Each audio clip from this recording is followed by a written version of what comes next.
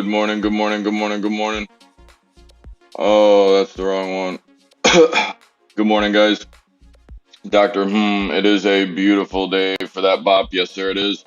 That shit is it does clap. It'll get you. Nikki fucking D, what's poppin', kid? How's everything? Haven't seen you in a minute. Missed you.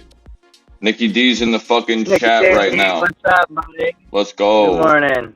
You know what? That Morning, means everybody. the EVs are probably gonna fucking move today. You gotta have, you know what I mean? Nikki D's coming in the chat. You gotta have EVs flying for him. You know, Upstart's been fucking killing it.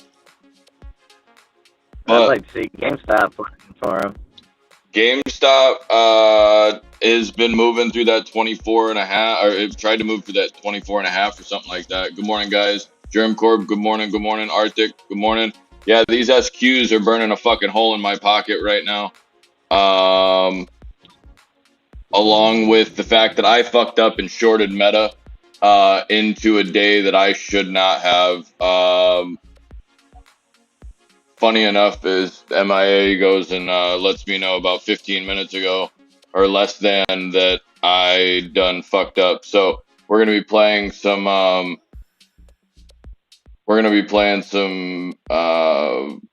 catch up on some meta calls or some meta puts, trying to get out of those and probably go long. Just for the next, probably, I would like to say into the day. I would like everybody to go and look at FFIE. Just got an indicator. It's an EV Fair Future intelligent electric company. I think that there is room for this one to run. The max pain on it is like, I think 50 cents, something like that. SQ Vaseline Day. SQ, what do you mean? Like you're thinking they go long and touch people, or you think the SQs get shit on? Good morning, G. Good morning, Girth. I think that GME is going to fly for us, which it has been. Yeah, no, Nikki D, it has been definitely moving, looking voluptuous lately. I saw it starting to move yesterday. Had a hesitation right around that $24 mark, and then we decided to kind of get off the bottom of the day and start moving. I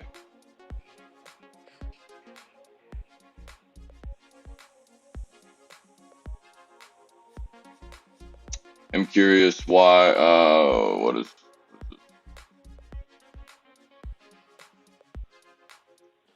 Brina's telling people to look out for American Airlines, AAL, BRTX, BP, CRM, and SoFi. SoFi, a lot of people are starting to go long on SoFi, which I don't necessarily have a problem with. I just kind of, I'm looking at getting out of my calls. Yeah, no, me too. I'm going to be getting out of my SQs right over, hopefully, like if they can go and give me a little bit of a pump over that, let's say $23. I think that there's probably more, I want to say maybe 3 minutes in G might be the best time to get out of those. But I have 23 and a half, 24 and a half. And I'll probably be out of most of those positions just because I have the SPY 417s to keep an eye on for tomorrow. There's even a possibility down for about a let's call it 415, but I think Tesla tries to bottom out 198. Then I'm going to be going back up to the upside. If Tesla goes and passes 214, Tesla's fucking gone. Me and Arctic are taking our tits out and going to fucking Maui or something. Verizon wins a $147 million digital contract. What do you feel about that?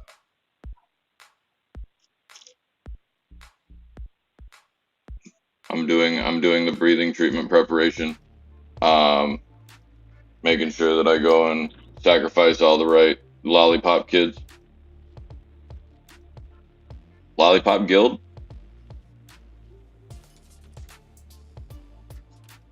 What's the word I'm looking for here? What are you doing? What are you looking at?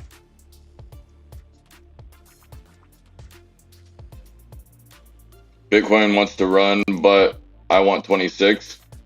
It's funny that GTA. See, look, Nick, you can't. You. GTA is now having to be our Bitcoin like. GTA is our local Bitcoin expert. No, not Bitcoin expert. I'm thinking Bitcoin. Not shill, but the other way. Yeah, Bitcoin shill. No, shill would be the. He's short Bitcoin all of a sudden. Now he's our who is that? What was Oh, he's short. he's not having it. He's wanting the 26. I've been fucking yelling 26 out for a month and a half now, and now we want to go 26. Okay. Appreciate that. Appreciate that backup, G. No, he oh yeah, we're on fire. Holy shit. Hey, Arctic is apparently feeling himself. Grimace, I see your tits out. I know you're out there. Appreciate everybody. What's up, Grimace? What's up, Art? I just Yeah, I'm looking at the market to be holding its breath today. See if we get any kind of talk throughout the day about if this thing's gonna pass or not tonight. And that'll be it. The vote isn't until this evening, so it's not going to happen during market hours. So it's going to be all a build up to see what happens. And I was telling you earlier, I find it interesting that the rules committee on that vote, they voted to take it to the next level, which is the full vote by a 7-6 measure, and all the Democrats voted against it. Now, like I told you, I think it's a psychological thing for them. I think they voted against it to try to signal some of the Republicans who are on the fence that they're getting more than they really are.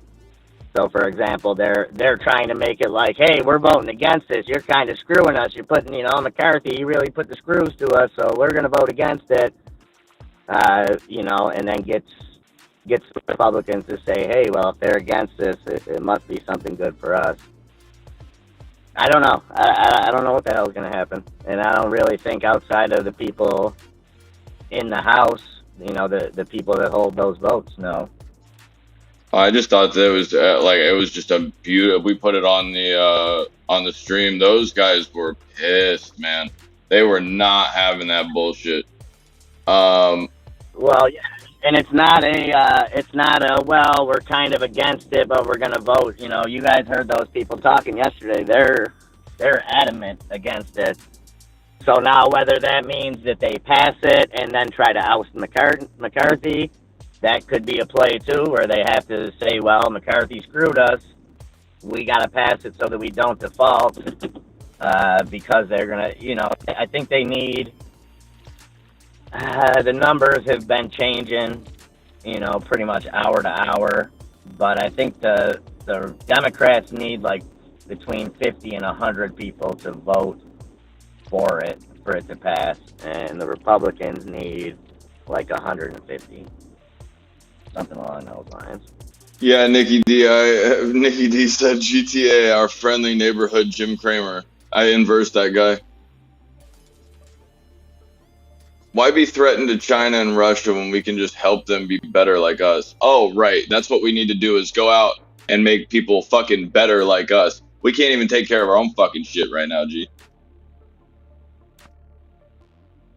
But this is just a thing that hey, look, I'm just kind of pointing it out. There's been options movement on FA or FFIE, and people are going calls to the 50 cent mark, and I don't know if they're going and this is just a day in, day out kind of move, but considering that EVs have moved, you might want to give this one give this one a look. Even 30 days, we're looking at like 3-4 cents a piece per contract. There's a lot of open interest already at the August 18th, so I'd be curious to see why people started packing in here thinking that you're going to get the 50 move, because you could have just taken the exact same amount of risk. 2 cents would have been those you would have had basically. It just doesn't make any sense. So, I mean, go look out a little bit out in time, but I mean, there's still 3 cents in the 16th. Like, I mean, it's moving up right now, as a matter of fact. I'm going to probably be looking for that 27.50 mark. If we can go here, get that break over the top. I'm going to see what there is. See what there is. What's cooking right here. I know nothing about it. I just thought I'd bring it up. I am going to be out of those SQs as soon as they either hit one of two things, 220.88, or if they open under 228, they're going to be immediately sold, or if they go and reach the high of $23, those SQs are going to be gone. Those Palantir, those Palantir puts that we had yesterday, I believe Palantir was feeling very, very, very heavy. Where the hell is it? All these numbers run together, or all these letters run together. 3.5% to the downside, almost at 14. We were taking 14 puts while this thing was literally trying to clear $15 all day yesterday. We're going to once again be out of those because Palantir can definitely squeeze if it goes and starts it has low volume. It's starting to just like, this could go definitely Quick to the point on Palantir too, Enzo. Palantir, I think, benefits. I think that's a company to watch for if Meta. with the debt ceiling being Oh, set. okay. No, with the debt ceiling because of the military budget increases, Right. with them being a government contract type play. That would go and really fuck things up. On the SQs, or excuse me, on the SPY, I think that we genuinely have a kind of a dilemma. We don't want to go back toward, or we don't want to go and break up above the 420 here yesterday on the SPY. So the way that I'm playing is I am not going and go. I will go long on the SPY intraday. However, I'm not going long on the SPY because I feel like the SPY is probably going to continue to go right into this 420, 420.70 and get rejected. If it wants to run to 423, that's great. But there's so many other companies that you can be making more money on for the amount of move. The SPY, everybody knows. I mean, the SPY on June 2nd, the max pain is 416. But the put to call ratio is fucking 3. Today it's only 1.58, and that's decently high. Tomorrow it's 1.46.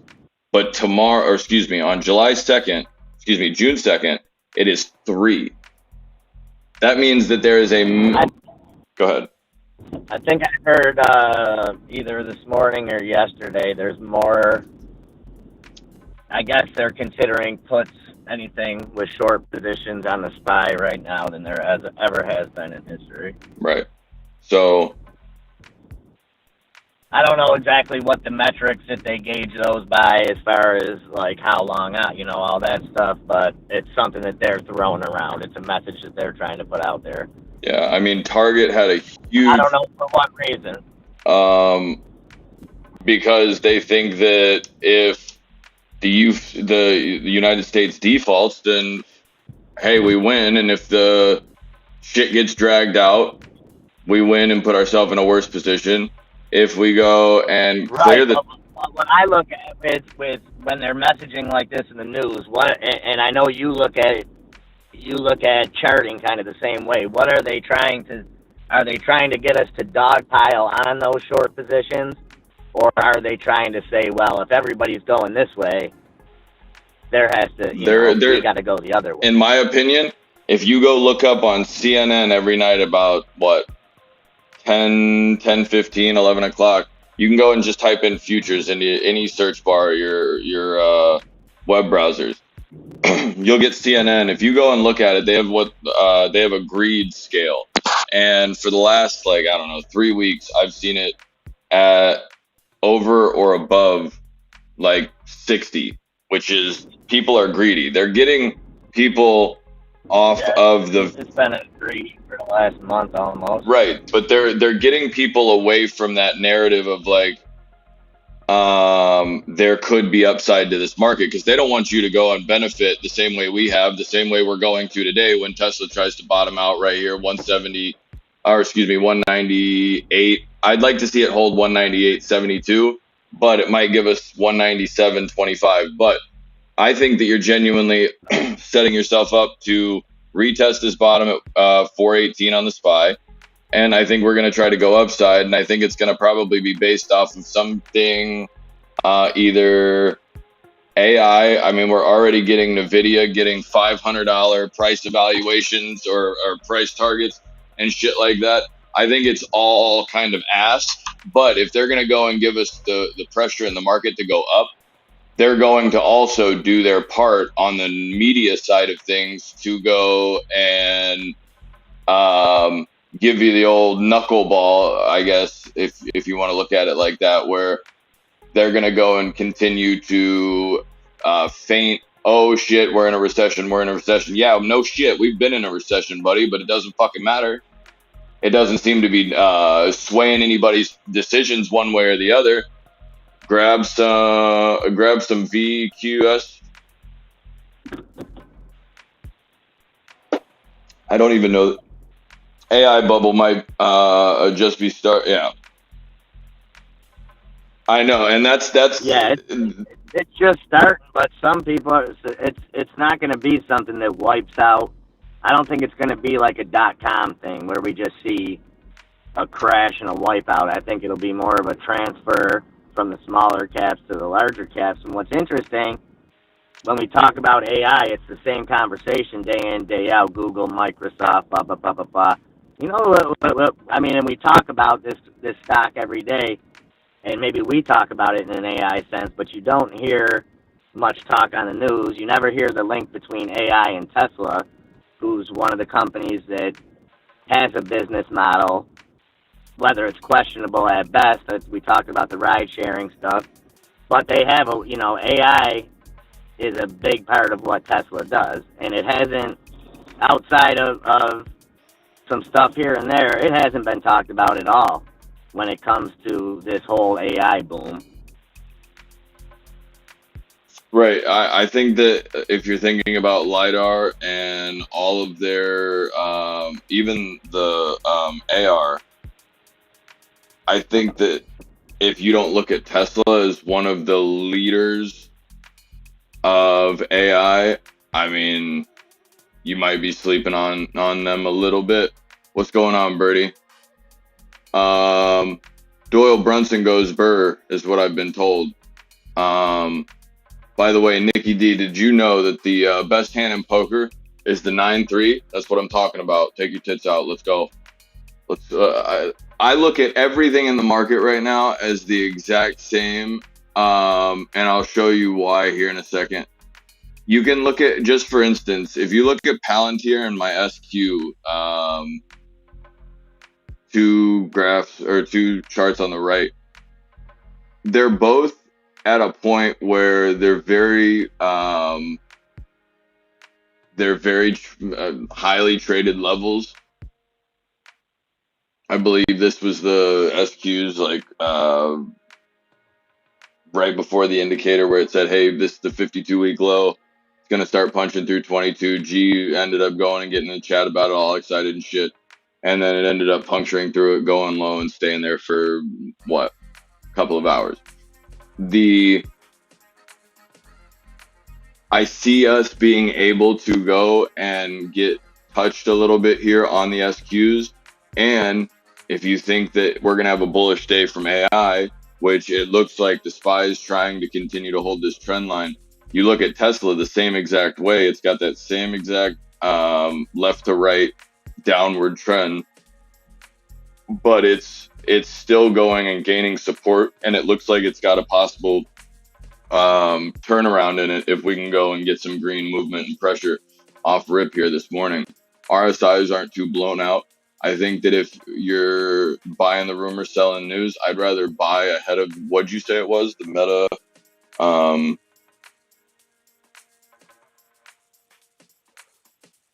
you were talking about the Meta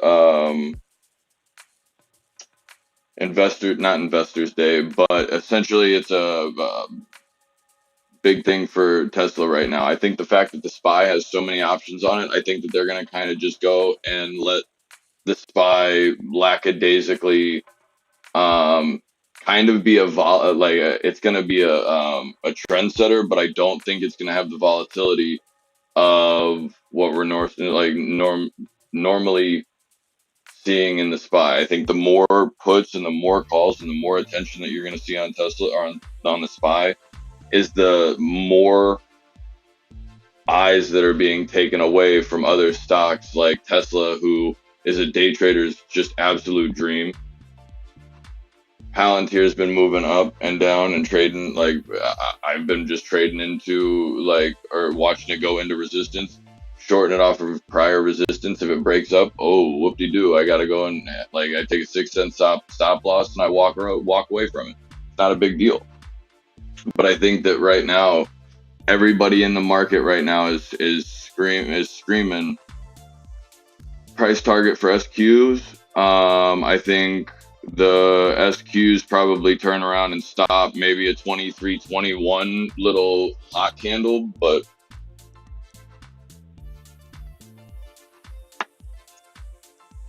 here's what I'm seeing, Bird. I'm seeing the fact that you have, let's just go and we'll the day is going to be a blue day. So look at this blue line here.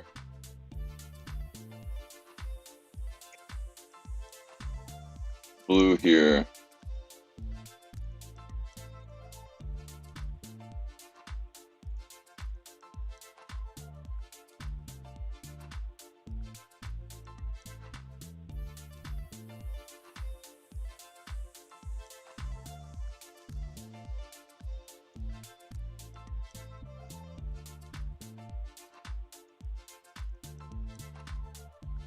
Right here. So I'm looking at this prior level that we were at. We wanted to try to hold. It did not. It ended up falling right through that, and we're now trying to use it as support. But to do that, we need to come back and retest this area of like 22.5. So the 22.5 breakdown would be all good and shit, but it looks like it's kind of not wanting it. So if you wanted to even go and put this here at that original 22 mark, you're trying to break through the top side of this candle. I can almost tell you for a fact.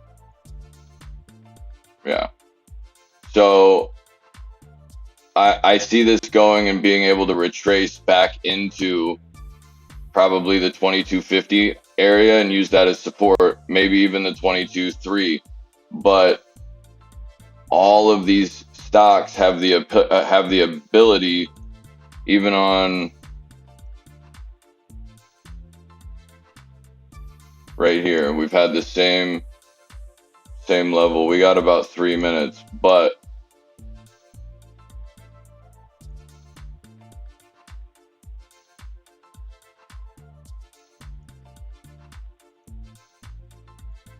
Amazon, I think I'm just calling it out here, not financial advice. I know that this might be abrasive, but I think that Amazon may possibly go to 130 in the next week or two. I think that we might end up having a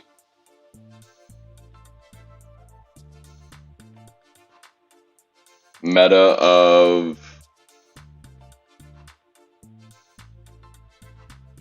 let's call it let's call it 170, 172. I think that MIA was talking about it earlier. Tesla's getting a little green pressure right here, trying to get over the 96. It'll more than likely get slapped, come back down, take a little rest. You're going to see all these same things right here. This downtrend, let's go and make this white so we can make this one orange so it'll stick out. This downtrend and this downtrend seem like they are going to be both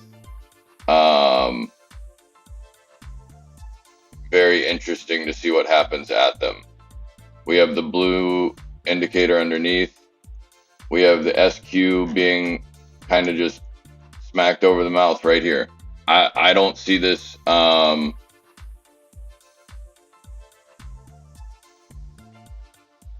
don't see this being able to go north on the SQ. I think that it might break out and try, but even if it does, I'd like to see it actually hold that.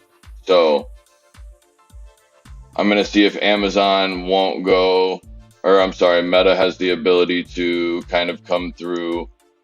If we can get, it's at 260 right now. We got 1 minute.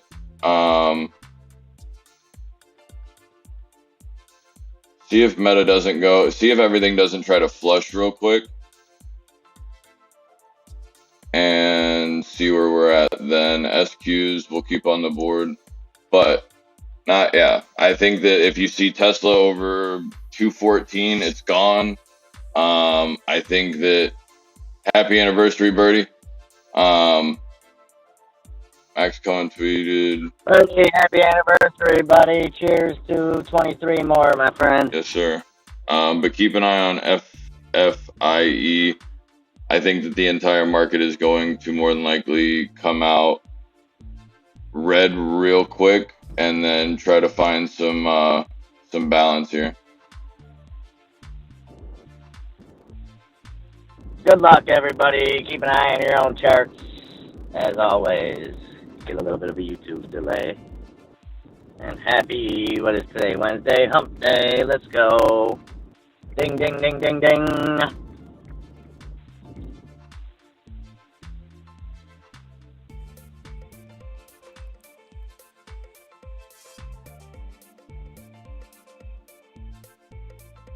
I just got out of my... Oh.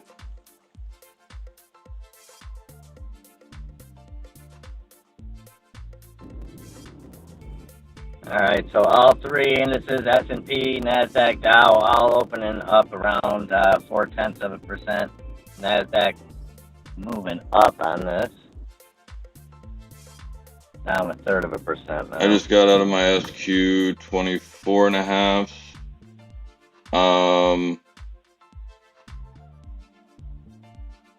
We were in for our SQ 23.5.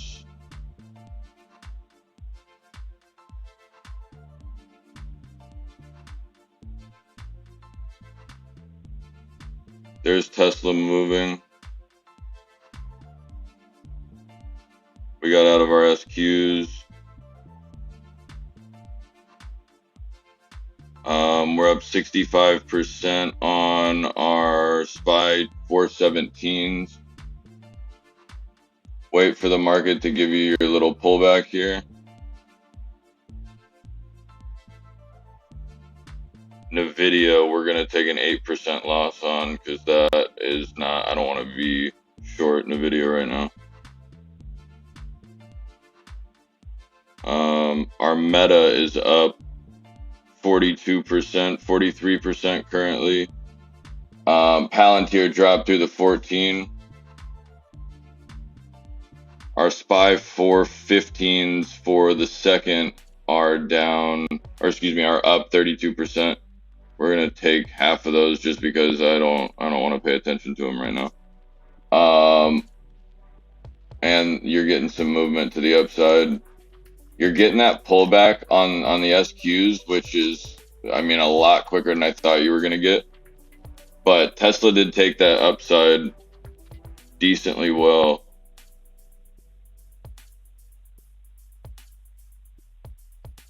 Tesla is at 199. I'm going to be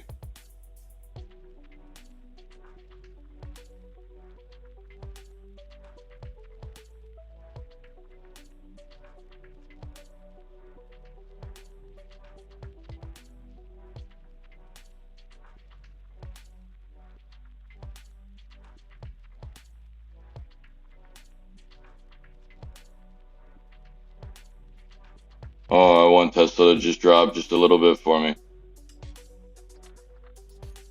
Come on back just a little bit for me. Amazon coming back beautifully.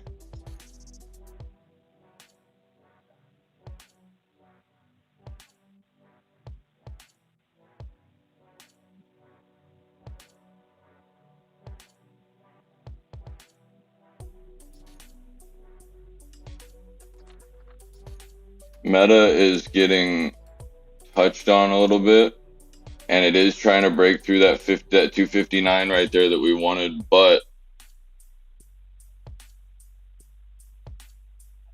basically, what the fuck? AI is apparently harming people.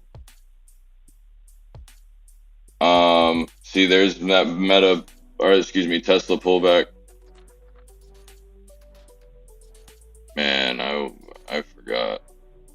Days like today, I forgot that Tesla's fading, and I like it.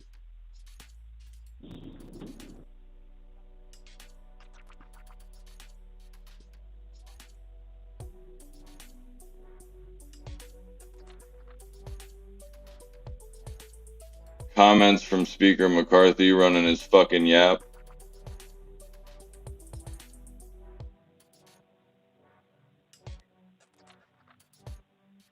Watching the order book on these Tesla 205s.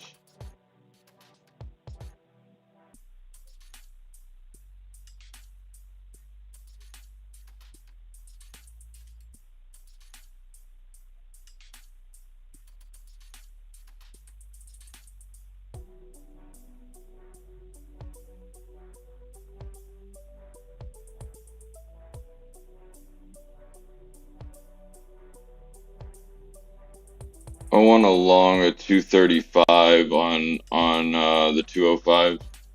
I just filled. We're long on Tesla. Spies are out, currently up 50%. We took a lot of profit this morning, and Meta is down, or it's actually up right now 60%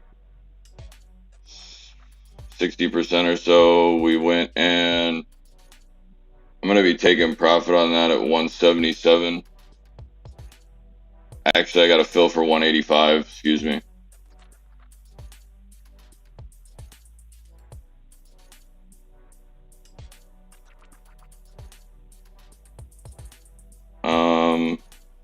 Meta's down, and I actually really want to touch it. Solid, that's beautiful. Arctic. Sorry guys, I'm getting to everything. Give me 1 second. Meta, I want to take long so bad.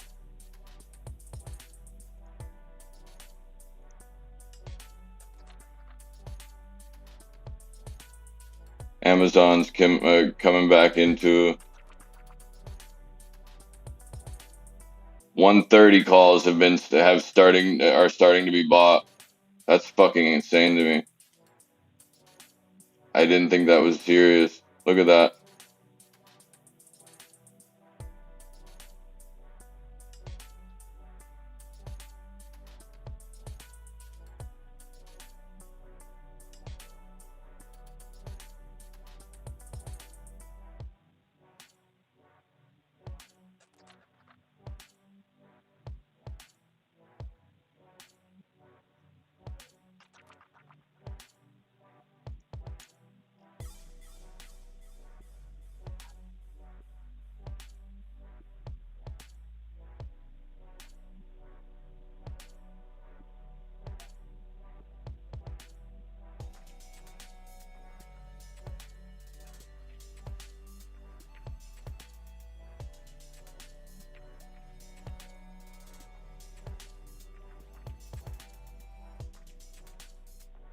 We're long on Tesla 222s at 117.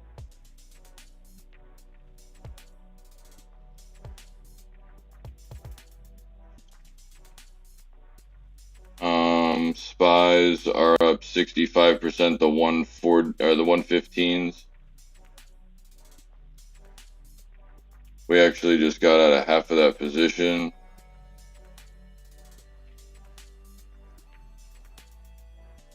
Another 1430. Yeah, that's beautiful. Arctic. That's just moving then. I see this pullback right here. Setting up perfectly on this.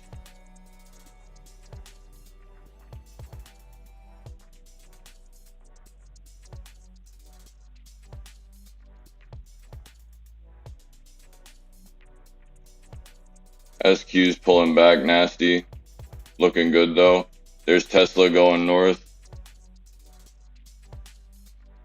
That Tesla play is already up 27%.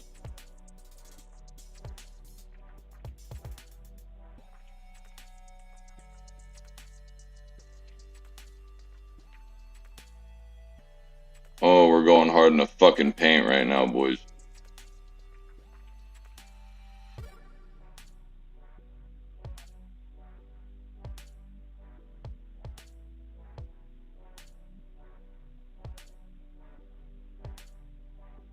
I just got into our FFIE long next week or 2 weeks out just to go and see what they're having.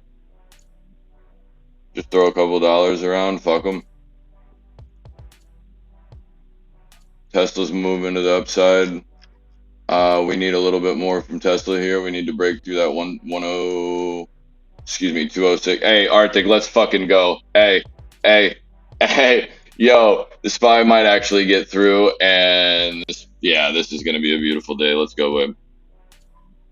That's disgusting. That's a disgusting play right there. The size on that order, oh my god. Yo, Meta's coming off the bottom. Palantir came off of 14. Let's fucking go. Let's go. That's nasty. Where's Nvidia at? I want to go touch Nvidia now. Where are you? Oh shit.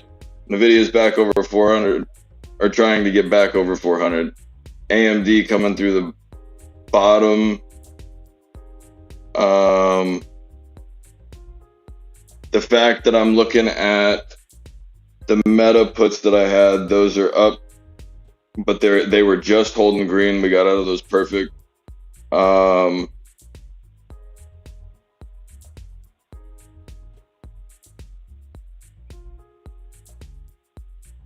We're up 53%, and so we got in for 235 on those Tesla 205s. Those, well, now it's at 20260. Let's go. Tesla doesn't seem like it's going to be done either. Amazon, we got in at 117. Those are up 143. We got into the SPYs yesterday at average price was 117. They're at 103 right now, but we took 60% off of those about 5 minutes ago. Looking for Tesla to kind of chill the fuck out for a second. Just because I want to go and get more of it. AMC is trying to hold 456. If GME decides to go with it, that would be beautiful. It is looking bouncy. However, there is a support level at 2250 for the SQs, 2230. So if we do decide, here's Tesla's pullback, man. I'm going to actually just send a dart.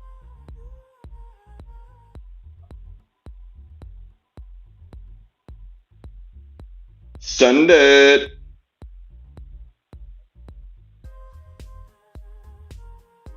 So I don't want to touch those 205s again. I want the pullback, and I want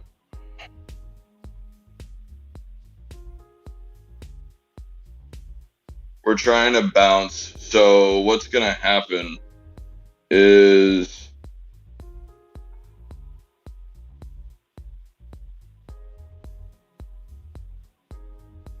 Tesla's good. Let's look at Google, considering that Google is down.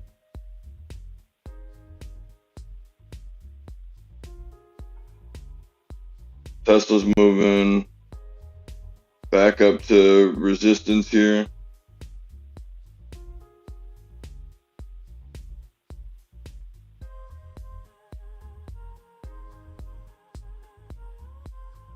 Amazon looks like it's going to come back. Those 22s are about to be in the money.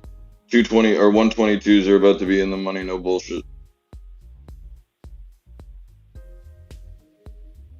Ooh, ooh, touching. Take your fucking tits out. Let's go, buddy. Mark is moving. Oh, that thing is jerking off with sandpaper.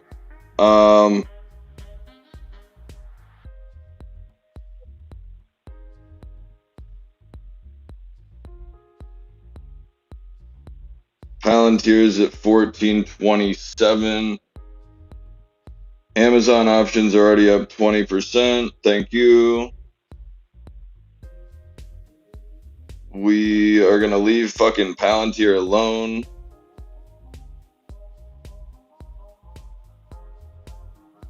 What's Meta having? Fucking 262. Coming back.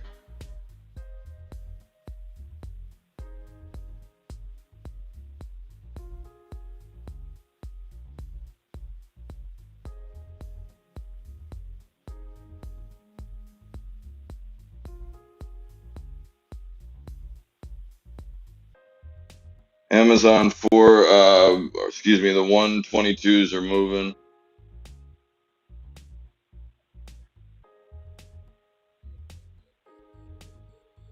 Tesla's trying to move through the 202. Sorry guys, I'm trying to keep eyes on everything. US job openings, it's fucking shit up right now. But not necessarily worried about it.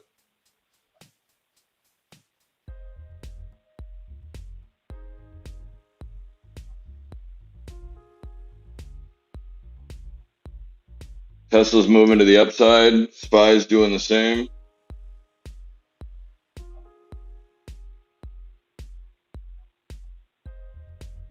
Where's Neo?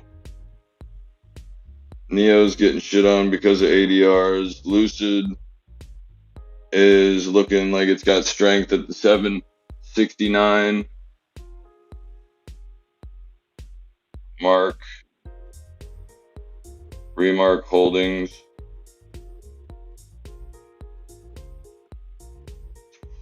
What?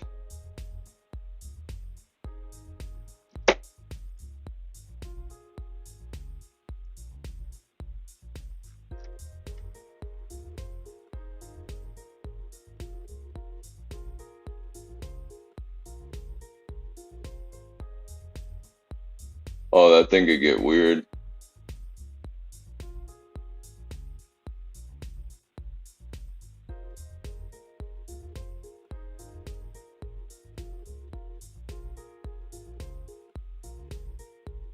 I'm down, I'm long in it, whatever. I got $2 calls, fuck it. GME's looking good. Nikki D, let's, you know what? I think you're looking good, buddy. That Tesla is up still 50%. Looking voluptuous. Our SPY put's even up 37%. Just kicking it. Let's see. Let me get some of that GME. I haven't. HYMC went straight up in the air. People are sleeping on. Oh, SoFi is up 10%. People are sleeping on Snap's AI, by the way.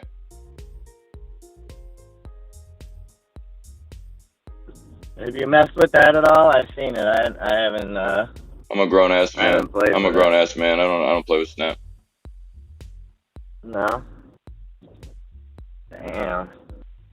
No, I don't. I think that everything is on Snap is just like, I don't know. It's extremely difficult for me to focus on it. But I don't know.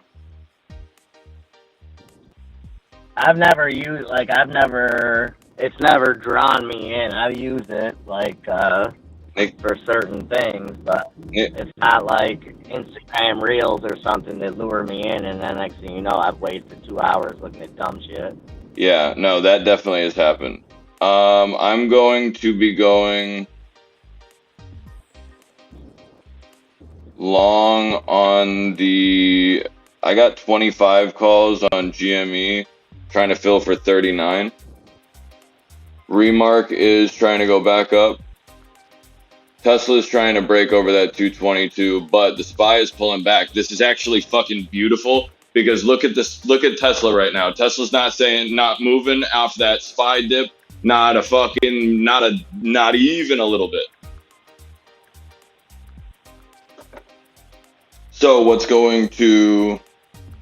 Oh, are you not gonna fill me right now? Really, GME, you fucking rat. All right, we're gonna fill at 41.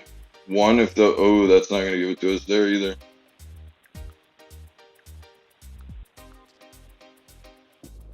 Okay, yep, that's kind of getting out of hand right now. Fill it at least 43.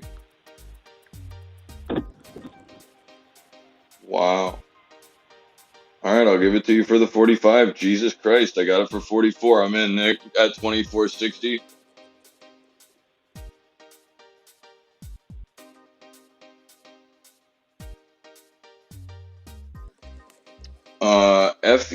FIE just fell off the fucking table. What the hell was that?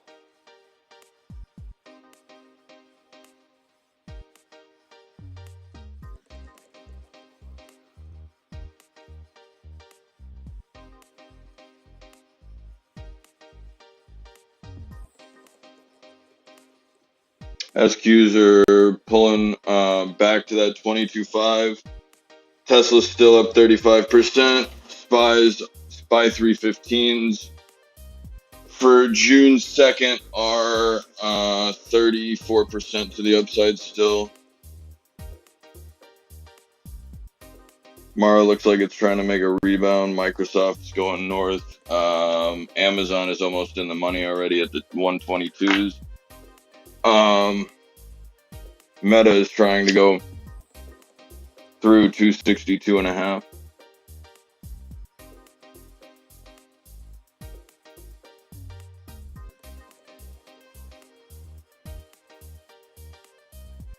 So we got into those marks at 25. Those are up at 28 already. The Amazons we got into at 117. Those are at 151.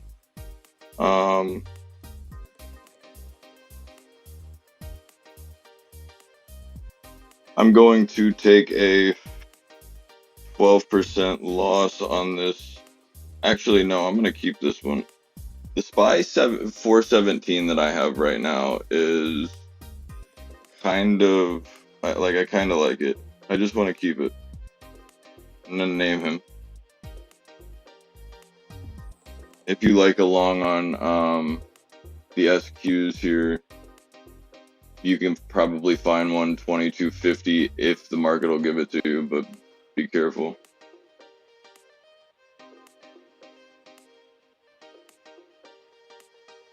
GME we got in at 44. They're up at 50 right now. We're up 13% there.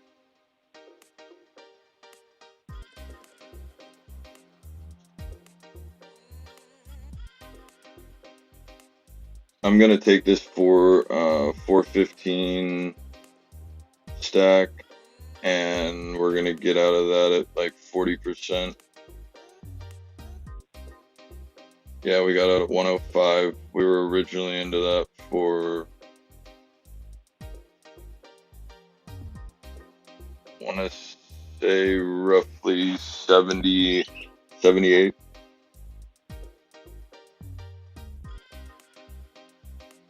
Doctor, new, what? UFO research team to brief the public on Wednesday. Oh my fucking god. Oh, Jesus. Let's go. It's like fucking jerking off with sandpaper with these guys. Apple's over 178. John Deere to the moon.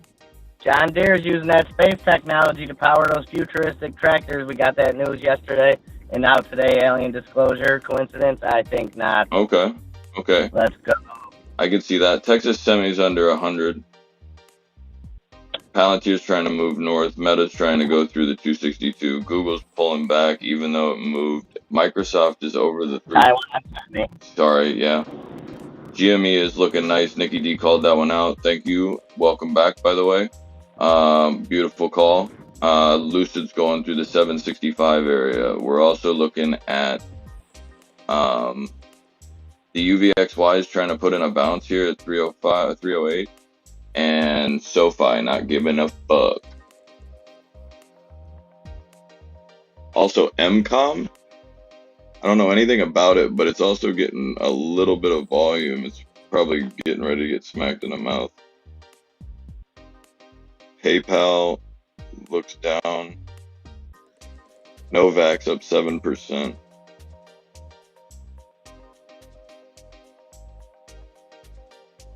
SEV looks like it's about to grab a couple percent. It's up 4%. How's that AAP doing? Advanced Auto Parts. They were getting cremated this morning. AA what? Oh, AAP. AAP. They are down substantially. Holy shit. They are down at 76.60, breaking the low. Looking like they're going to continue to come to the downside. What if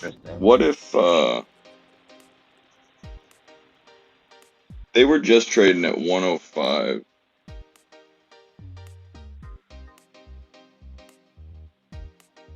They think this is coming down to 75. What if we play a reversal off of that? There are people taking calls.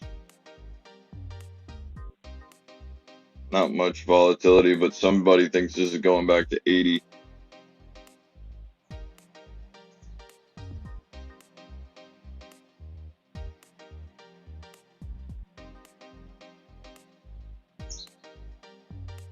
There's my retouch on Tesla.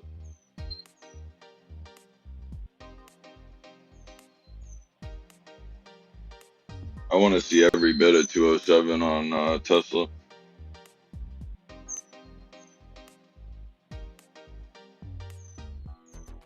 AMC to the moon. Off of the 450.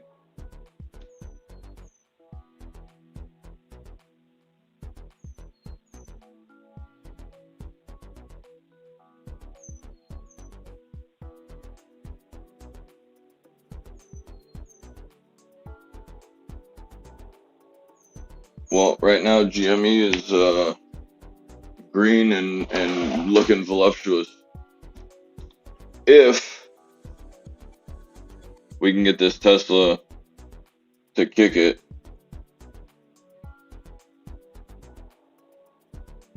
people are starting to put in areas of 205, 208, 210, and stay away from the 220s. Snow is coming back 4%.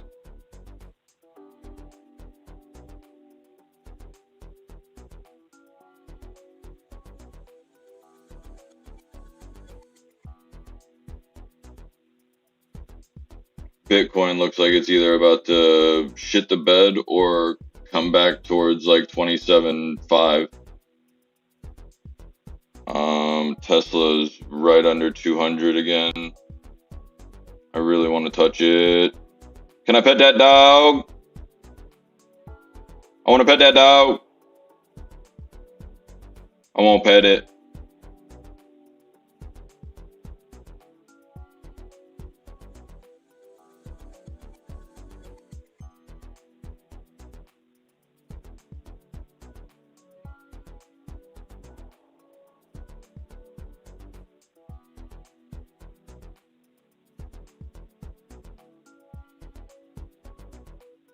Amazon is trying to break up and put our options in the money.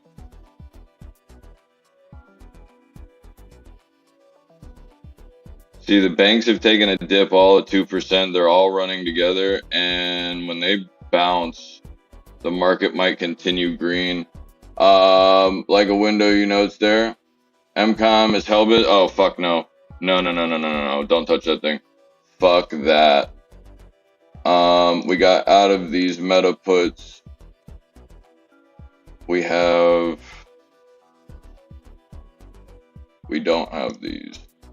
Yes, we do. We have that 417. I got out of these early morning. So we got another vote. There's a vote before the vote. It's going to be this afternoon, so we might see a pump off of that vote. That's just a rules vote, so that's just basically saying that the bill is legal and can be voted on. Amazon's trying to vote. So they vote to see if they can vote.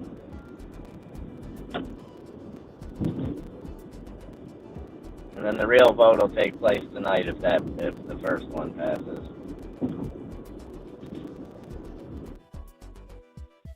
We're about to get jolts.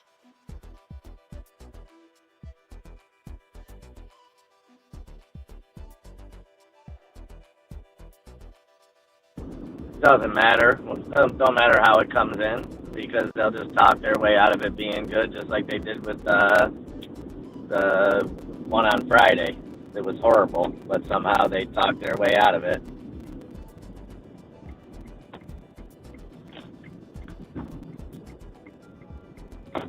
I told you had that Fed lady yesterday saying there's absolutely nothing. There's no data. There's no anything that shows that they should. She didn't even say stop rate hikes. She said slow rate hikes. Now I'm going to be taking 80% well, we get for overall 80% on the 417s. We're gonna take it the rest of that lot right there. Filled for 123. Reason being is because I want to go and start playing with Tesla down here again. SQs are trying to bounce, but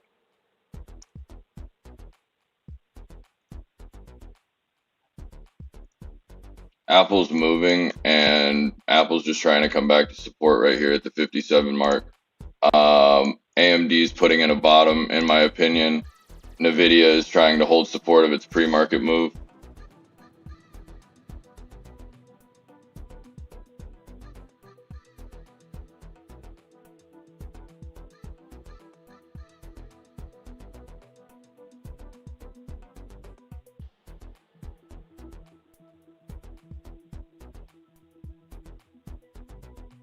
Job openings expected was 9.4. We got 10.1.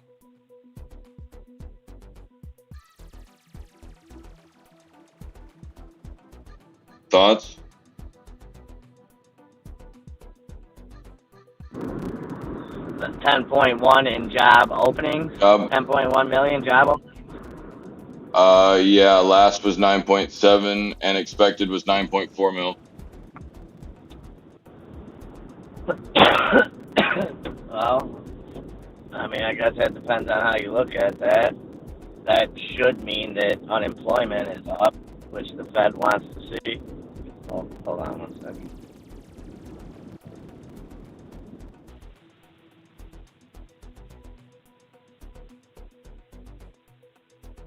I want to see real quick Tesla come back and fill a buy limit that I have at 165 on Tesla for the 207.5.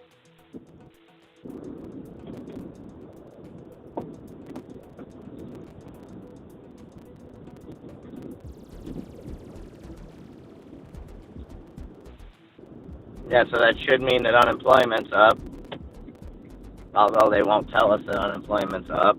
So I don't know how the market reacts to that.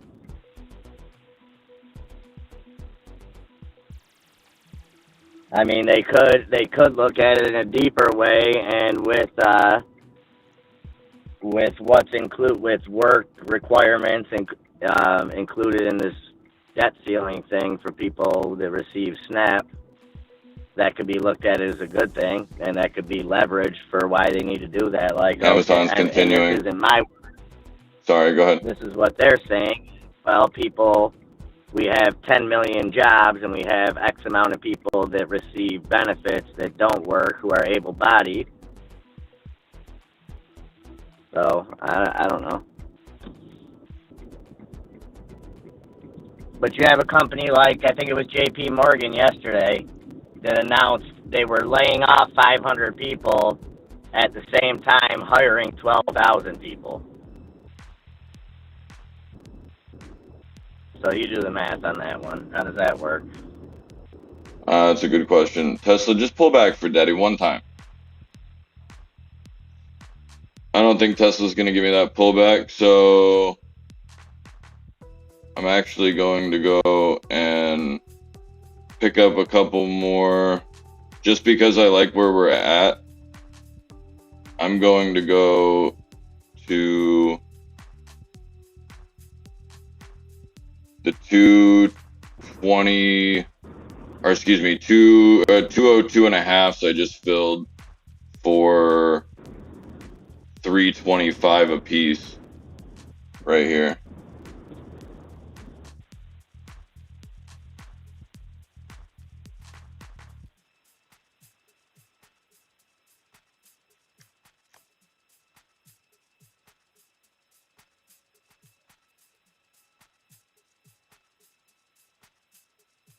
One other thing with those jobs, too, how many of those job openings really want to be filled?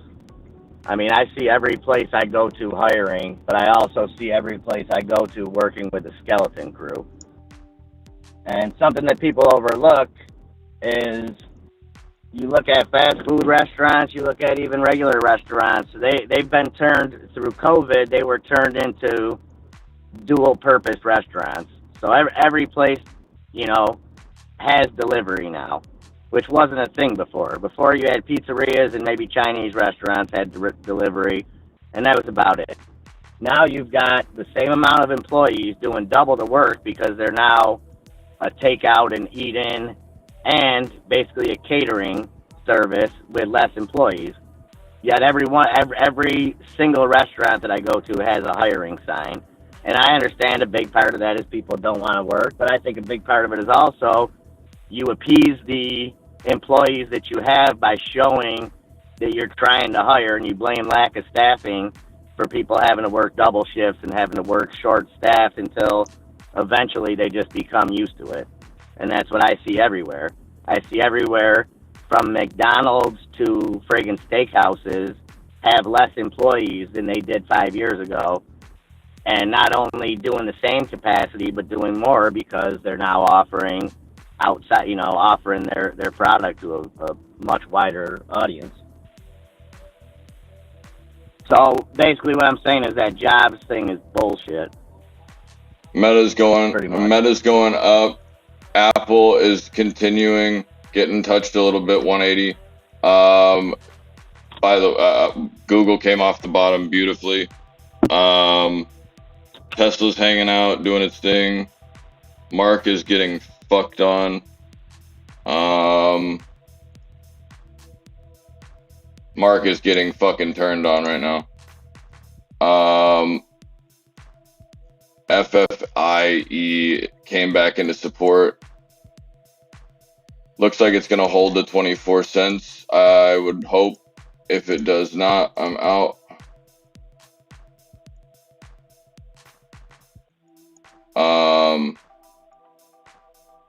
We keep bouncing off this 417 area.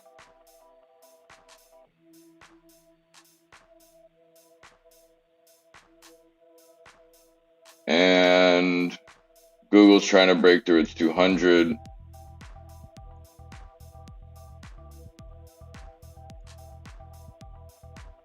Elon is due to visit the Shanghai factory today.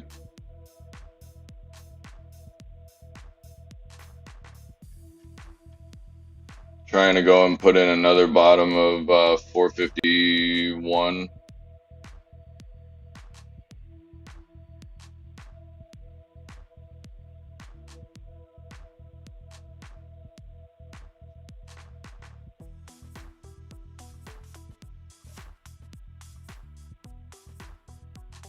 Tesla has 2 times the amount of call volume right now than it does puts.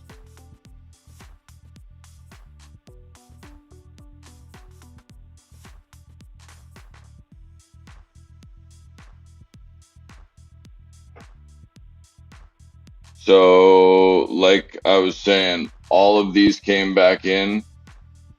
And if they hold here, these are where I'm buying to the upside. And hopefully going and finding some support here.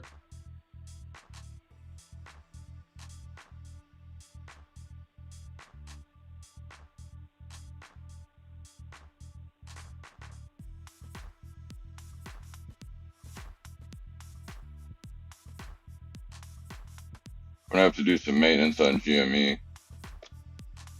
What the fuck happened to GME just turning over? Gonna try to come back to the 24.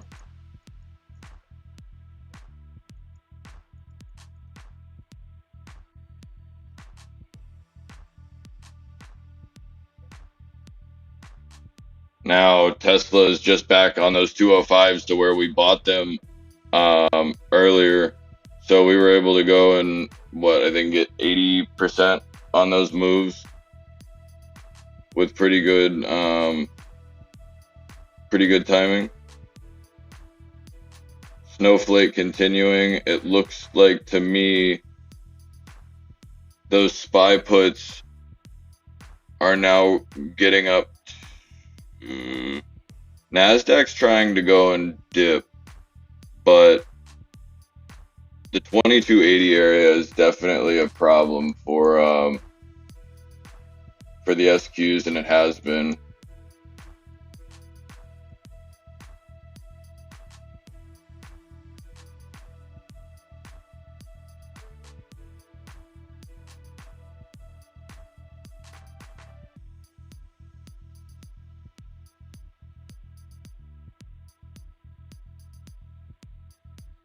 Who the hell went and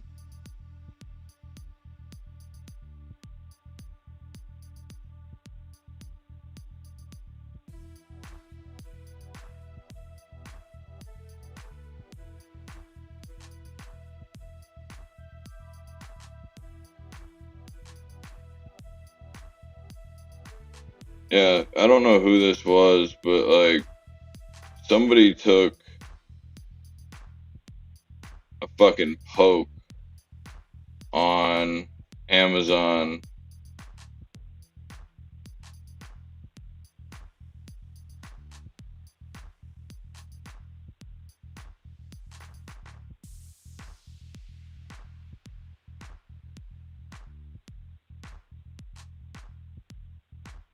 Thank you, Tesla.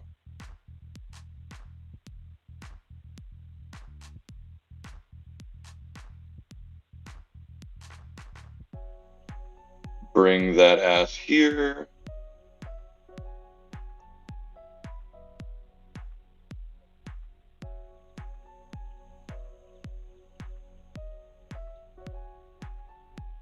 Amazon just got pulled. We're pulling back. Where's that from?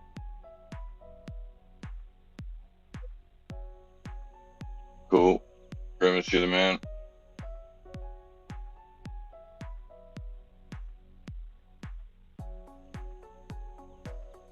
So AMD's down 3%. TSM is at 980 or 98. I don't believe that this is going to just turn over. This doesn't make any sense. You have an incredible amount.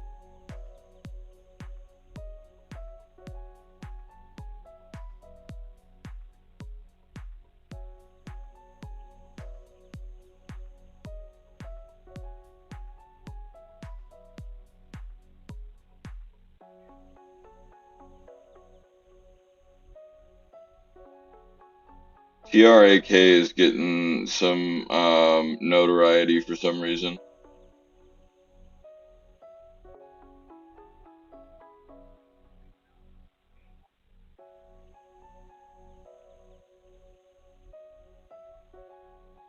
SoFi got turned around.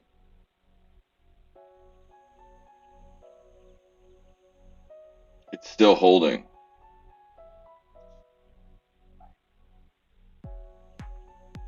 Nvidia broke low of the day and we just lost support on Apple, but it seems like they're going and targeting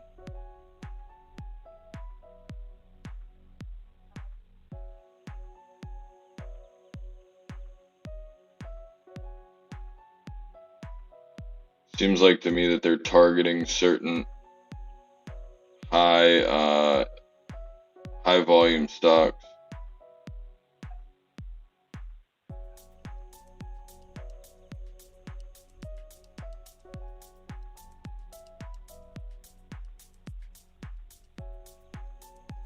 So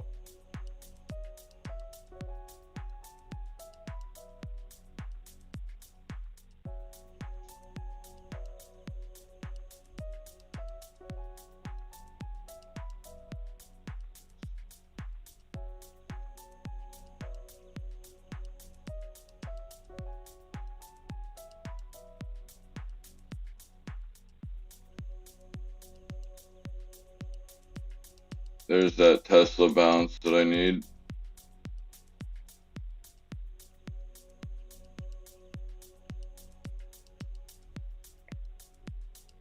Palantir is trying to come off the bottom.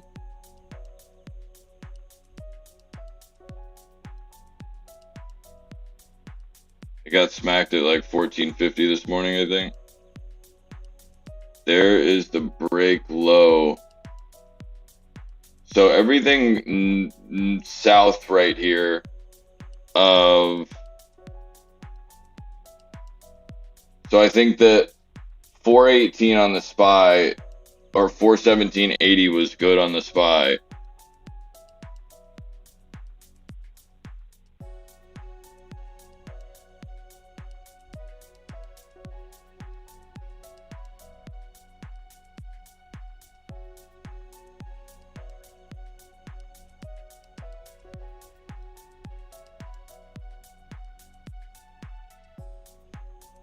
I'm liking Amazon.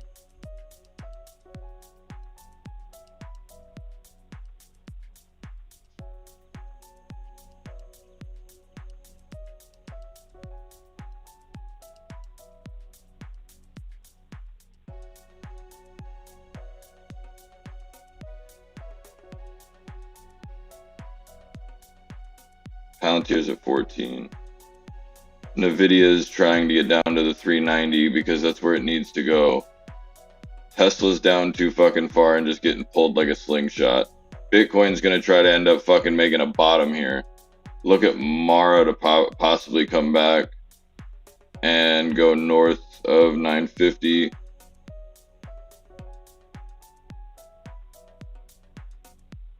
I'm just kind of calling the bluff right here.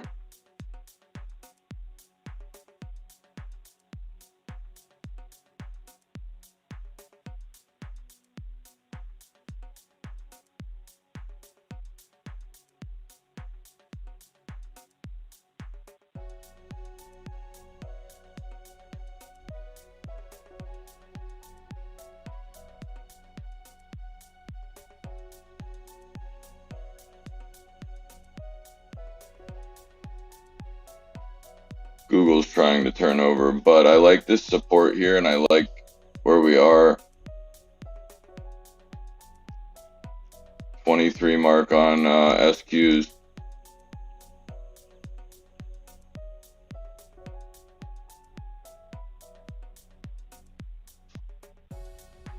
Sabrina. Oh, Sabrina's cat's trying to play poker. Oh, snap.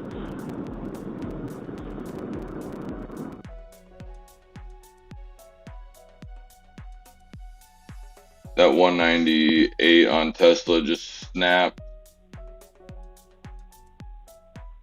It seems like fear we're at VWAP on Apple. This seems like fear. I really actually am starting to look at a long on AMD.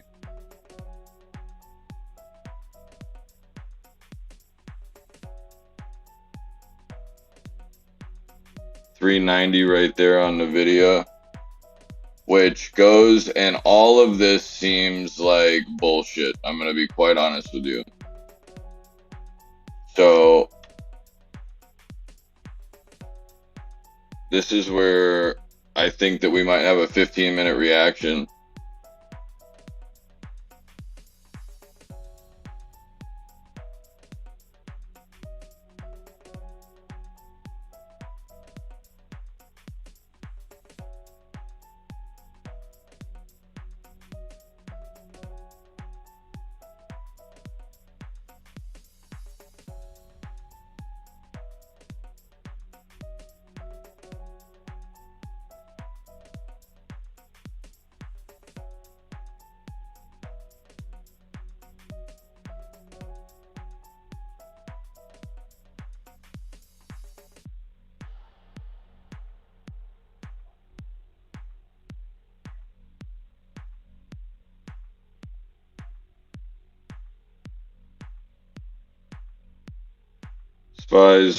Spy puts are doing beautiful.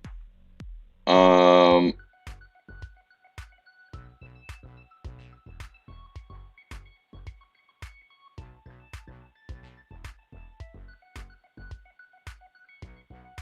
got fucking absolutely pulled. Oh, cool. I'm still in those. I'm still in my Teslas. I'm not leaving my Teslas.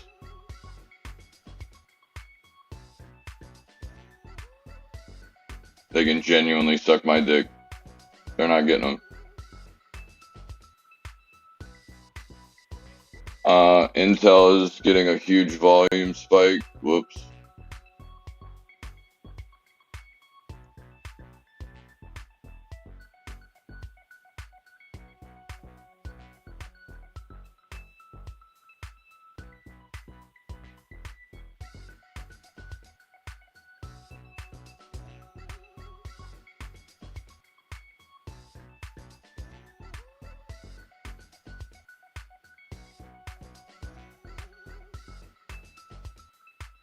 I was just talking to MIA about this earlier.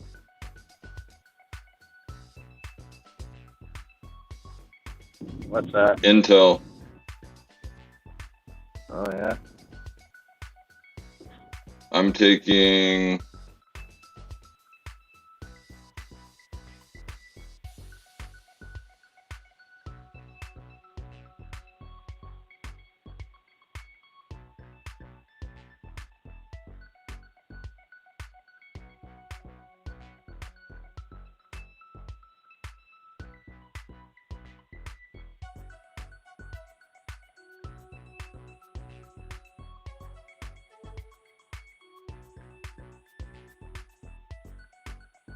I want a 61 fill on my 31 calls on NVIDIA.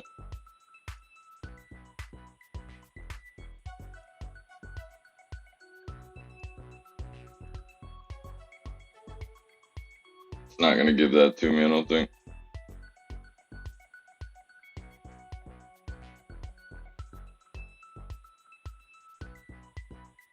Fuck no, it's not. They just took off from 61 or 62 to 81. while I was watching them. That was fucking nice.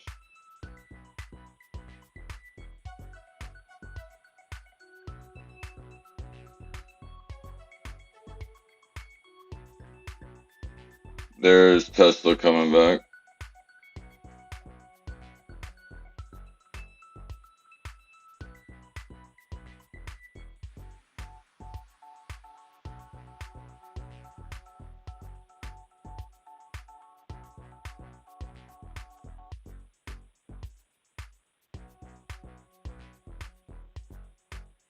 Just give me the 61, dude.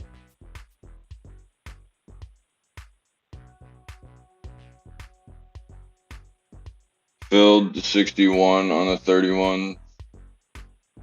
NVIDIA went and pulled back over the 390, trying to form support.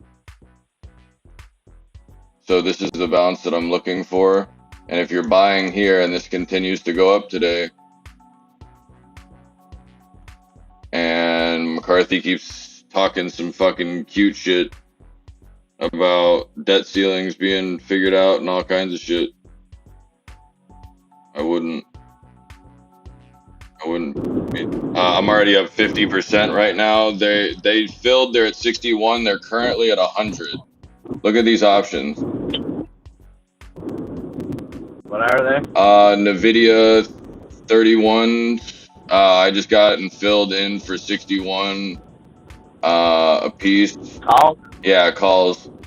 They're absolutely fucking they're up 100% already. No bullshit. They're up 120, 115, 112. Yeah, that was pretty quick.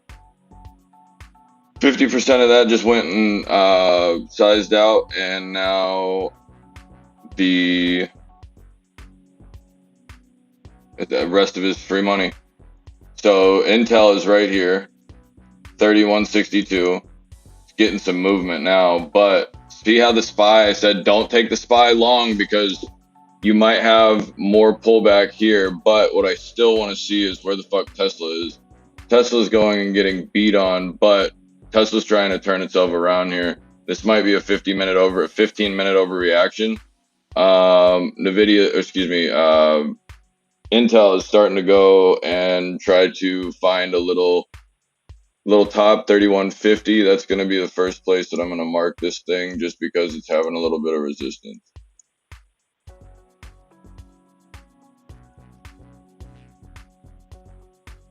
Hope everybody comes out to play some cards. Hell yeah, Bree, I'm down. I'm down if you guys are down. SPY is continuing to come to the downside. So here, this is not something that's very usual. We are making money on the SPY coming down and the stock price and the stocks in it going up at the exact same fucking time. Let's go. NASDAQ did fall off a cliff, but NASDAQ, I think, is resilient. It just basically has the Dow trying to prop it up. I think the NASDAQ is going to go and see some bullshit and volatility here, but not necessarily concerned. Look at the SPY going and holding the inside of that orange downside. I think that this is all overreaction, guys. Oh, yeah, daddy. Take your breathing treatments. Sit the fuck back.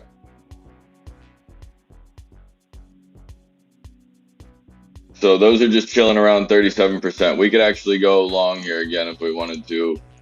Going, even if NVIDIA, or even if this comes back into the 40 as an option, I'm completely willing to take this back to 29 and go and get an ultimate reload of about 30, 29. Yeah, so I'd go and take the ultimate loading position 30. So we're going to go Rastafari right here, all over that shit. We got to fill on the SPY's upside. Tesla's trying to come back and fight for that 197.12. Ooh, hi, papi. Orale. Hold that one time for the one time. Do it for state Intel. Intel is actually getting some movement. We have 32s, 31 or 30 and a half. Not any foreseeable puts to the downside. most amount of puts I've seen right now, and I will look at this, and I do remember these numbers. MIA called me the more hood Rain Man, and it's just because, like, I mean, it's probably the fact that I'm able to track numbers a little bit better, but I haven't seen anything over 5,000. Let's just say 5,000 on the put side of Intel. Now you're seeing Tesla come back now. What the fuck now? What if Tesla comes back and you're now seeing this, well, this, we're going to keep an eye on this option just to show you how money moves. But make sure that you like and subscribe if you can. It takes 2 seconds. Do it with both sets of your lips. It definitely helps us. Hold of the 170 right here would be absolutely voluptuous of Apple. But you're seeing the market came back, dumped off an RSI. Tesla needed to come down, retouch the 30, see what's popping. SPY is now down RSI wise 20. VWAP's up here at 418, bro. If you're taking 417 calls, you have a better chance of getting those to fill right now, and more than likely try to retest those areas. But where you're seeing that option on the 31s right now, get back over $100. We're into these at 60. We'll let these do whatever the fuck they want to do. We're already in and out of free money. So basically anything that goes, and wherever these go to at this point, which I think a rough estimate of probably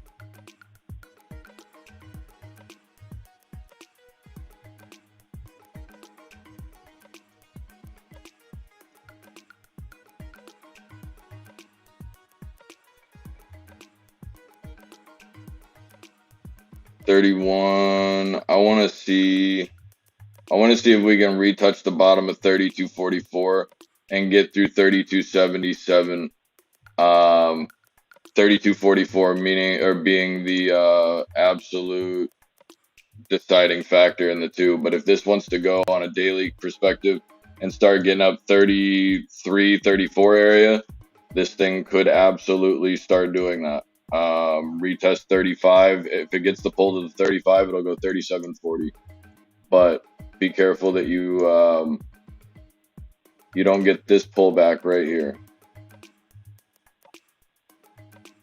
You have your two top red wicks here, and this is starting a trend for me. You're seeing that option go back up to the top side. Watch for this to go and pull back at some point. On a daily perspective, I think it already has, but it needs to. This is my concern. I think we might have just taken care of that. Yeah. Be careful that we make sure that we hold support over the 31.74. We are going north to the upside at 32.12, I think. Yeah, 32.16. So we need to hold these areas right here. We don't want to go and break these areas and then kind of say, oh, never mind, fuck that. So not only here's how you go and this is how you go and win in this market, guys. Oh shit, I'm stepping away for a bit. Nice catching up with everybody. I'll be back soon. Hey, much love, Nikki D. We appreciate you coming out and kicking it. I'm continuing to buy those 25s, so I'm ready for GME to do some work. SQs looking like they're stopping at the $23 area. But yeah, Nikki D, we might be playing some poker tonight if you want to get in there. We definitely miss having you around. We appreciate you. If you need anything, you know where to find us. Intel is continuing on a 15-minute basis.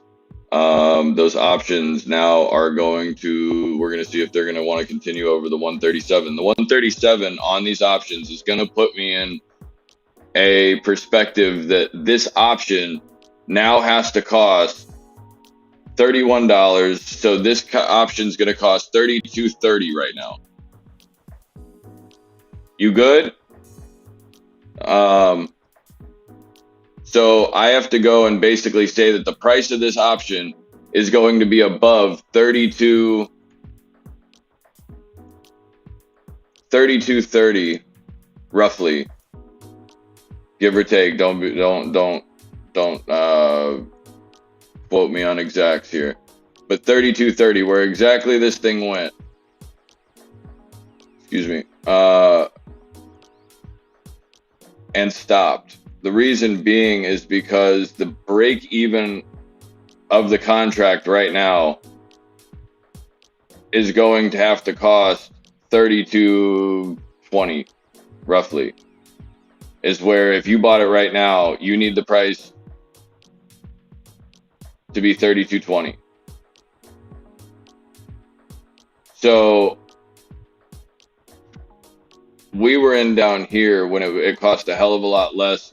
So now I have basically a break even of 31.60, but I don't have a break even anymore. Everything out right now is profit. We have the high of 137. We're watching this contract to continue to go north. So just in the contract's perspective, like fundamentals is one thing, but sitting here and watching it happen is completely different. This is just time. All it is this thing has gone and said, fuck you guys, I'm sending it to 32 much faster than anything or any of the other technicals thought I was going to. Birdie, I feel like a trader again, 21 trades today in 3 different. Hey, you know what? You're looking like a absolute boy, Birdie, celebrating that anniversary in style, making some cash. Yes, sir.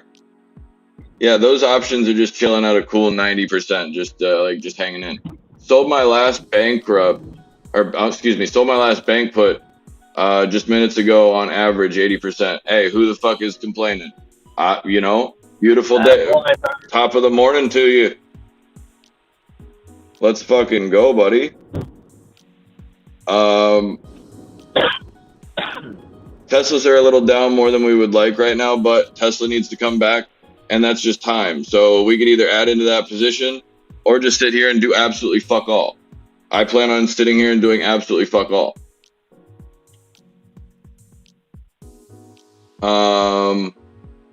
SDA, I don't even know what the fuck that is. Sun car technology. Okay, yeah, that thing's screaming for absolutely no reason. I don't know anything about it. $17 is where it should have been. Came back, used that 17 to go. So I would assume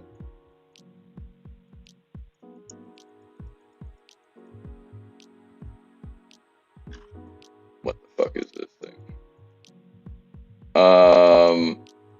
No, I'm not touching this. Fuck this thing. What? No. What's this thing's name? 1710, 1979. If you're lucky. No, leave that shit alone. That's bye bye baby right there.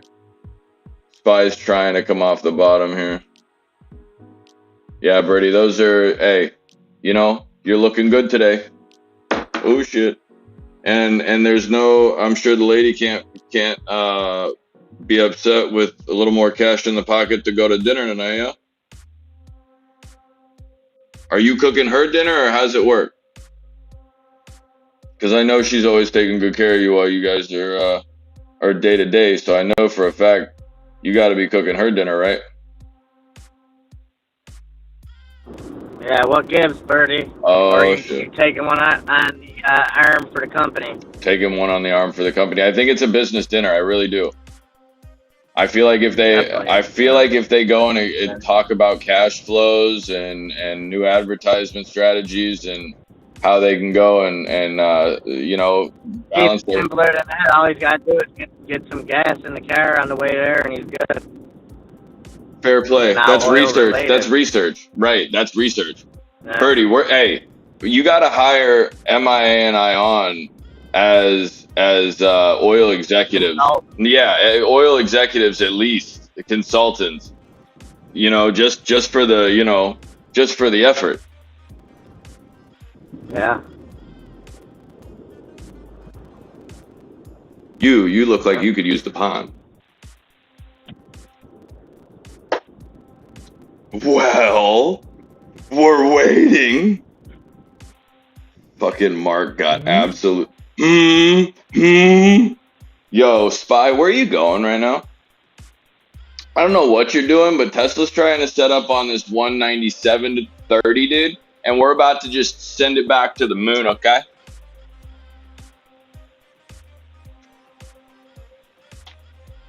Spy's on its way to 410, brother. No shit.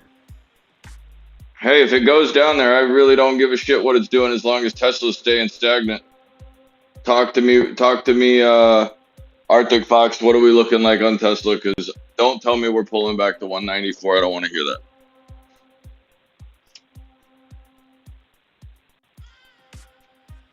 Not willing to hear those sounds.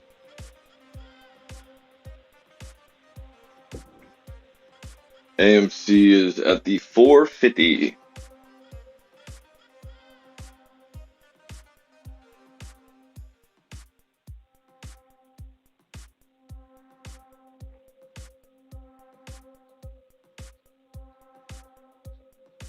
What the fuck is what is the deal with? Oh, by the way, that Intel is up 300% on the day, 330, and it's still going. The SQs are at that 23 area. They still just do not want to go. Intel's up 6%, by the way. I like the 6. I like the number. I like Meta going up and trying to go green like we said it was trying to do over the 263 area this morning. Palantir at the 24, holding that 24 mark. Mara is also trying to go to the upside, and that means that Bitcoin is more than likely going to go and try to put a bottom in.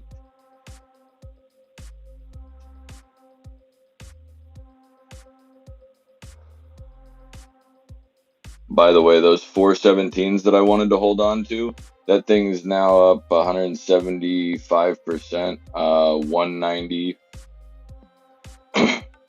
on the day, excuse me. I got in at 117, but the on the day that thing is up 117. Amazons are getting a little felt up, a little sideways right now. They better put some respect on Amazon's name, dude.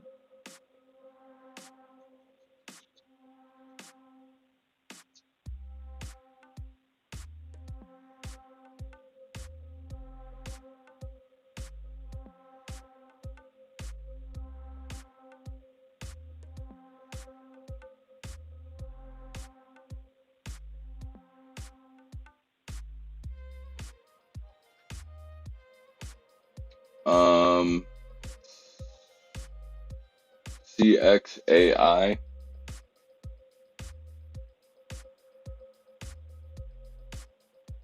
Kin's technology is moving. Hard as shit. It's up 24%.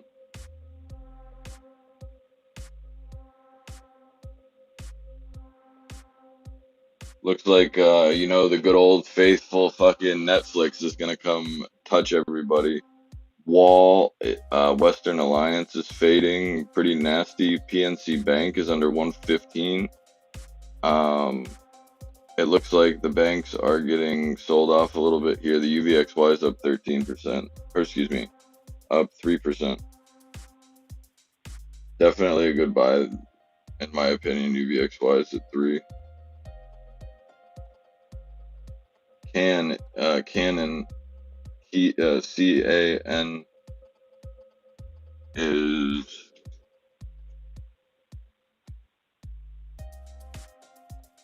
getting shit on the daily right now.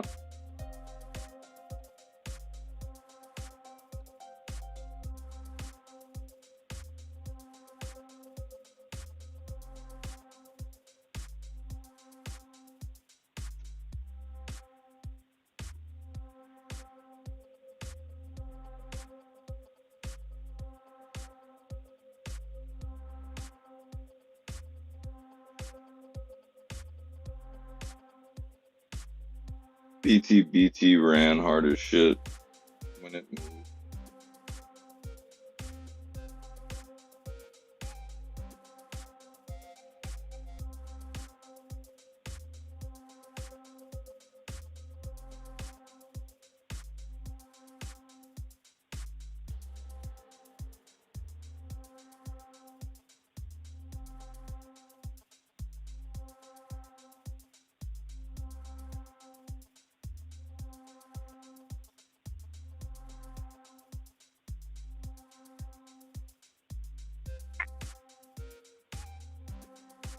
I think the SPY is getting its fucking ass spanked right now.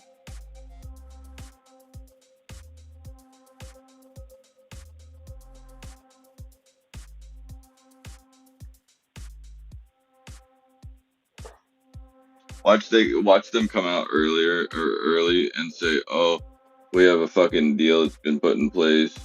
Do a press conference and then end up running the market off of it. Oh my god, I'd shit my pants with laughter. SQs continue to kind of fade back into that 23. They just kind of stay there, but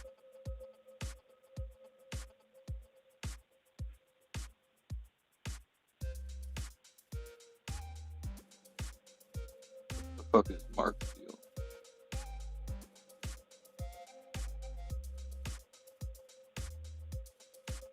GFAI looks like it's ready to just move again.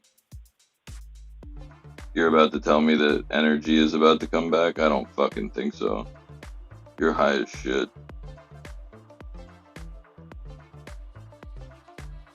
Riot broke up. Mara broke up.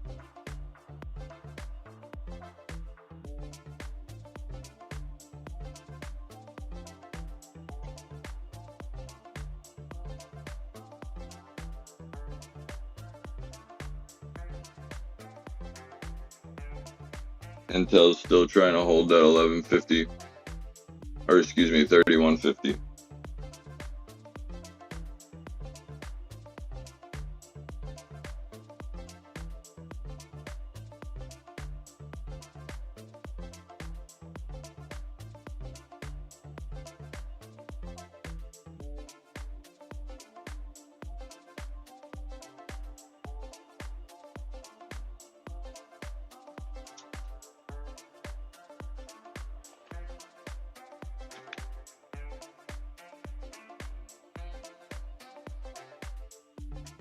Palantir is trying to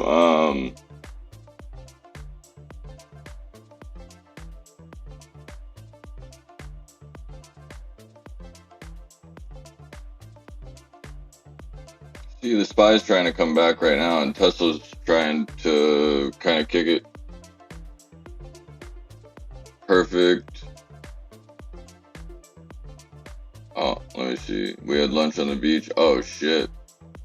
Oh, it's like that. No one more first dip. There's enough dips. Enough chips been dipped in this fucking bowl right now. I'm about to get nutty.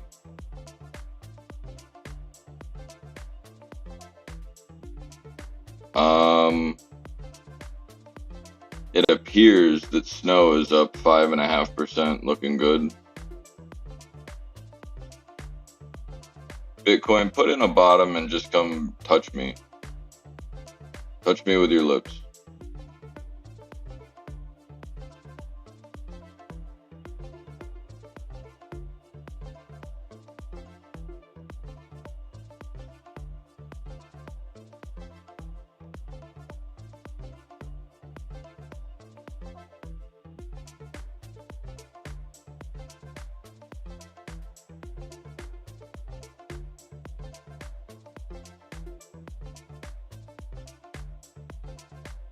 There's a lot of money back at 419 on the SPY.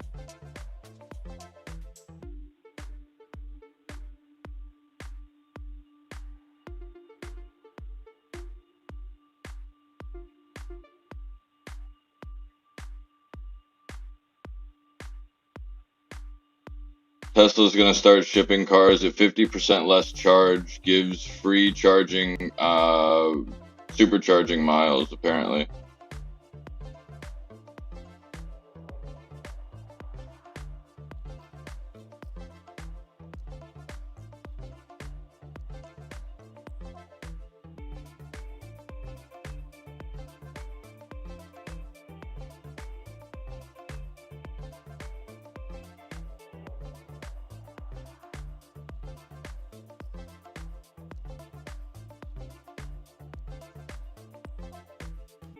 Nasdaq's trying to crow back.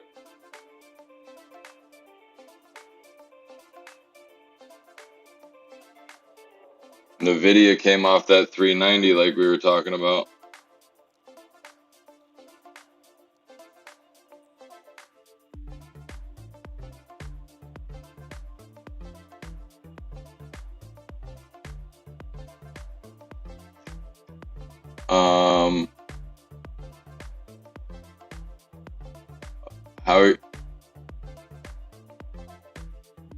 Yeah, that's a good fucking question. How? Yep, CXAI, Kins, probably going to 20.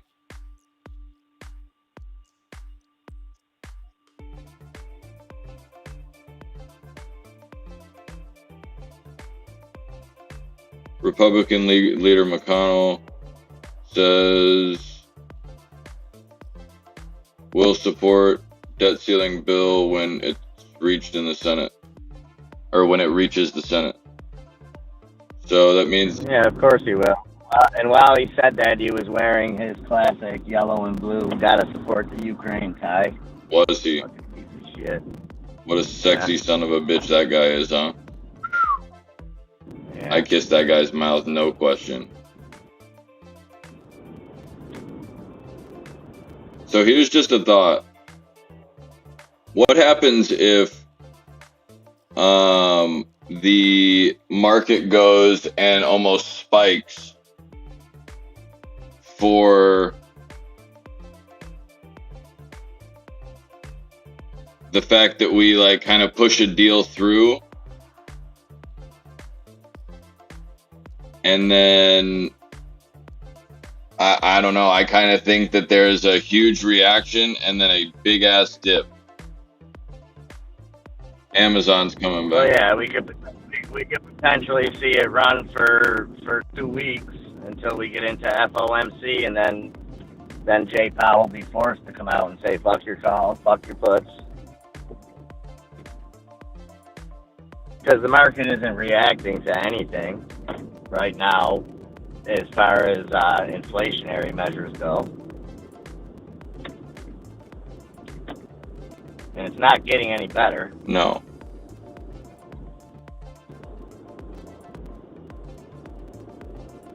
I wonder. We'll see. We'll probably see if and when a deal's reached. We'll see Mort Yellen come out, and she'll be bumping her gums about something, telling us how great everything is and how this blank check enables her to do her job and everything's good. If it's not, I'm gonna be pissed, and I'm gonna be pissed at Mort Simpson. Or Mort, what's his name? Mort Goldman. Fucking guy. Rat bastard. I don't know. I mean, you need a lot of Republicans to go against it. So they need about 2/3 of them to vote for it, which is 150, I think. So you need more than 75 to go against it. And I don't know if there's that many people that'll go against the party. I don't know if there's going to be Democrats that vote for it. I mean, there's going to be some. Who knows? I'm hoping for a circus. I think we should cover it live and laugh at them. Okay, there's a thought. I like that. Well, it's like I've said, we're getting the short end of the stick by every politician out there. Any way that you look at it, we might as well get the price of admission and have a laugh.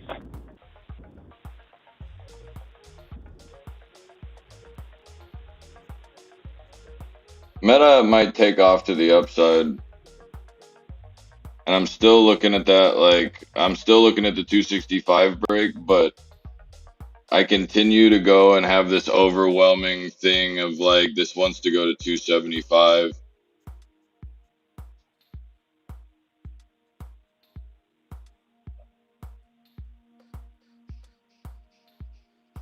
I want to see what happens. All right. first sticker delivery of the day, man. That's a good sign. That means shit's about to get started. Oh yeah. Mm-hmm. Well, right now, hopefully we go and have that same kind of love.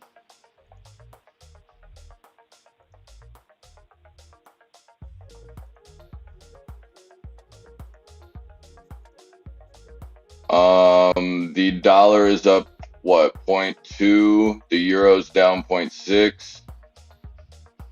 Meta is starting to move north while we just jumped on it.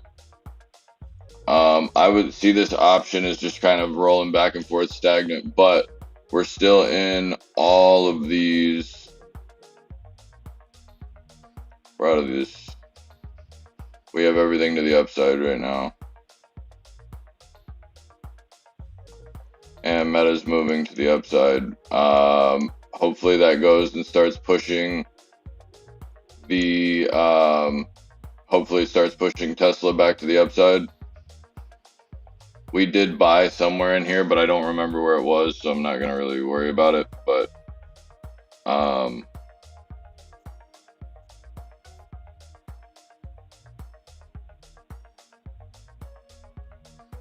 Amazon, where's Amazon?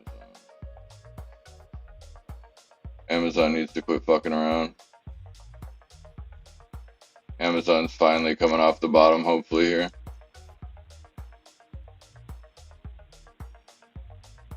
Hopefully that's a higher low. And we hold these. If that's the case, then this is the same thing that AMD is doing right now and trying to regain this area.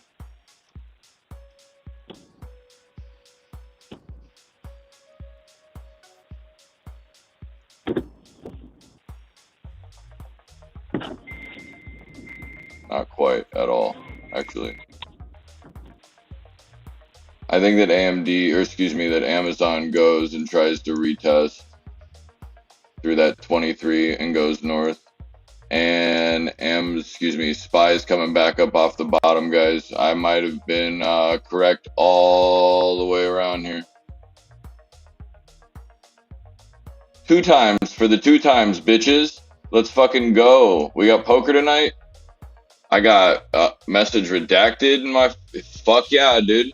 Grimace only needs 6 Republicans vote for it to pass. Okay. Well, that's a fucking problem because they did not seem very much they did not like the little squeaky one decided to get pissed yesterday. I don't know. New dividend news posted in the Discord. Brina, thank you very much. Much appreciated. Dutch law gives the government power to review foreign technology investments and block takeovers. Oh, okay.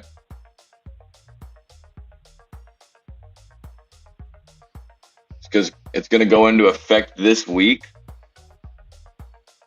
So that might go and have some problem with AI. By the way, we're coming off the bottom here on the SPY, and I'm getting fucking nutty. Because remember, I was telling you guys that this seems like an overreaction. It's definitely a lot longer than 15 minutes. But this more than likely looks like about an hour that this is going to be an overreaction for. However, this is pushing down into support that regardless of the way that you see the number 417, when I was looking at this last and the last time we were here, that's why I start changing all of these colors as we go through it, is because this was support. If this continues through here and this wants to go and retest, you're going to see things like Tesla, like Meta just retest and did not like anything about that. However, it punctured to the top side and now it's trying to hold its 200. So watch for Meta. Google looks like it's going to try to put in a higher low here as well. Microsoft is holding green, very, very, looking like a bucket of piss right now. Yes, I do.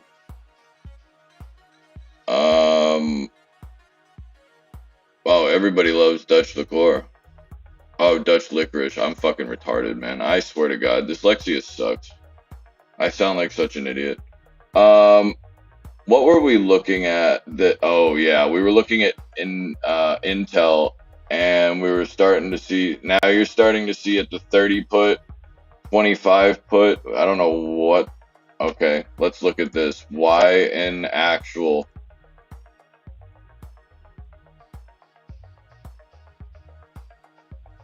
So this guy goes and puts 25 put strikes on Intel. These are going to be leaps probably.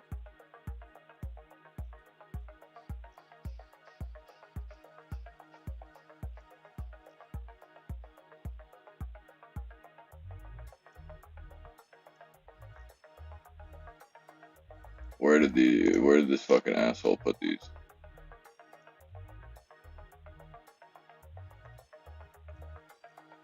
Intel down to 25 is basically this guy's sentiment.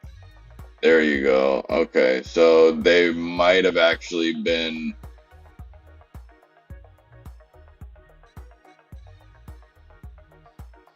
Might have somebody getting out of size there or adding to a position, but I don't know why you would add at 11%. It's holding the 3150 very nicely. I'd like to see what that ends up being. But that's that volume right there, the 22.4.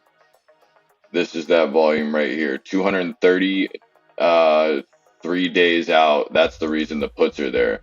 Call wise, you have 26,000 over the $32 area. They want 11 times the amount of volume has come into the 33s.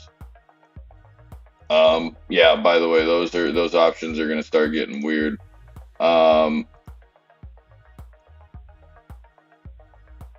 If we can find the support right here, badly needed on the SPY, you're going to see the entire market figure it out. By the way, this is the that big ass line that I drew on like a daily chart. That's actually still applying. Market coming back up. You're goddamn right it is, Arctic. Let me get a oh yeah. I'm looking voluptuous, feeling voluptuous right now, feeling young, feeling spry right now, MIA. I gotta tell you, Tesla, I don't know where the fuck you think you're going, and I don't know where you're going with it, SPY, but you two need to figure it out. Jack and Jill cannot go down the fucking hill at this point. I'm feeling pretty spry myself. At some point today, I'm going to go to the local sporting goods store and see if I can't find out about a new hoop for Nicky Boy. Gotta stop him up to a big boy one. Damn. After last night's text message. That's what's up. Congrats. I mean, the kid is literally built like young Larry Bird. They do say. Yeah, he's got Larry Bird-esque quality. I mean, he's just a tall kid already. And just so you guys know what I'm talking about, I get a text message last night from from Nikki's mom saying he's outside playing basketball with the kids. Or first he starts it off. No. Your son is. No, I won't say the other part. Your son's out there playing basketball with the kids again, listening to rap music, talking about who wants some one-on-one. Nicky's out there calling people's ones right now in the middle of this, like just. And these kids are all like 12, 13 years old. He's 8. Nicky's 8. He's out there shot. Right, playing dice, going by the seesaw, smoking a J. You know what I'm talking about? Hey. You with a little rum? Rumpelstiltskin. What are we talking? Something has gone off. Hold on. I see Discord. Hold on. Oh, Mr. Randy. Oh, we got something on American. Oh, Mr. Randy Savage is down. Hikes price. Oh, bleh. Jesus. American Airlines hikes profit guidance. Summer travel season is off to a good start. So this, yeah.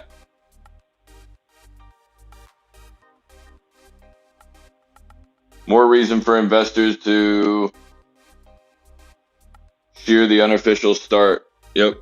So they're starting the travel season up. So Everybody cheer. We've lowered the bar so much. The airlines did their jobs over the weekend. Yay! We're going to pay our bill on time, maybe. Yay! That's what our fucking standards are in this country now. Hell yeah, dude. Ridiculous.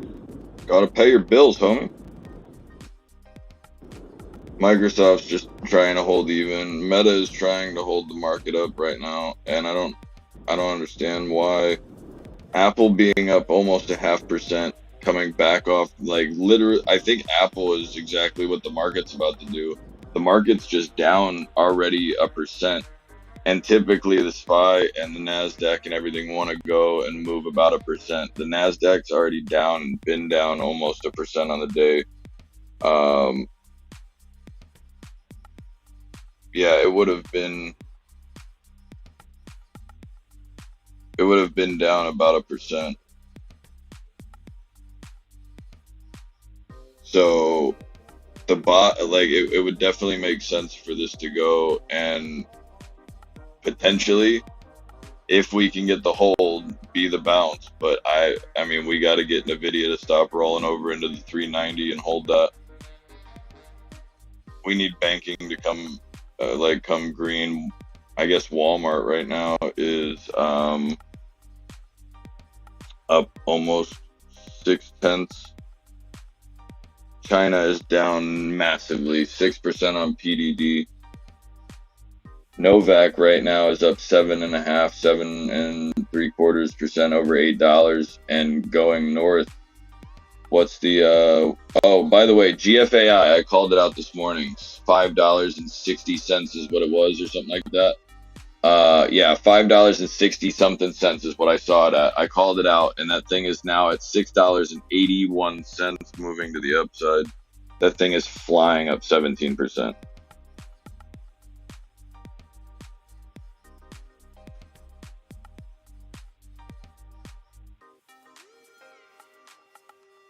Take the market with you, dude. Take AI with you.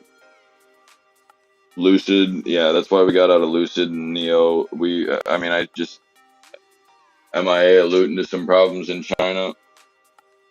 I don't want anything to do with that. Thank you.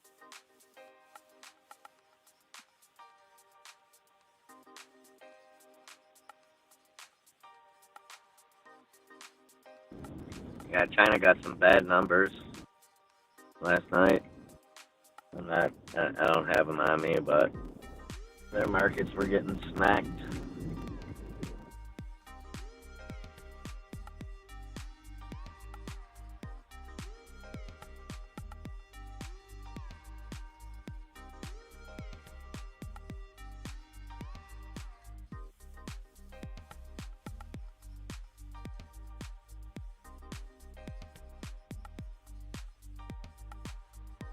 SQs are trying to go up over the 3210. I think that, Tesla just dropped right through the fucking floor and created a shitload of more fear.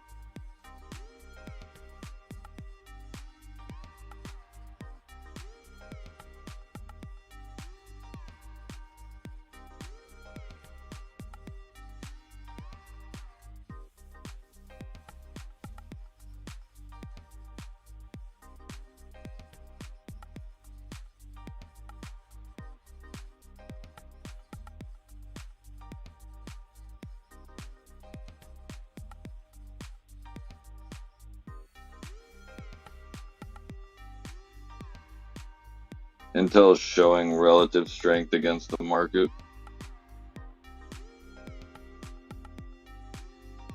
Meta is trying to go over the 263.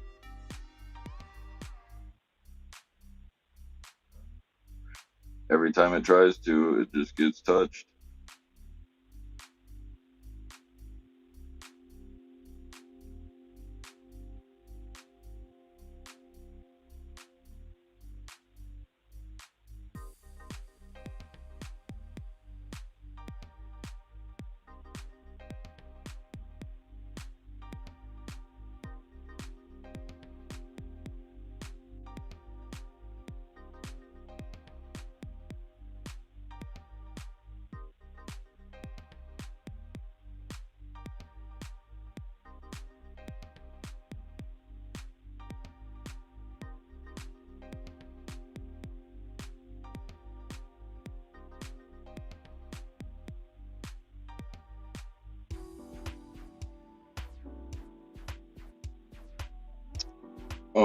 Tesla, what are you doing right now?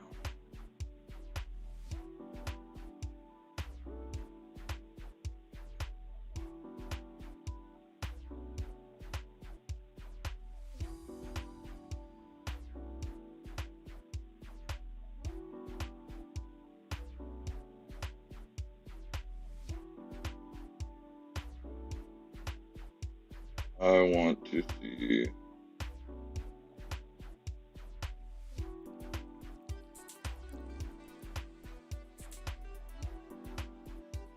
Bitcoin looks like a bear trap to me. This looks like an entire bear trap.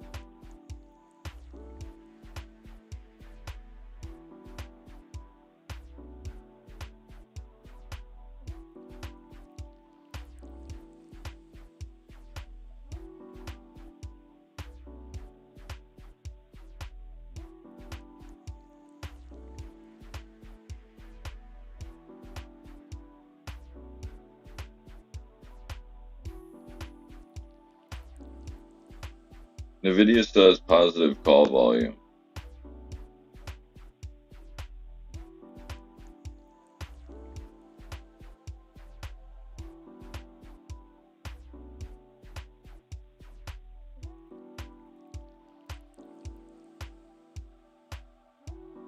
GME looks like it's trying to put in a little bottom.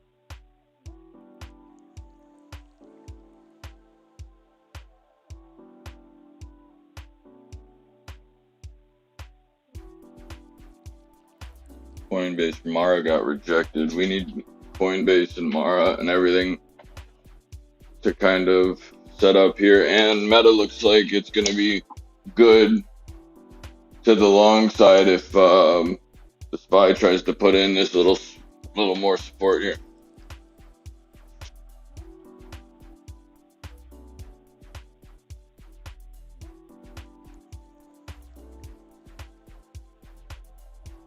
I mean, look at Lucky.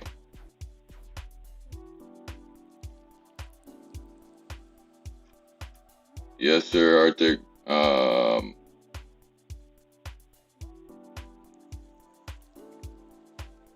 So, who expects GME to report another profitable quarter? I would assume they might. I mean, I don't see how the fuck they did it last time. Why not? Why fuck with the trend? If this holds right here, I'm going to go.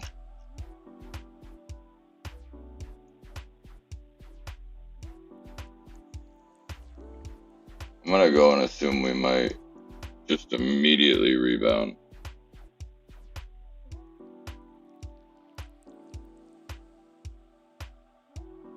SQs look like they got rejected.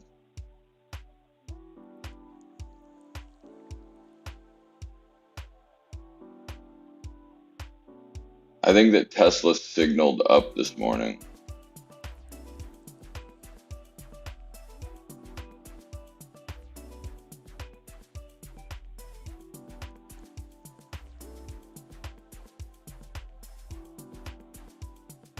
People are going back after the 200.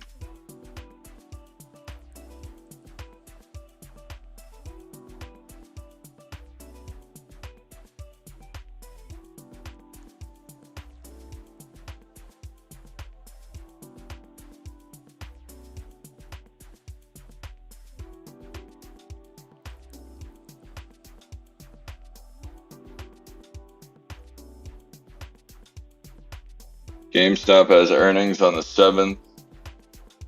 Meta's trying to cook through that 263. That 263 area on Meta, we were grabbing it underneath excuse me, 260. Be careful that we don't, we need this 264.47. We need the break of the day, obviously, but we need to continue. Hopefully that was the last dip. Yeah, I'm hoping that's the case. Because if not, we're gonna look at 186.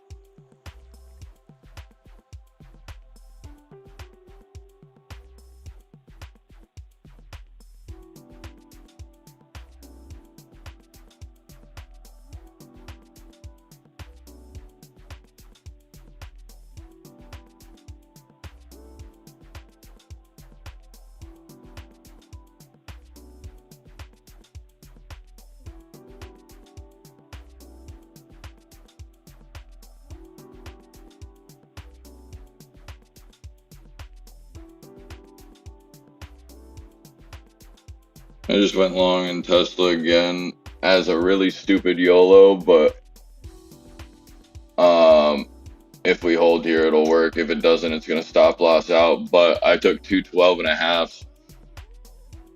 These will move if they're already down, what, 60?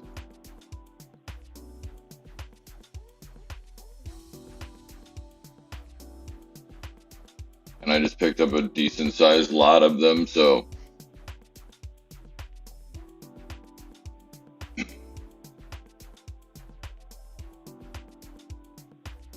I feel like the outer band right now is like this 220 area that has more area or more volume over the open interest. However, I feel like it's trying to be quiet inside of, like, they just don't want people to notice like the 207, 212 area, because when you look at Tesla and have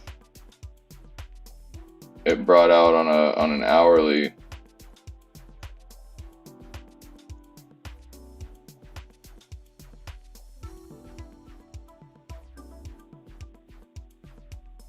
you break back up to the upside and hold this area. I mean, on a 4-hour chart, this is a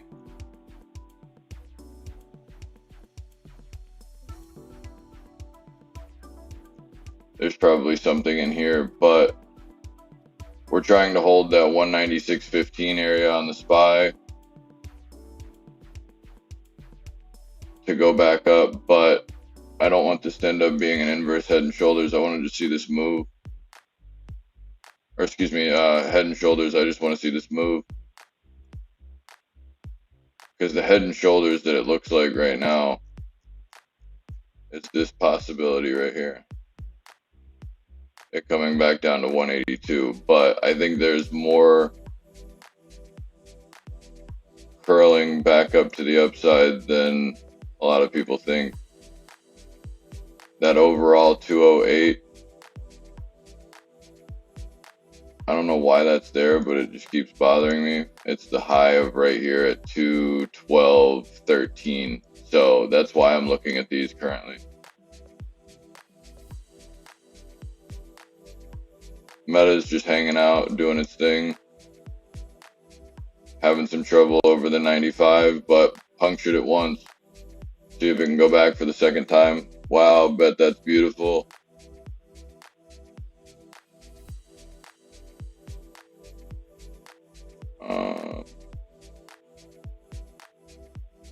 I asked Esther if she still fit in her wedding dress.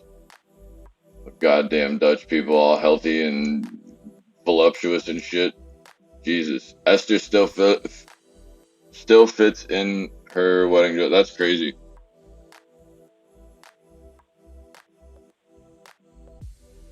Meta trying to come up. Intel's just kind of hanging out.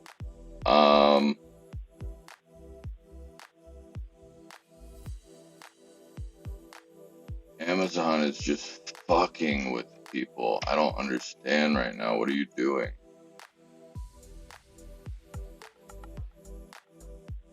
Tesla would be really beneficial if you just bounce right here. I'm just thinking for the homies one time, do it for state.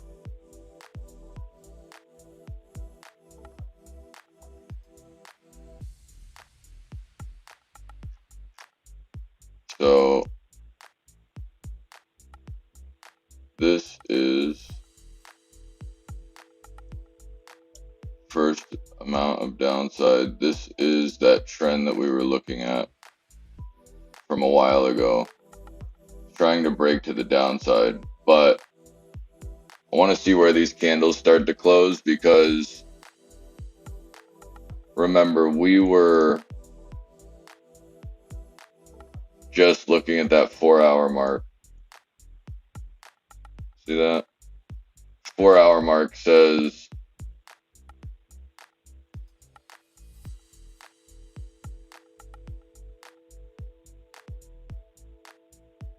$160 or $196.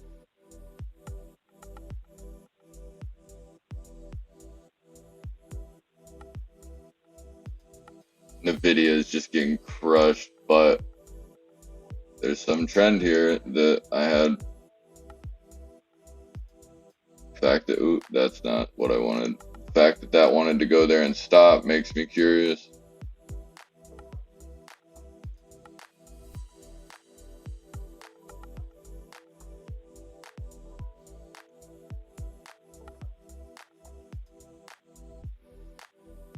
Which would go, yeah, that would make sense too.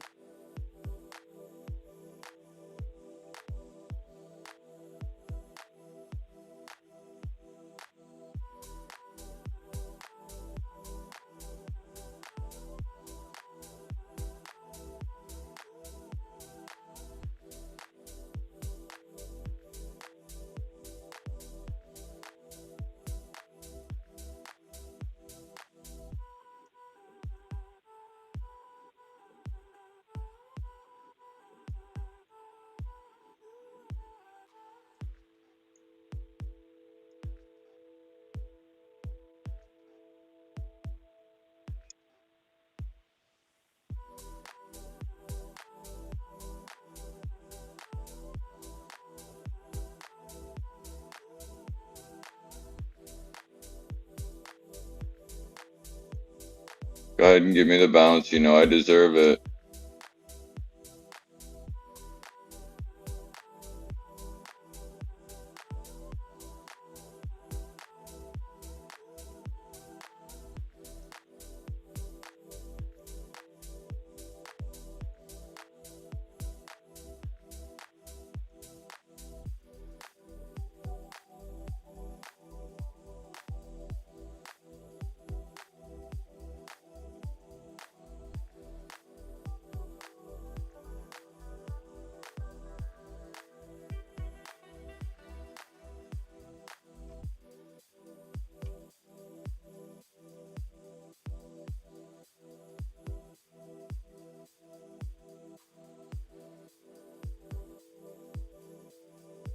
Somebody's got to be on the mic or something. HUBC.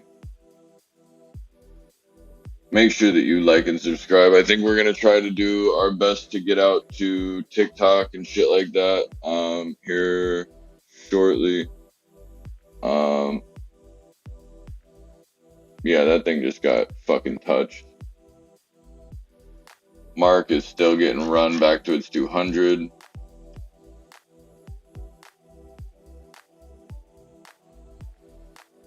$24. Is that what it's at right now? Yeah, that might have support right there.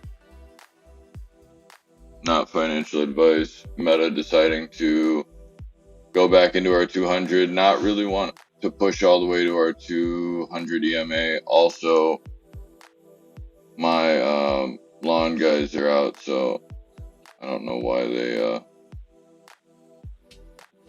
want to do it on days where we're actually running. I want to see Netflix go and start moving to the upside where the market usually goes and favors Netflix. SPY doing a little bit of the smoking the devil's lettuce per se.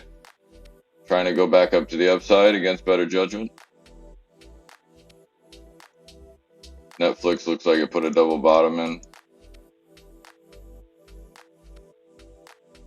Resubstantiated the price. And just decided to go earlier this morning, or this pre-market.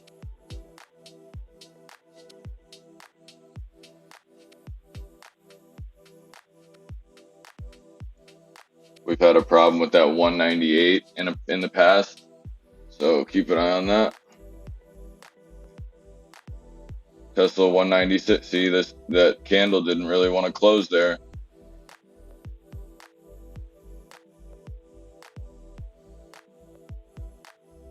We are up 5% in those 212.5s.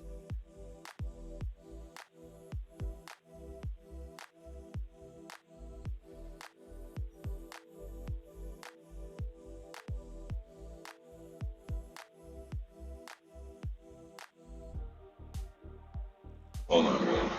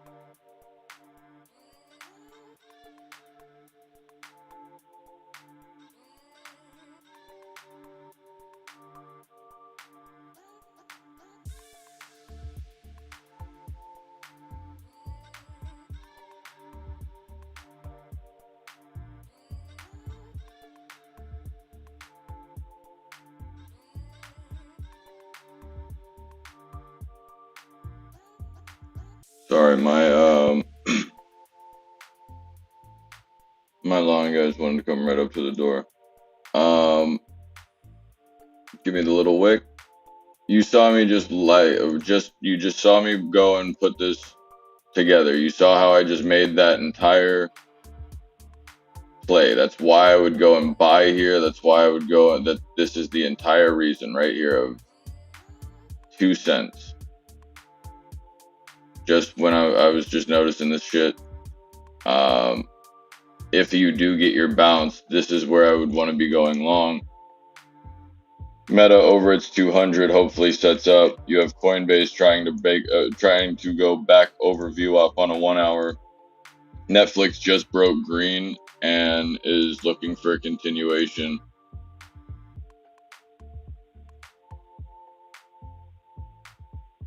Hell yeah, son. We're also doing Chardonnay time, yes sir.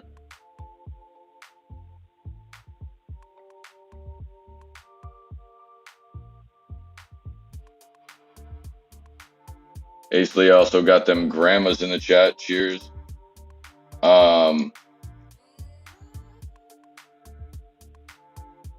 We have a long rest of the day, guys, where this could go and very, very easily.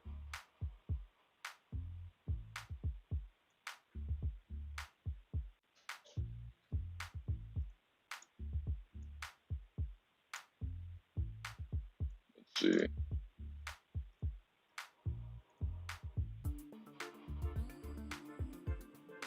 This could set up on support and try to retest the highs. SPY decides to try to come back through.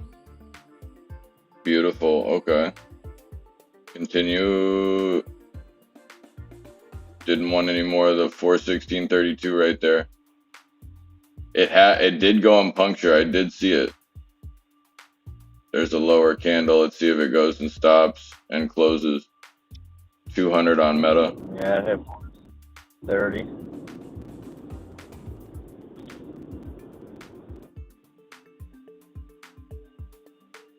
But Tesla's holding nicely. We need the SPY to hold.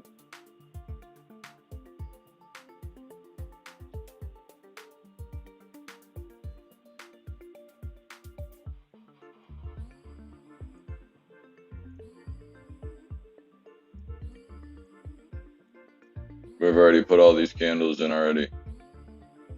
SPY is just bullshitting.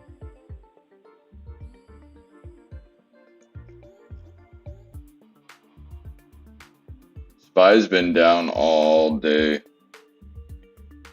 Like ahead of everything else. Look where your indicators are. What is what are you doing? Where are you deciding to go right now? We're gonna put in a lower candle and then what? Just fucking what?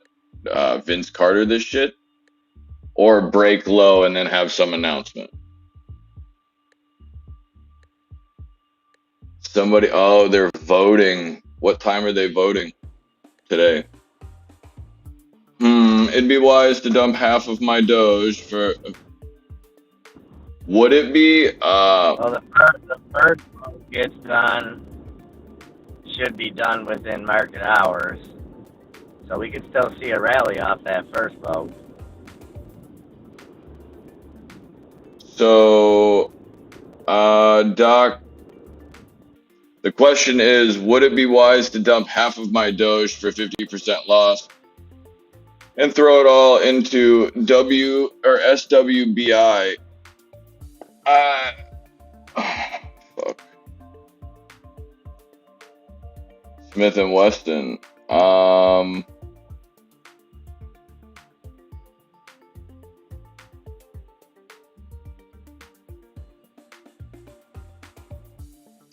I can't really give you financial advice, but if you hold that 1153, you're basically holding with support. You have a cup.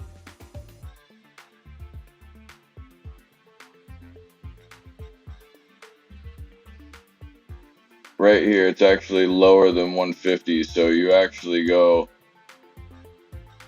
and have a perfect match right here. If this holds this support, this is going to hopefully go and set up for itself. 1122. I mean, you have a lot of good things going for you here.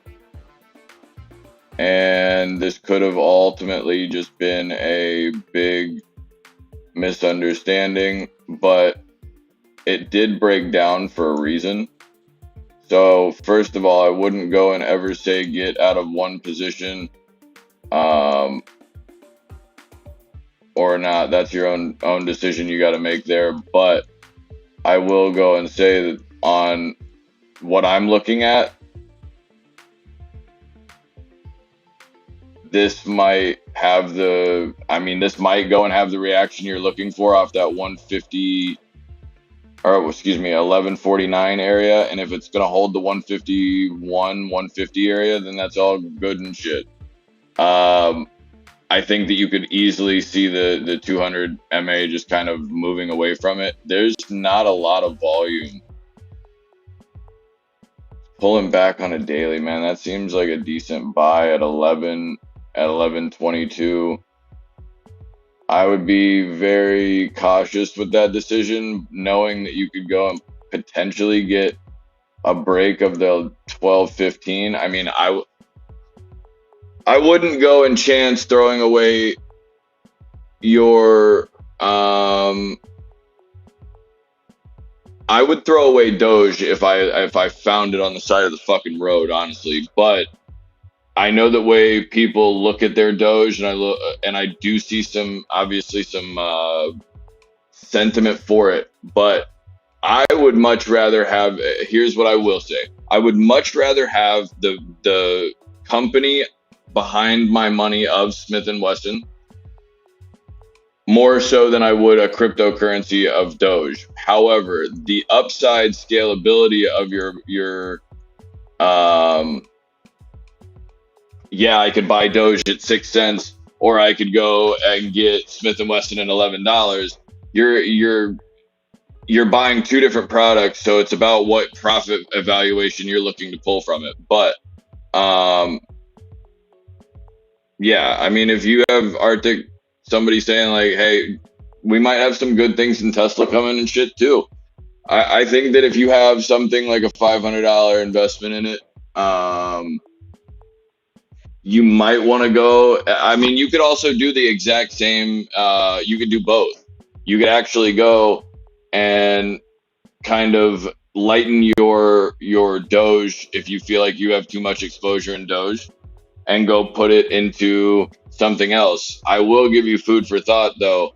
The puts on the $10 strikes, somebody's purchasing essentially 96 entire puts on the $10 area, but out of 99, those are 96 puts. I would go and probably wait on Smith and Wesson to make sure that break of that trend line you're not going to be fighting. Even if you do get a rise back to $12, you're more than likely going to be fighting the trend. So I would probably go and lighten my position. If this were me, I would lighten my position in Doge, and I would wait to see if I can't get a better buy either in another cryptocurrency if you don't like it in Doge, because there are a lot of decent buys right now.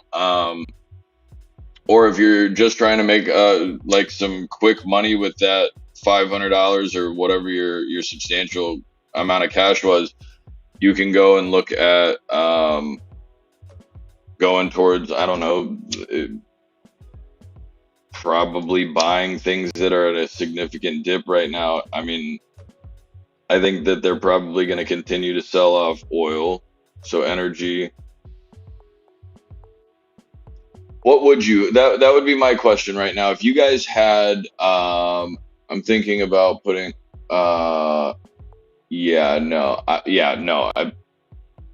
you're already holding shares of your Smith and Wesson. No. Yeah, keep your Doge more so than than adding to a position if you already have it.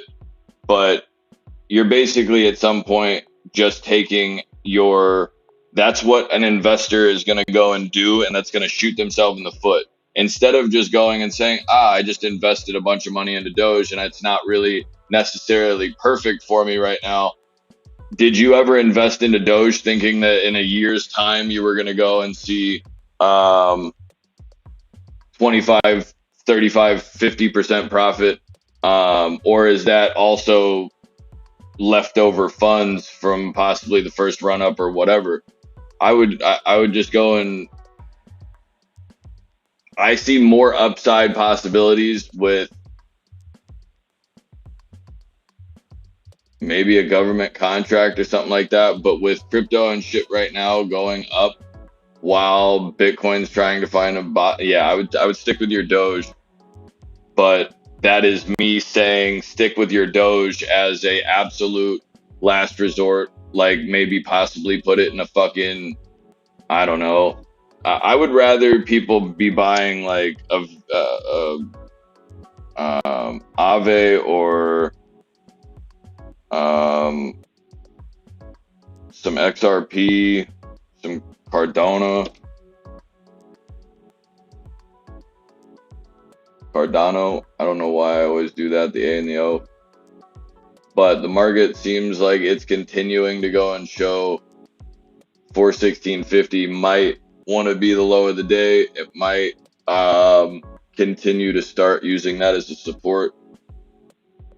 China stocks suck, but Neo is cheap right now. I know, man. I was buying Neo earlier this week, got a like 2% run or some shit like that. But yeah, I mean it's at $7 fucking, man. I still think it sells off a little bit.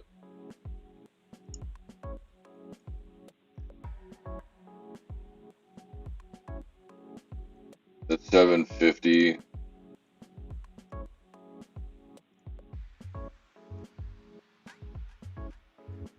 $750 with a 730 bounce. Let's see. See this movement? This is a push down and a retrigger back up, but it still didn't go and give it enough. It had to retest and go. That would substantiate that $8 area. However, then we broke back against it. I don't know what this was right around 420, but 420 said, fuck you, buddy. Fuck your puts, fuck your calls. I am looking at that using its support. This might later in time have another issue that might just drop it under that $7 area. If you're averaging up, obviously Arctic, I don't see that being a problem, but and ultimately going right back to that 825 area, that would be gorgeous. This is a push down that might be a little bit of an overreaction, but if you're what do these do? These are just odd candles, odd wicks here. Why do they so happen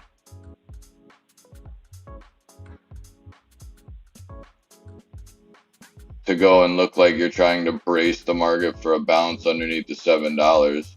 That's what it does look like to me.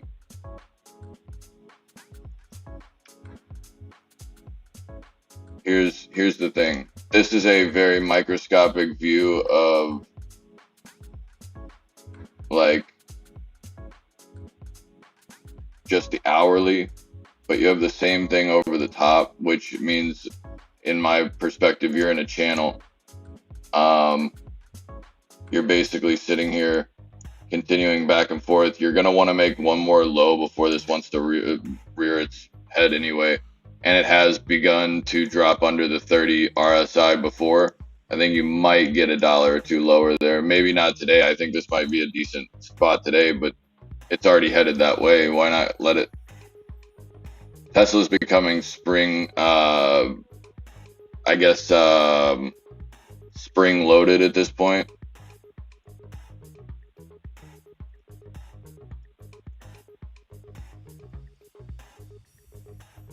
We need this on the SPY.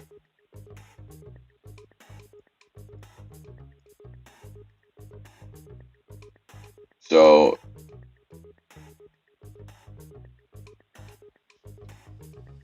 hopefully we get this bounce. Meta decided to go and pull back into its 200, but still hanging out at support. Apple is continuing to stay right there where it has all day. Use support perfectly at the 178 here. SoFi is AAP is coming to the downside still. MIA was asking about this. AAP is underneath the 75. A lot of those puts were under the 75. Somebody cashed out there. Now, I don't know what dickhead owns the 3,500 calls to 130, buddy, but you are on the absolute cheese. You are fucking lost, in my opinion. Get a fucking TomTom, a Garland, get your cell phone, maybe a compass, because you are so fucking far off. Unless this was this was basically somebody throwing their money at throwing their hands up against the wall. They essentially went and got burned out of that money. They'll never see that again. I mean, somebody just fucking made a shitload of money on these. Even at best, you break low like that, I come and think maybe I get the retest of 107, but 130, bro, you're on drugs. I I think under the 70s, you have some calls pulling you down to 70. If you're looking for a return off of this, your RSI is at 13 right now on a daily, 9 on an RSI of the excuse me, of 4 hour, 8 to you have a 7 on the 1 hour, 9. Yeah, this thing is trying to go and eventually reverse, but the RSI is still hot on a 5 minute. You may see a reversal here, but I wouldn't be looking anywhere near. I mean, these options are actually not extremely volatile.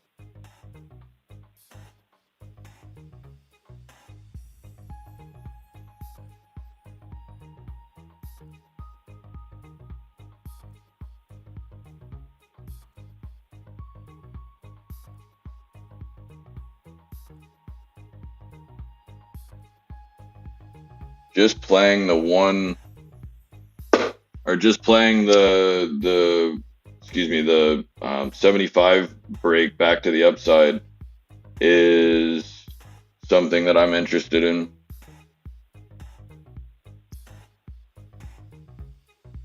I would probably want to see if I can't get a little bit of a better buy, but they're definitely moving back up to the upside on Tesla. The SPY is coming back up to the top side. Let's fucking go. We're going to do it 3 or 4 times today.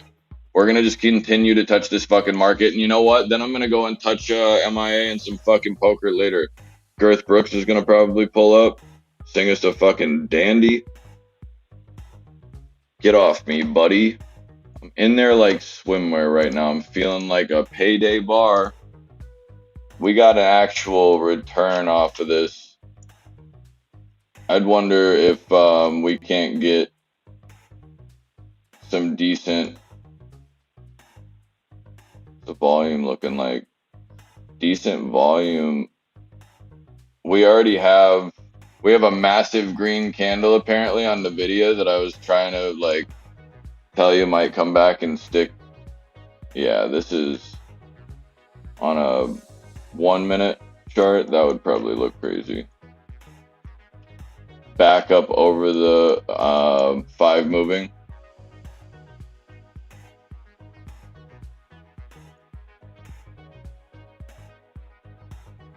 No, I'm fucking lost. What am I looking at?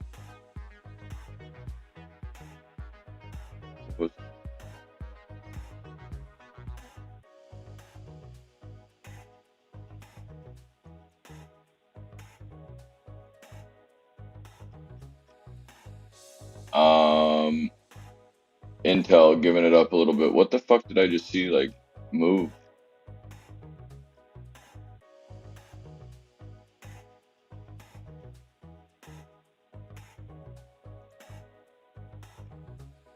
SoFi continuing, trying to go over that 683.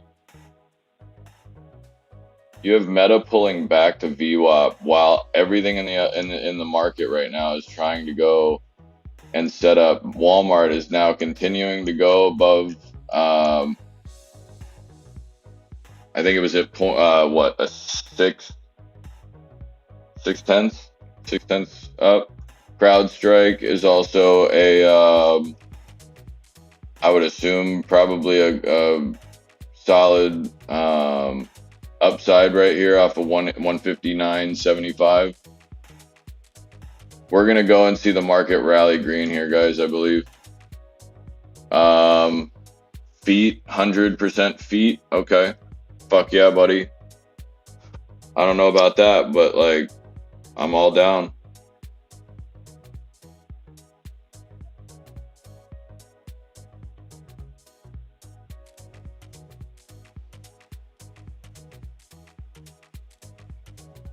I like wasting away again in Margaritaville. Google looks like they're going to come off the bottom. If we can go and get a run, that means that we may see a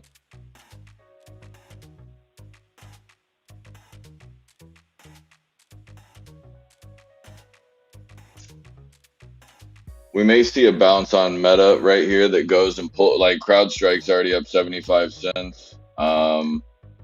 It might pull the market up here. Ford's down kind of respectfully. Ford is down, considering that it did have a pretty good day the other day. Ran after hours too. See, it got a little ahead of itself.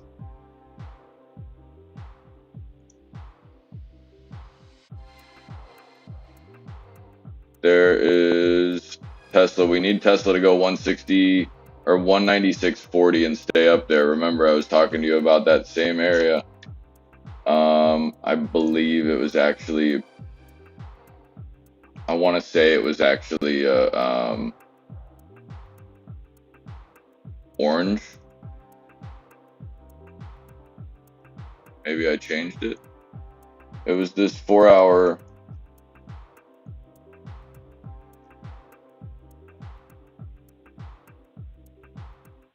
Yeah, there was another thing here.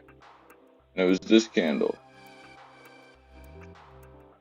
I guess it's this white one, but yeah, 196.14. Right there, and that's a 30-minute. Fuck.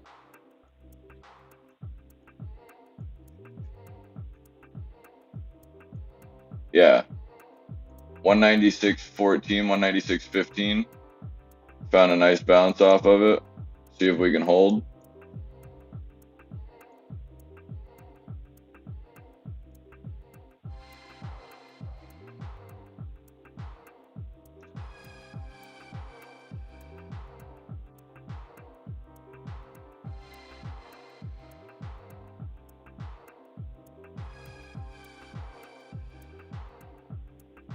Netflix, like she does every time. At least I'm not long in front of her this time.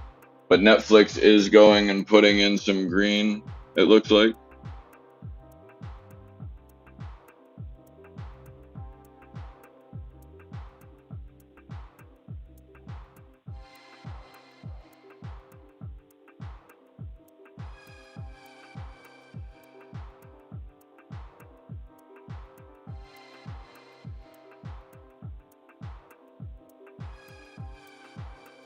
What the fuck is this?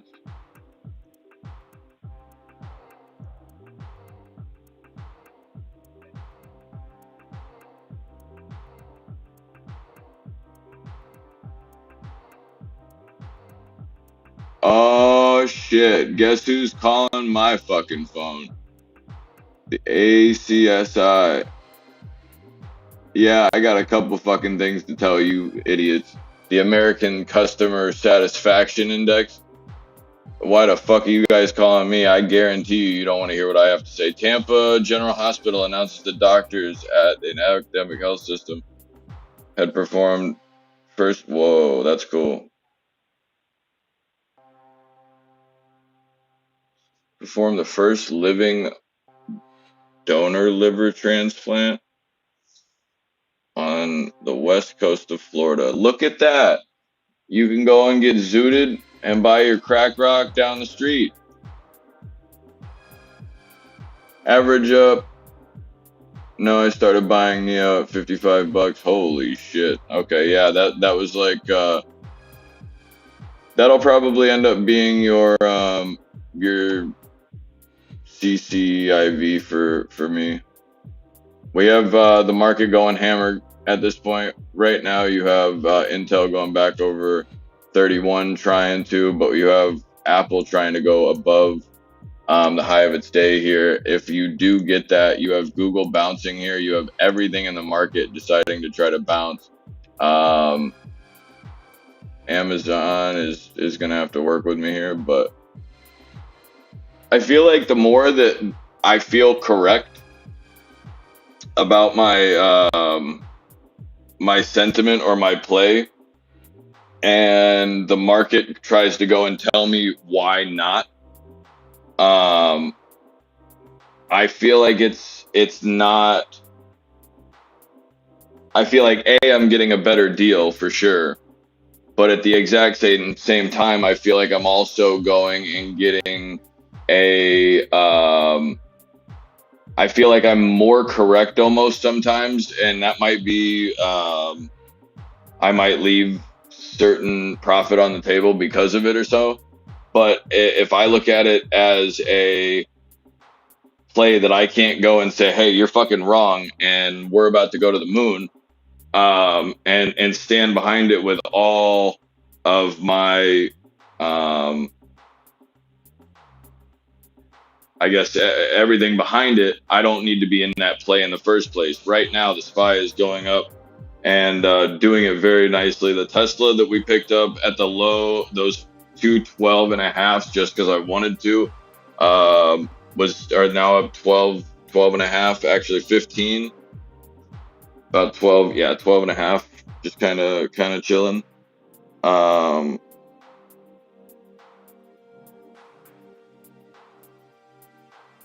I feel like I don't know why or what even brought this up, but I feel like FFIA or FFIE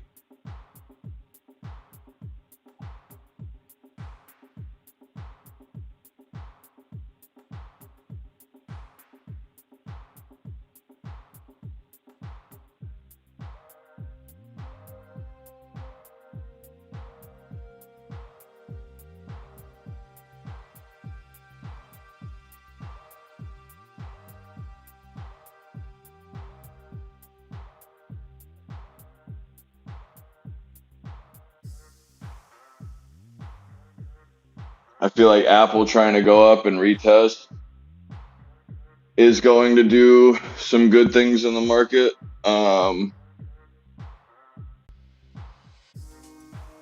Man, I really need Bitcoin to figure it out. SQ's got rejected off that 2310.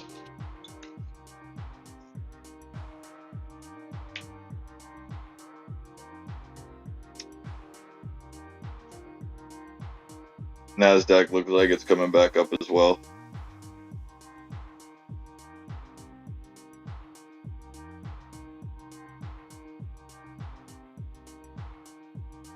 Netflix is trying to stay green for me, and I would love to see Netflix go and try to retest the high. Mullen is also kind of coming alive. I don't know that it's going to continue, but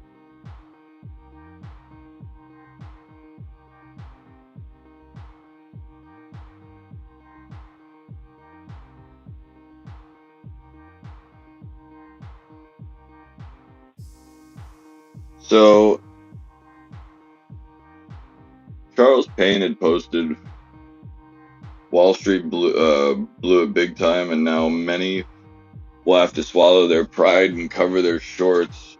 About $6 billion in shorts. The shorts lost. So what? Damn it, that's alarming.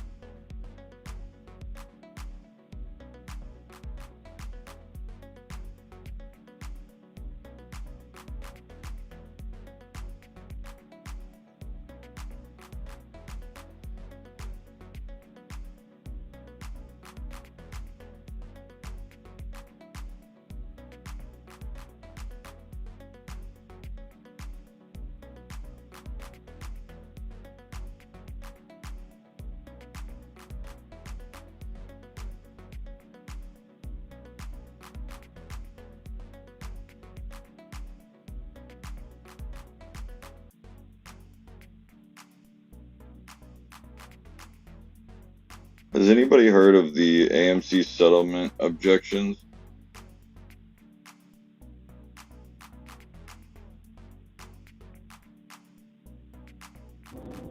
That was them rejecting that offer of changing it to a 7-to-1 split or some shit, right? What is Civil Act number 2023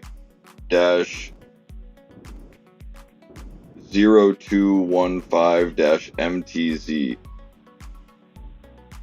That was probably when it was filed on February 15th. After they announced it, it was basically, I'm not sure exactly who it was that filed it, but it was shareholders saying this is bullshit and you're scamming us.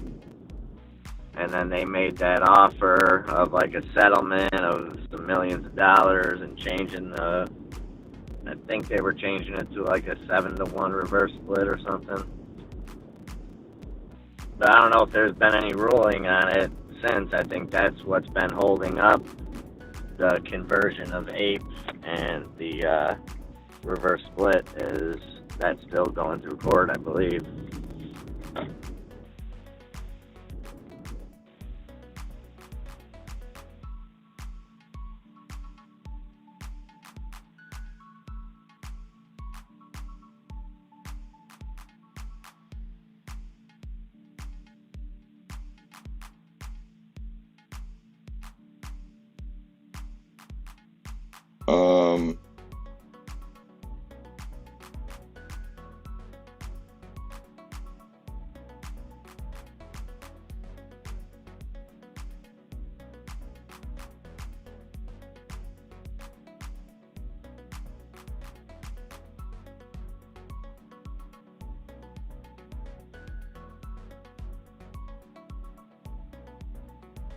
AMC might just come to like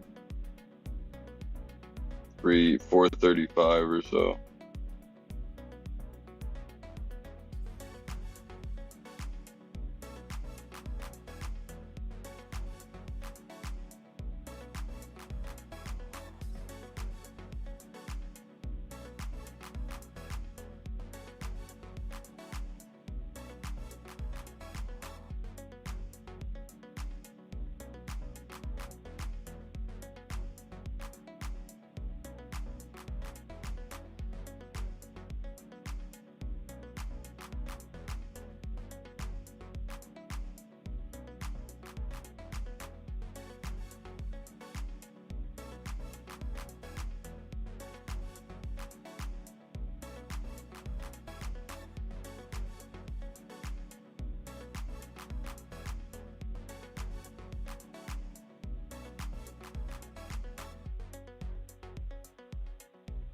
Netflix is trying.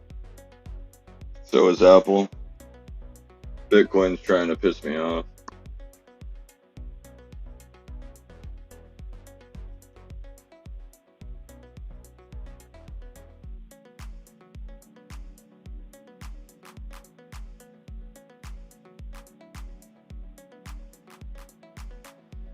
What was that thing you were talking about in Meta?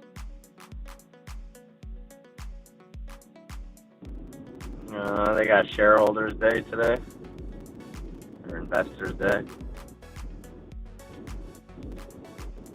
And what they were talking about this morning is that the market will be looking for them to be talking about how much they've cut from spending in the metaverse. Fair.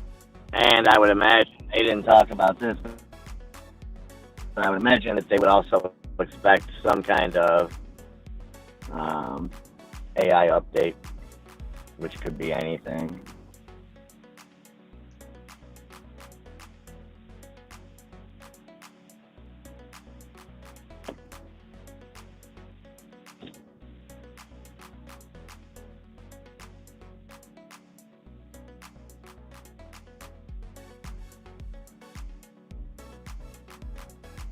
Yeah, somebody just put in a 29,000 order, 28,000 order for calls, 130 strikes on Meta.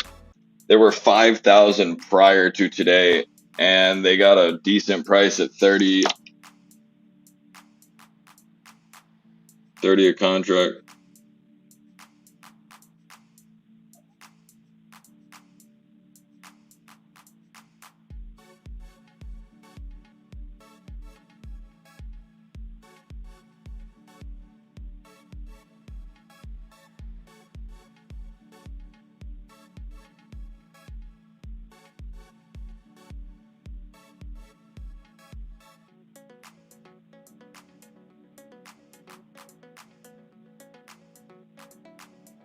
Carvana looks like it's gonna come back off that 8%.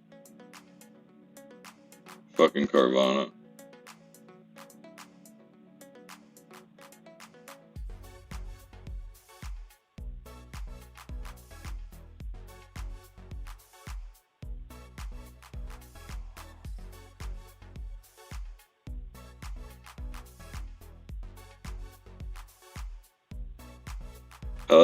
Palantir looking strong at 1420. Mara looking north.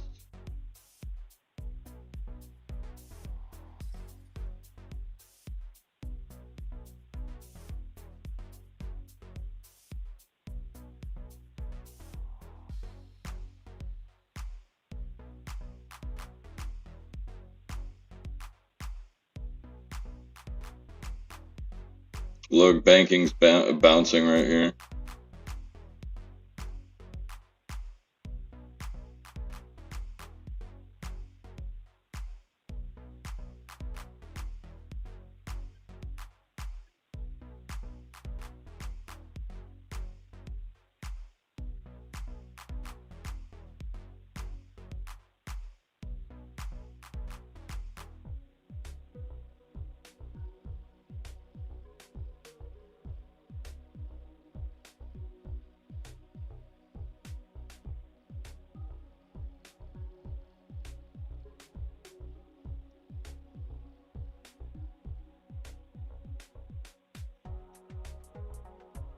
Snap just released some kind of AI.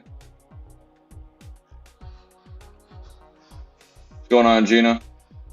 Peace, love, and hair grease. Hell yeah. Grimace got my postcard in the mail a couple days.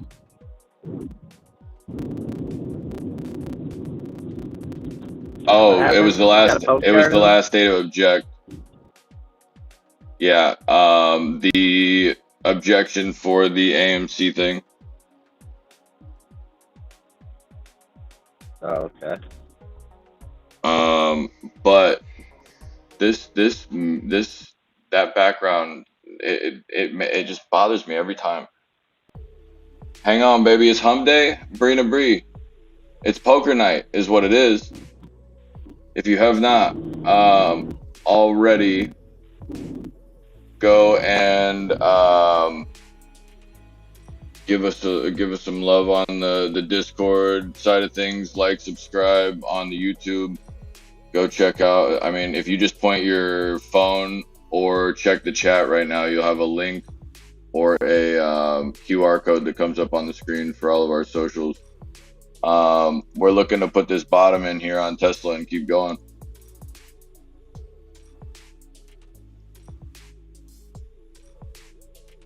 But thank you for joining us, Miss Gina. Oh, we got Miss Gina in the house. Always. Miss Gina's talking about peace, love, and hair grease, dude. Welcome, welcome. But yeah, Grimace, that would be, I would be very interested to see what happens with that. Coming off of that that news, because right now it is trying to go 440.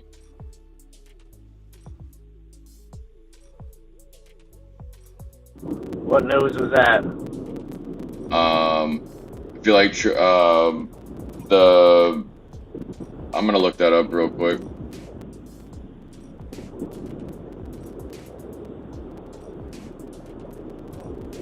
The AMC news you're talking? Yeah.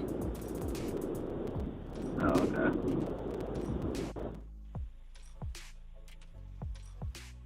O2.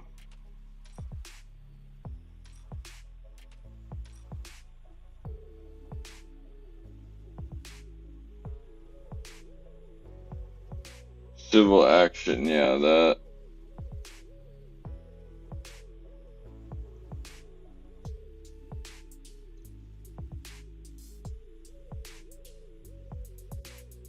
So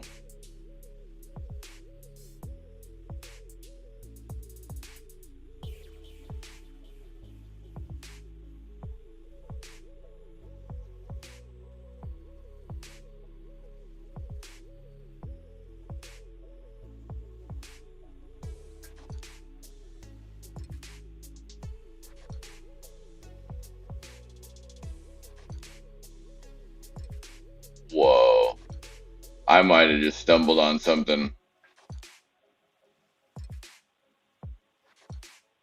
Art of solving problems.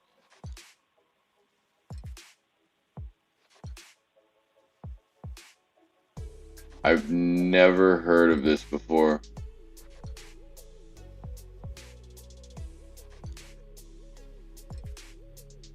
What you got? So the AMC 12 is a 25 question, 75-minute multiple choice examination in secondary school mathematics containing problems that can be understood and solved. And of course, there's that doesn't, and it just stops. However, when you go and I think it's odd that somebody there's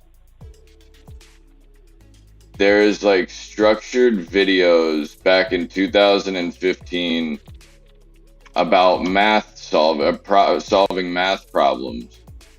And when you type in the civil action lawsuit, it comes out with this video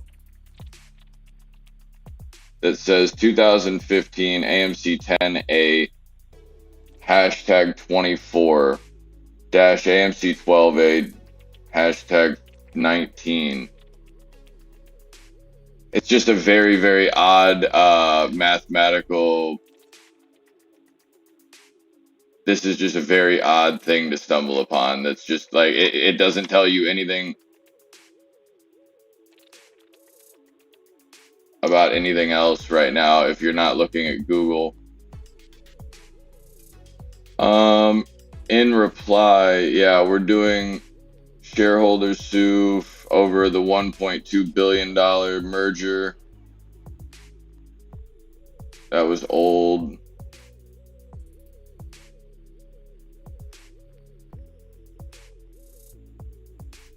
AMC investors sue. Yeah, that was over the Carmike acquisition.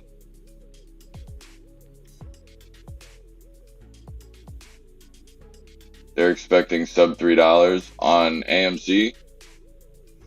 Christ. Allegheny County employee retirement system. I do remember that one. That was February 22nd.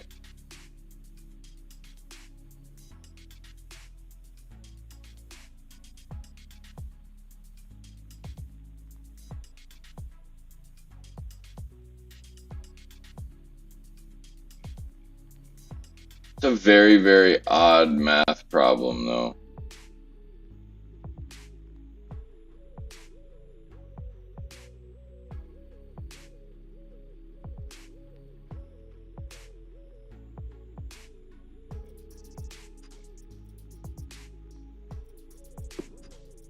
Alright, I'm gonna run into this Dick's Sporting Goods real quick. Hey, dude, Girth Brooks is long on dicks.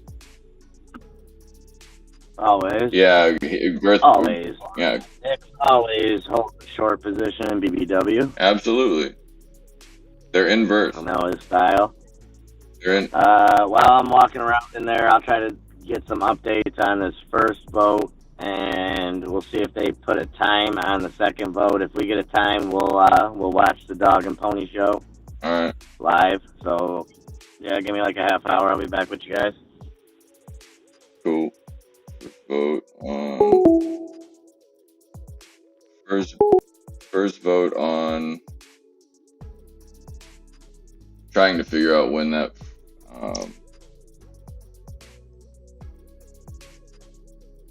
we're starting to look like we're trying to help ourselves here in the SPY.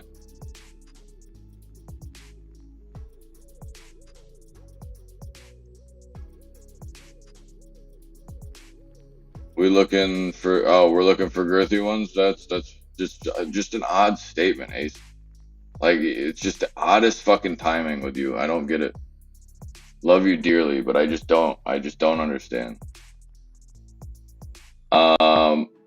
Also, while we have some downtime, we are going to be doing fantasy football this year. I have got a couple of things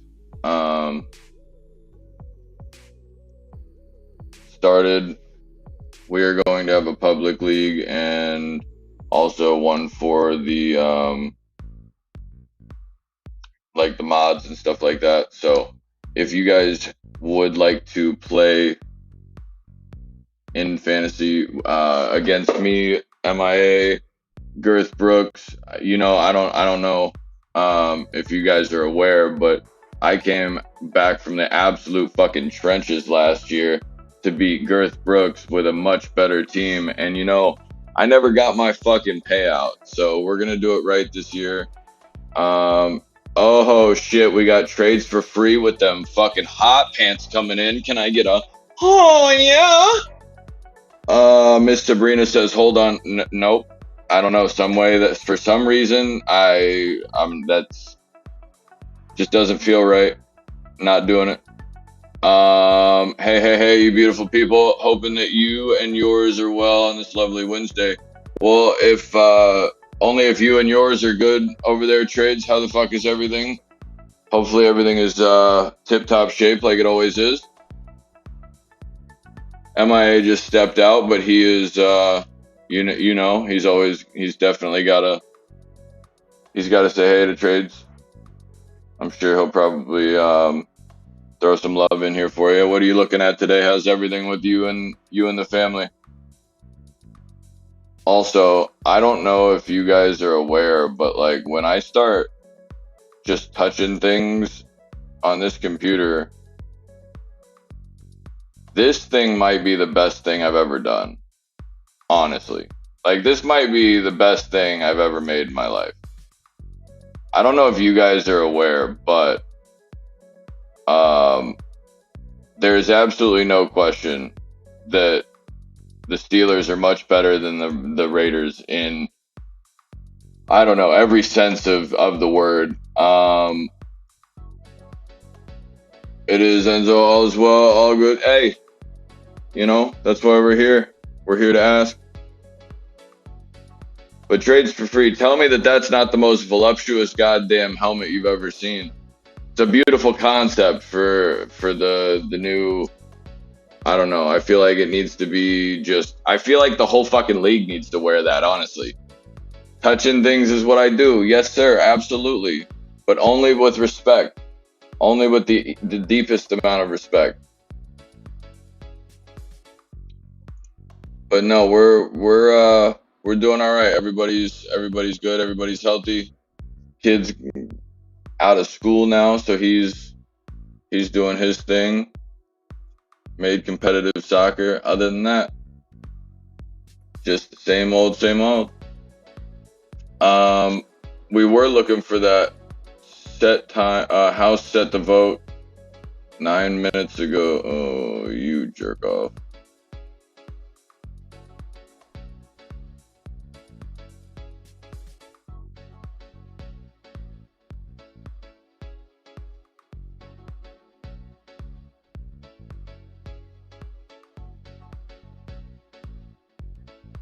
Meta is trying to go and test my patience.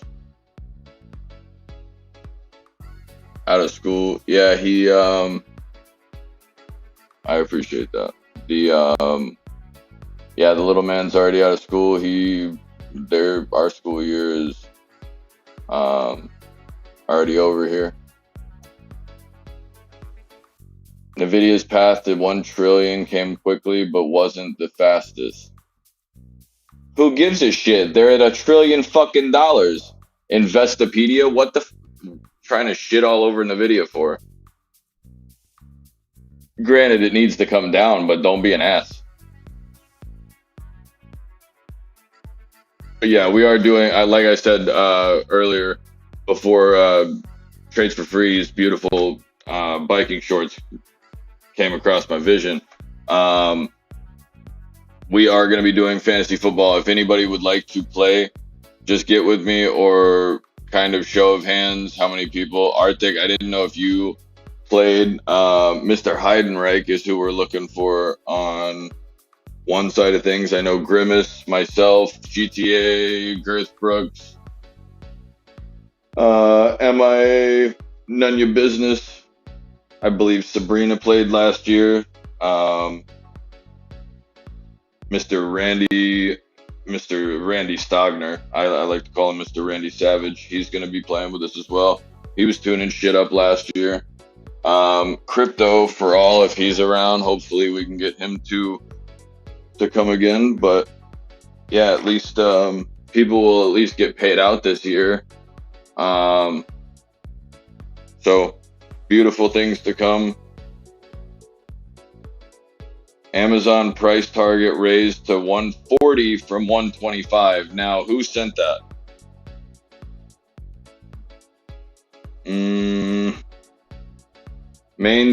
Amazon is maintained at outperformed.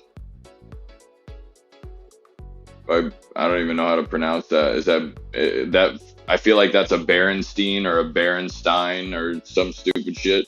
Grimace is definitely in. Oh, Ace does it. Ace, are you a big NFL fan over there in Singapore?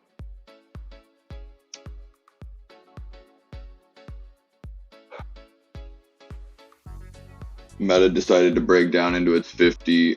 Look for Meta to go lower, but I don't know. No, actually, it's coming into support of that first downside movement up this morning. Hopefully, it holds right here at 160 or 260. It just broke and might be looking for the 260, 150.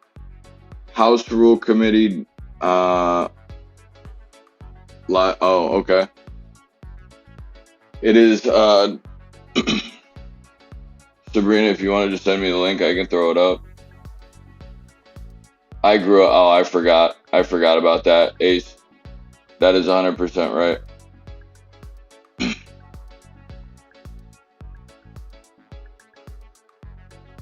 Sabrina's got the House Committee debate for the debt ceiling live in the Degenerates chat in the Discord right now.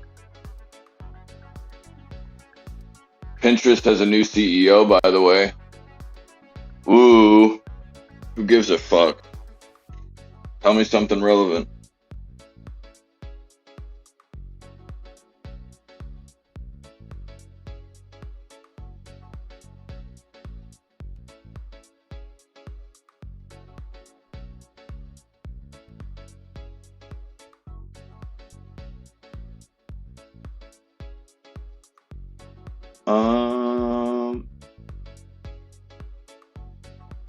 Hey, Arctic.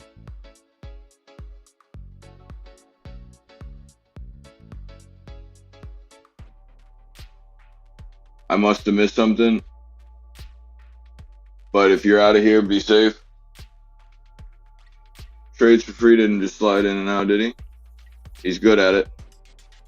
Very sneaky. Off to work. All right. Arctic, be safe. Do the rain dance for Tesla and strike the totem. NQ, yeah, the Nasdaq right now is just gonna continue to run sideways, run hot, like it has. Be safe, Arctic. I think that we might just continue sideways. I would like to see the. Oh, good shit. I see you checking my pockets, Doctor. Doc, I don't know that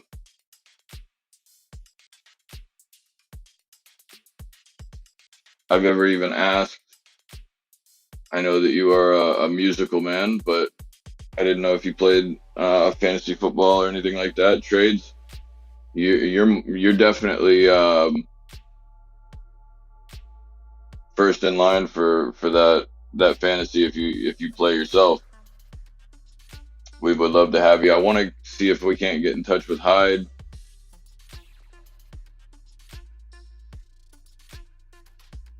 I believe Hyde and Crypto last year were in the top 5.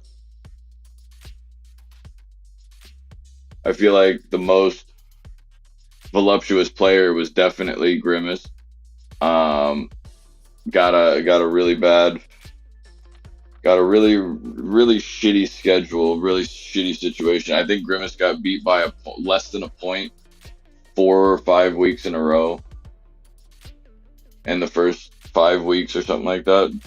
Got beat within a point, but I think he was even actually in some cases in line for having the most points of the week in some of those cases, and ended up going and still losing by a point.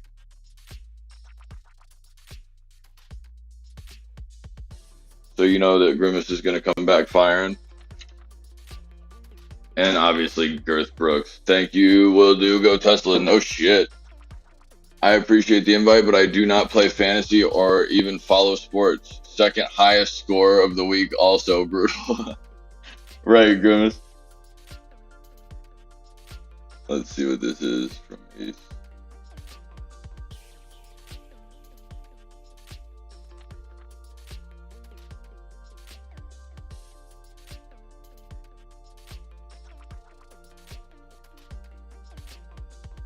I want the fucking live action. I don't want the bullshit. What is this shit? Yeah, they don't want people watching this for sure. They're not making it easy on us.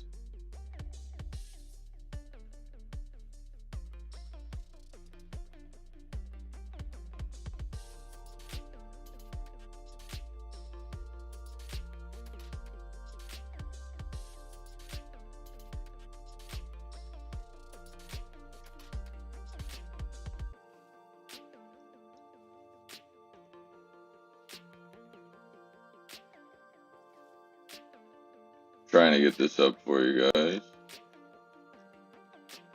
Mitch McConnell's looking absolutely ravishing. Oh, fuck, Joe. Please, God. Please, God.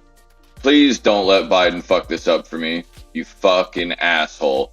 This guy is apparently president. What is this? Oh, okay. This is, I was about to say, I was about to cry. Why does this say, okay, so when I type in debt ceiling live stream, the first thing that comes up is a 2021 thing about Joe Biden's speaking. Like, what?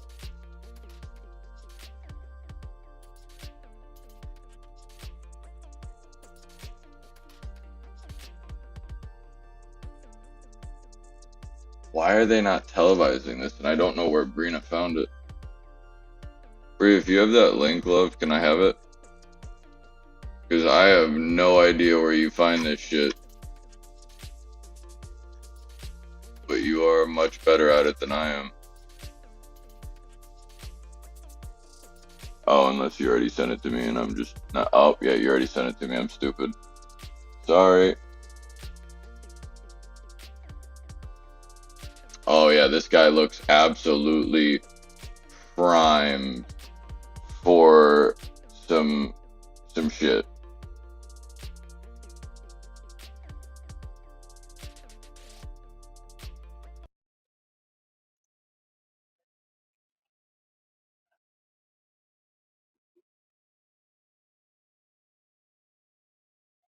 TANF recipients were not part of the work requirement. And so this bill actually closes a loophole. One way that they would change the participation rates is by issuing small checks. This outlines in this bill that checks under $35 are not counted towards the guidelines in order to qualify as fulfilling the guidelines of the work requirements. It also changes the caseload numbers that they looked at in 2005 to at least 2015. Our original bill brought it to, current. So it does a couple great modifications that actually, it's the most substantial reforms to TANF in over 2 decades. Very good. Thank you. And similarly to the Supplemental Nutrition Assistance Program, or SNAP, how have state waivers pushed by Democratic administrations allowed for states to skirt SNAP requirements? And what does this legislation do to steer SNAP back towards greater accountability as a hand up rather than a permanent government dependency program?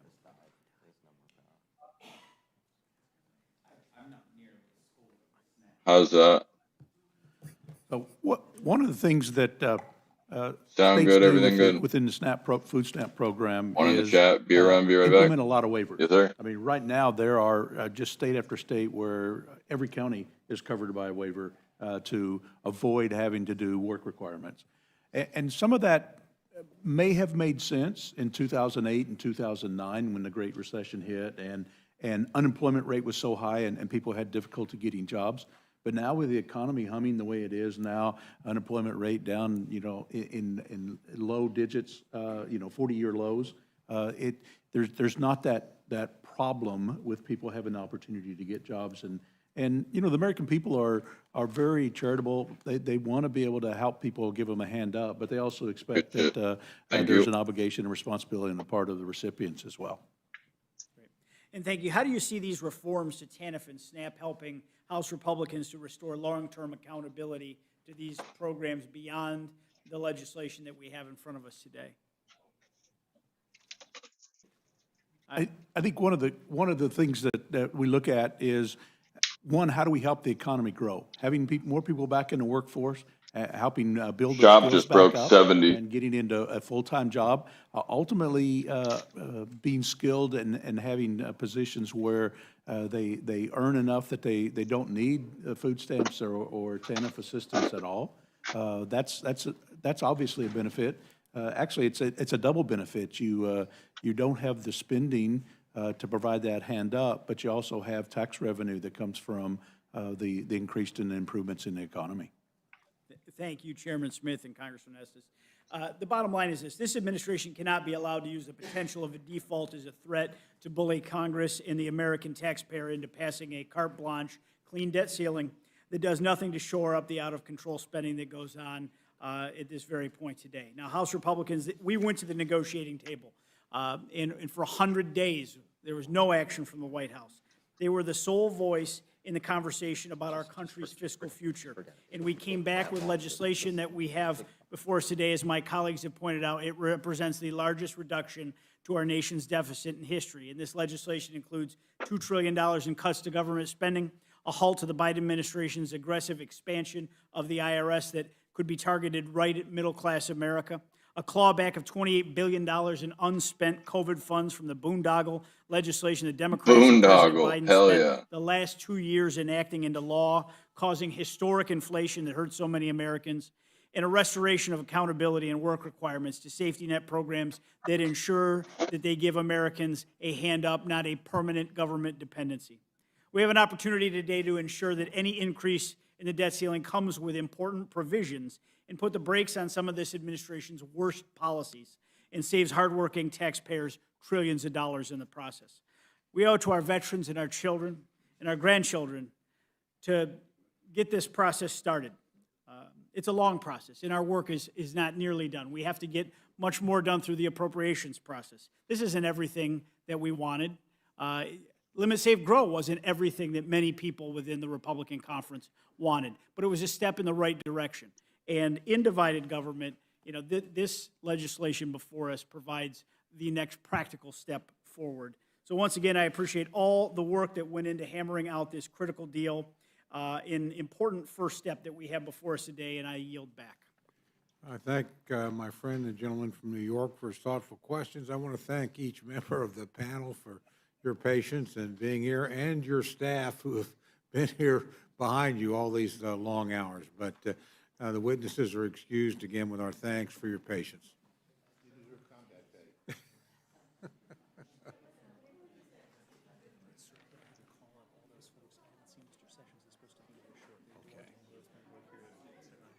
Okay. Yeah.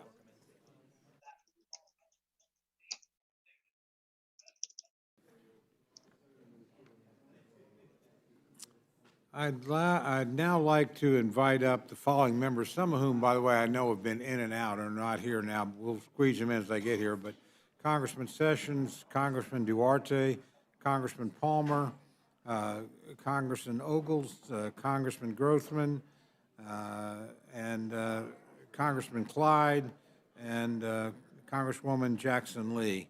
So you all could come up, and if we can't get all of you, just hang back and we'll do another panel.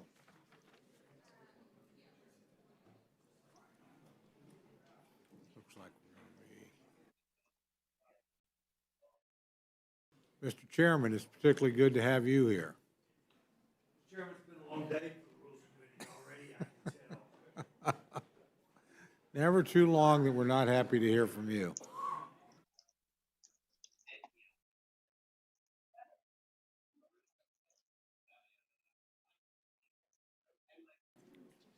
Okay, if we can, we'll just get started on amendment testimony, and we'll just move down the line. So if we could, Ms. Jackson Lee, I'll start with you, and then we'll just go right on down. So the gentlelady from Texas is recognized.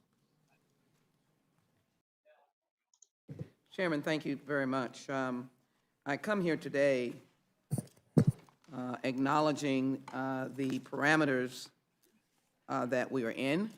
This is an unusual setting. It's not the usual bill that would be subject to a closed rule. It is the life and death of this nation. Near default will ruin all of the people that we care about. And if I might, any effort to save us from H.R. 1 is a step in the right direction. Many of us are troubled, but I am very grateful on some basic points that I hear my friends consistently talking about, and I will abbreviate my amendments to allow me just to say these few points, consistently talking about the denying of the ability of the Department of Defense to function, the men and women to function after coming from a very emotional Memorial Day that many of us went through. I'm confident that we will have a fighting force, and these are false straw men, confident that Ukraine will be taken care of in what the President has tried to do. In addition, there was a long journey about deficit or debt to GDP. One thing we can guarantee is that the CBO indicate that the deficit will go down. But if you attack only the smallest amount of dollars, non-discretionary dollars, and not the other large pieces, you're not going to see the debt go down as one might expect, but you will see the deficit go down, and that is a combination of all of us working together, including the President's, in essence, holding of the line. I know it's not good to try to tout what one side has gotten and another side has gotten, but I do think it's important to correct misstatements that have been seemingly occurring over and over again. There's nothing wrong with an omnibus or a minibus. If Mr. Massey's concerns can be answered, we will have done our job and got it done so that we don't get a decrease. My final point is for those of us who realize the vulnerable people in this country, to the President and his team, and certainly he had to have agreement, we are being responsible by maintaining the 2023 funding. Some of us feel the pain of that, but it is certainly different from the draconian cuts of H.R. 1. So I open with those points and want to offer, I don't want to give a long message on the detailed aspect of it, but I do want to say to Ms. McGovern, I feel the discomfort in the fact that from the time I've been here, and I was here for a dear friend and the previous president when I first came in, when there was a big call for welfare reform. I come from a constituency of hardworking people where there have been great leaders that have come out of families that were on welfare, and they became great contributors to the nation. I voted against the work requirements that were in at that time in the new welfare reform, and I stand very confidently that that was the right thing to do. There are less deadbeats and queens than there are good, hardworking, desperate people who cannot tolerate the high costs sometimes of living in the United States. And so I noticed that TANF and SNAP have been touted as we've got them. It's a get-you piece of the legislation. I think what the compromise was, and give some comfort, but I just want us to think about why do we go in that direction to feed people and keep a roof over people's heads, and those people happen to be individuals raising children, caring for a sick loved one, or caring for someone who is in a physical condition and needs care.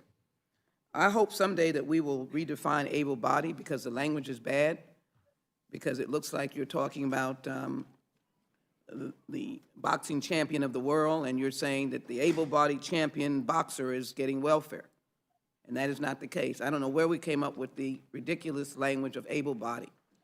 I don't know if somebody whose body is riddled with cancer and they've got limbs, they can walk. I don't know if they're able-bodied or not. I know they're in pain and they cannot function. So I'm offering amendments because we have been talking about the idea of SNAP and students and young people, and we have been able to capture those in aging out of foster care, but I have an amendment that would add a provision to extend exemption regarding current work requirement exemptions in the Food and Nutrition Act for a parent or person responsible for a dependent child up to the age of 24. Who knows what condition that child may be in, but we all know the story of children returning home for various desperate reasons. In Texas, 79% of SNAP participants are families with children. That's more than the national rate of 69% of SNAP participants across the country being families with children. In addition, our state is very challenged to be as enthusiastic as other states are about trying to help these people. Further, the SNAP participation rate in Texas for working poor people is 72%, which is also more than the national rate of 41%. We need to understand that parents continue to support children beyond the age of adolescence, impacting financial resources for families well into their early 20s. And just as a final point, across the country, there are 5.134 million and 528,000 in Texas age 18 to 24 living in poverty. The statistics show us in 2021. And so, who knows, the parents may be sick and elderly. And I would hope that, I know this is not a place for change, but as we are trying to cut back, I want you to know there are other problems. Maybe on the other side of this, we'll get a chance to, once for all, dig into able-bodied. Makes me think of someone who go out and go on a construction line, or like I said, box, or run a 4-minute mile, or less than that. I guess that's slow nowadays. I have an amendment number 59. That was amendment number 56. Amendment number 59 that would extend the former foster care exemption to individuals, all individuals 24 or younger under state custody and aging out of critical support services. Just think that there are 23,000 children that will age out. That age is younger than 24. And every year in Texas, more than 1,200 voting adults age out of the foster care system, and they need a little bit more help. They wind up homeless. And I just think that we can help a little bit more in terms of children and young people who are really trying to make it. Part-time education. I heard Ms. McGovern, you also talked about the difficulty of transport, housing, when people are trying to move themselves out of poverty. I think we should recognize that people are impoverished not because of themselves and because of their desire, but because of conditions of life. Many youth in the juvenile and criminal justice system are not deemed to be indigent, but also have had contact with the foster care system, have been removed from their homes, even if they have not been formally adjudicated as a foster child. We need to help those, because otherwise we're dumping them on the other side of failure. I want to offer those amendments and conclude my remarks by indicating that I will address my other amendments in another form, because I understand that they are included in present law, and that is amendment number 62 and amendment number 63. I ask unanimous consent to withdraw those amendments at this time. Without objection. And so my amendments to be offered today are amendments number 59 and amendments number 56, dealing with our youth, dealing with students. We're still trying to get our hands around what happens to hardworking students, part-time students. We think that the issue is in the weeds, and if I can add clarity to that. But I'll conclude my remarks, Mr. Chairman, by simply saying that to offer to the Biden administration that the fight was a deep one, and it was because I believe the President and Democrats have a responsibility of protecting the American people, their quality of life, and their future. And that is what we fought to do. And it should be very clear that this side budget was because, unlike the Democrats' leadership with the past president of raising the debt ceiling 3 times without hostage taking, this did not happen. And so I want to have a good tone here and just say that the work that both sides did was worthy of the American people's need to be protected in their quality of life, and the most vulnerable at the beginning of life and the sunset of life and the future of this nation. So I ask my colleagues to support the Jackson Lee amendments, and Mr. Chairman, I yield back. Thank the gentlelady. The gentleman from Alabama, Mr. Palmer, is recognized to testify in his amendment.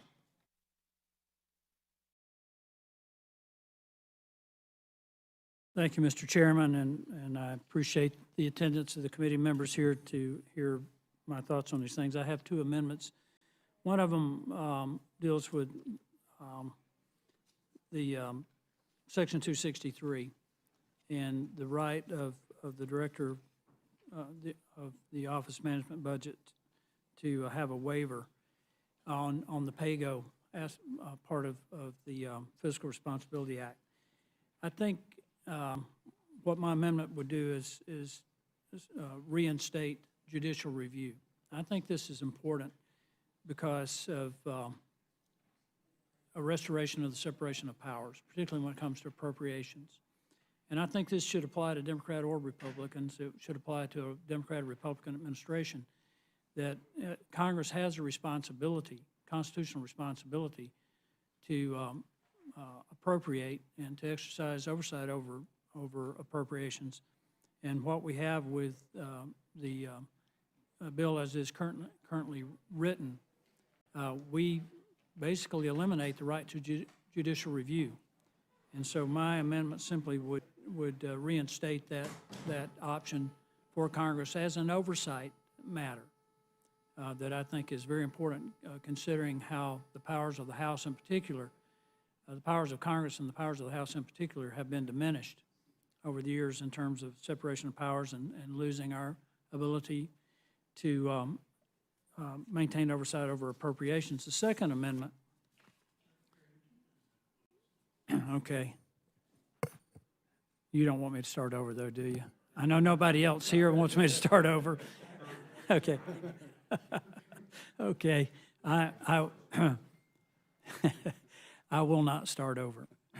The other amendment has to do with the work requirements, waivers for veterans and for homeless people and for people in foster care. I want to make clear that my position on work requirements is a combination of personal experience and just, I care about people, and I care about the potential that people have.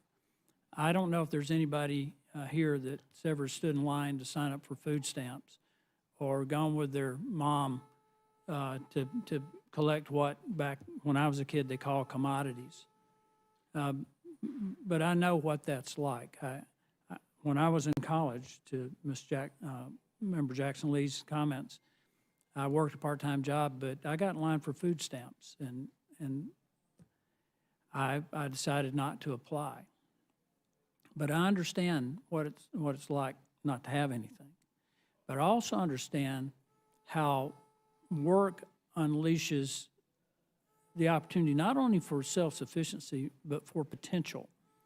So what I'm suggesting by way of amendment is that in the case of veterans or homeless people or people in foster care, if they have a condition related to that needs treatment, whether it's mental health, a physical issue, which falls under the able-bodied category, but also drug rehabilitation, that we not cast those people aside, not give them a chance to discover their potential. I think it diminishes the quality of life for all of us to have so many Americans on government dependence.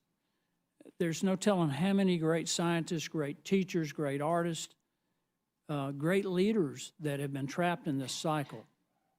A cycle that I could have easily been trapped in myself. I'm the first person in my family to go to college. My dad had an 8th grade education. He thought a high school degree was all you needed. But I know what the potential of so many people could be if we unleash that. And so what I would suggest in way of an amendment, and unfortunately I don't know the amendment number because it just got filed a little while ago, that we allow these people who are in that category of homeless and veteran, who are able-bodied, who are not being treated for other issues, to be under the work requirements.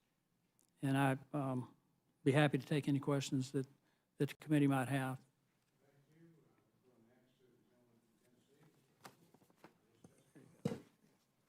Mr. Chairman, I do have several amendments, and it may be in order for me to defer to my two colleagues, who I think you each have one, correct?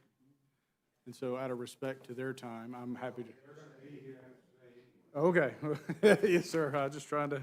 Well, I want to thank you all. This process is incredibly important, and the opportunity to be here. Last month, the House passed a bill that would have allowed for $4.8 trillion in savings over 10 years, the Limit Save Grow Act, and it had a $1.5 trillion cap. And now what we're proposing or looking at is, estimated to be roughly $4 trillion. It could be more, it could be less. I think we've heard in testimony that a lot of the savings that are being projected under the PAYGO provision may actually not be realized. So it looks good on paper, but in reality won't be realized. So my Amendment 62 puts a dollar cap on the current plan of $1.5 trillion. And it goes back to what we passed. You had 217 Republicans vote for that. And so with that, sir, I would submit number 62. 77 is simply an extension. I think there is some dismay within the caucus, really on both sides, I would argue, that we need a little more time. So what this does, it's just a clean increase for 30 days, gives Speaker McCarthy time to get with the White House and the Senate to hash out a deal that I think is more acceptable and palatable, especially for the Republican caucus, my colleagues. And so I would submit number 77 for review, please, sir. 74, similar in that it moves the date up to September 30th, 2024, just before November. And every month we move it up is a dollar saved for the American people. And again, one of my biggest concerns I have under our current plan is there's no cap in place. And I know, we have a family, we have 3 kids, go to a small private Christian school. That's a life choice, but we live on a budget. And what we're saying to the American people is that we're going to live on a budget too, not just an arbitrary timeline that has an unlimited dollar amount there, sir. Number 61 is the repeal of the Inflation Reduction Act of 2022. I had a standalone bill, which is the Inflation Reduction Act of 2023. What that does is that claws back the $400 billion in green energy subsidies that have been presented to the American people and is a waste of taxpayer money. Number 64 is a hiring freeze. No new dollars will be used by the Internal Revenue Service to hire additional employees. And again, what that does is, since we did not fully repeal the monies for the new agents, it just puts a freeze in place, prevents them from targeting hardworking Americans and their paychecks. The number 68 is repealing the IRA of 2022, National Environment Policy Act. And again, sir, we're just clawing back some of those dollars, wasted dollars, hardworking dollars, American taxpayer. Number 73, defunds the U.S. Agency for Global Media through 25. This is a woke agency that is getting taxpayer dollars and is literally being weaponized against American citizens. And so it's time we send a message to whether it's entities, organizations, or countries for that matter. If you're going to be a partner of the United States, you need to truly be a partner and not be targeting us behind our backs. And then lastly, sir, number 72 defunds the ATF through fiscal year 25. They've been weaponized like other agencies against the American people. They've been regulating the gun industry by press release and fiat and not going through the proper channels, the congressional approval process. And so with that, sir, I submit those for unanimous consent. Thank you very much. Now my great pleasure to recognize the distinguished former chairman of the committee, our good friend. It's good to see you, Mr. Chairman. Chairman Cole, thank you very much, and Ranking Member McGovern, thank you very much for allowing me to join you today. I must confess, I enjoyed watching the first several hours of this with great delight. It kind of reminded me of being in your chairs. Mr. Chairman, before I get started, I wanted you to know that I passed out to you and the Ranking Member and perhaps other members a list of the historical information about revenue that the United States government receives. Please note in 2010, $2.16 trillion. In 22, $4.9 trillion. We have grown the amount of revenue in this country. Mr. Chairman, I want to thank you and each of your members for their attention today.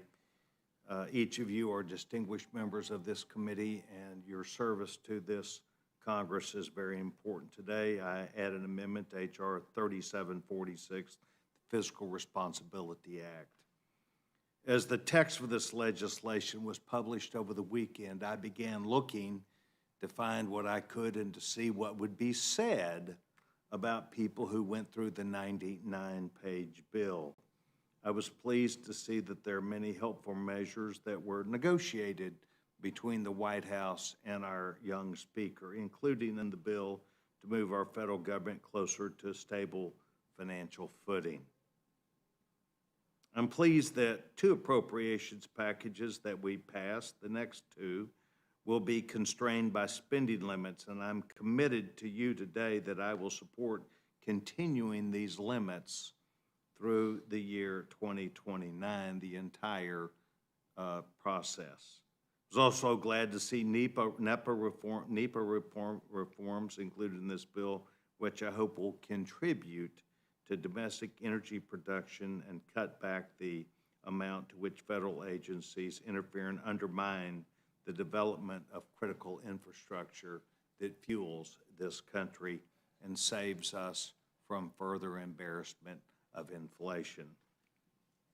With that said, I'm far from the first to say this bill could go much further. You've had a number of people say that today. But I would like to quote former Chairman of the Joint Chiefs, Admiral Michael Mullen, who formally observed in 2010, the most significant threat to our national security is our debt.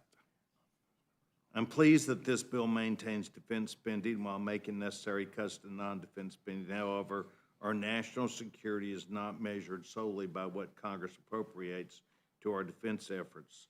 It's really the overall spending that would be the problem.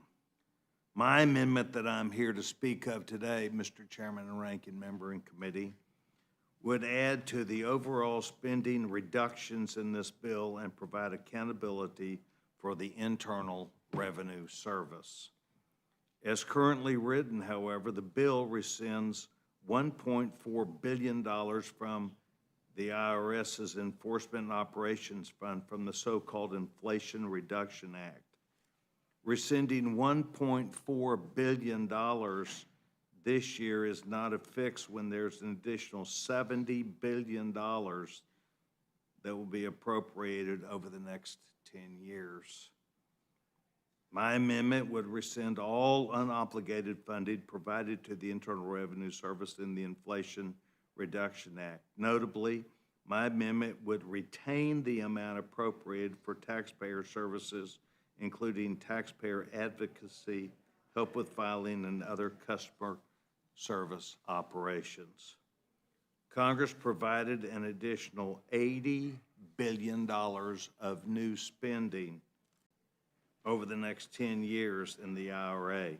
The administration declared that this funding would be used to hire 87,000 new IRS agents, in addition to the headcount that they presently have, and similarly increase audits in the effort to pay for other spending which was included in the previously passed IRA.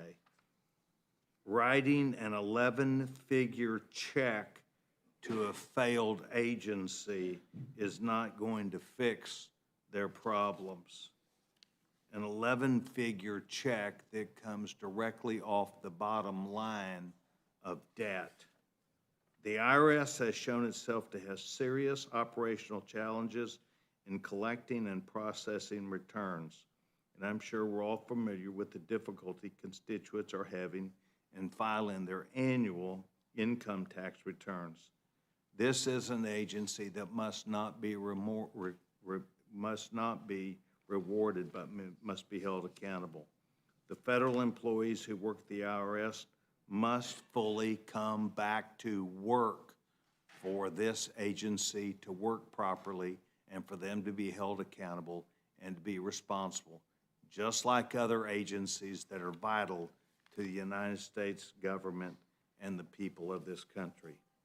Operational enforcement changes must be considered on an annual basis through the Congressional Appropriations and Oversight process, instead of providing unprecedented sums of funding first and asking questions later. I am generally supportive of the IT modernization and structure changes that the IRS is undertaking to ensure that the agency can collect lawfully owed taxes and process returns in a timely manner. But it must be done through regular annual, in my opinion. As you know, one of the first actions that this chamber took back in January was passing the gentleman from Nebraska, Congressman Adrian Smith's Family and Small Business Taxpayer Protection Acts. It was passed almost identically a measure a few weeks ago in the Limit, Save, and Grow Act. I believe that the full rescission of these IRS funds is fiscally responsible to take as an action by Congress in this raising the debt limit. I want to thank each of you for considering the issues and ideas I brought to you, and I want you to know that I appreciate your time that each of you make to this important committee. Mr. Chairman, I yield back my time. Thank you very much, Mr. Chairman. Gentleman from Georgia is recognized for any testimony he has about any amendments before the committee. Thank you to Chairman Cole, and thank you for considering my amendment. IRS funding must be readdressed in the Fiscal Responsibility Act. This issue is personal for me because I was a victim of the weaponized IRS back in 2013, and it took till 2019 when President Trump signed into law the RESPECT Act as part of the Taxpayer First Act for me to finally get some justice in dealing with the IRS. Despite claims to the contrary that this bill eliminates the 2023 funding for Joe Biden's auditing army of IRS agents, the bill text doesn't lie. In reality, the bill text shows a cut of less than $1.4 billion, actually $1.39 billion to be more exact. Because it is an advanced appropriation of $80 billion, the rescission of $1.39 will do nothing to reduce the hiring of more IRS agents this year or next year or the year after that until 2031. As a reminder, last year we promised the American people that we would repeal the $80 billion that the Democrats advance appropriated to the already bloated IRS. We promised American taxpayers that we would protect them from increased and targeted audits. And we promised the nation that this would be a top priority under House Republican majority. The $1.39 billion rescission leaves these promises unfulfilled. If this bill passes the House in its current form without a full rescission of what remains of the $80 billion, then the IRS still has over $78 billion to spend from now, that's 2023, till 2031 to hire tens of thousands of IRS agents. If not 87,000, then maybe just 85,000. What my amendment does leave in place is the taxpayer services portion. It also leaves in place the business systems modernization portion. But it eliminates the portions dealing with IRS oversight and weaponization, in my opinion. So my amendment is critical to keeping our promise to the American people in the very first bill the Republican majority passed in the House. Every Republican voted for it then, and so I hope every Republican will vote for it again today. Thank you, and I yield back. Thank you very much. I now recognize my good friend from Wisconsin, Mr. Grothman. Yep, I'll try to make it quick because votes are going on. We have two amendments here. First is number 33. President Biden has proposed equity action teams to kind of monitor every government agency. I think it's offensive. They want to judge people by race. They want to permanently cause people to look at each other as being part of a race. So the purpose is to defund those and make sure that they don't get off the ground in the future. The Second Amendment, Amendment 75, for whatever reason, the people put together this bill knew we needed work requirements for SNAP. They said we shouldn't have them for Medicaid, which kind of I predicted, but they left low-income housing untouched. I think as far as discouraging work and discouraging marriage, I think low-income housing is even a more dangerous program than the food stamps. So I'm including low-income housing in the mix of having work requirements. The amendment as drafted just includes Section 8 housing, which is an error on my part because there are other low-income housings as well. But that's what we have before us. I would appreciate it if you'd let that to the floor because I don't think our team fought on the low-income housing front at all. Thank you. Thank you very much. I know for the stenographer, we've been joined by the gentlelady from Colorado, Ms. Bobert, and gentlelady's recognized for any amendment she cares to testify on. Thank you, Mr. Chairman. I filed 7 amendments to the so-called Fiscal Responsibility Act. These amendments rightfully place the conservative policies we voted for in the Limit, Save, Grow Act into this current bill. Last month, House Republicans did our job while the Senate sat idly by and Joe Biden continued to do nothing. We did our job and we passed a bill. We voted to responsibly raise the debt ceiling in exchange for enacting pro-policies and real spending cuts. Our bill saved taxpayers $4.8 trillion and included real reforms. This bill, unfortunately, gives Joe Biden a blank check to sink the American people and spend trillions of dollars without any caps. The American people will be sent further into debt after this administration and a Democrat-controlled Senate required Americans to spend $10 trillion more over the next 10 years than we previously estimated to spend. My Amendment 34 inserts Section 101 of the Limit, Save, Grow Act to set discretionary spending limits. These changes limit future spending by returning discretionary spending to pre-pandemic levels while maintaining a strong national defense and protecting Medicare and Social Security.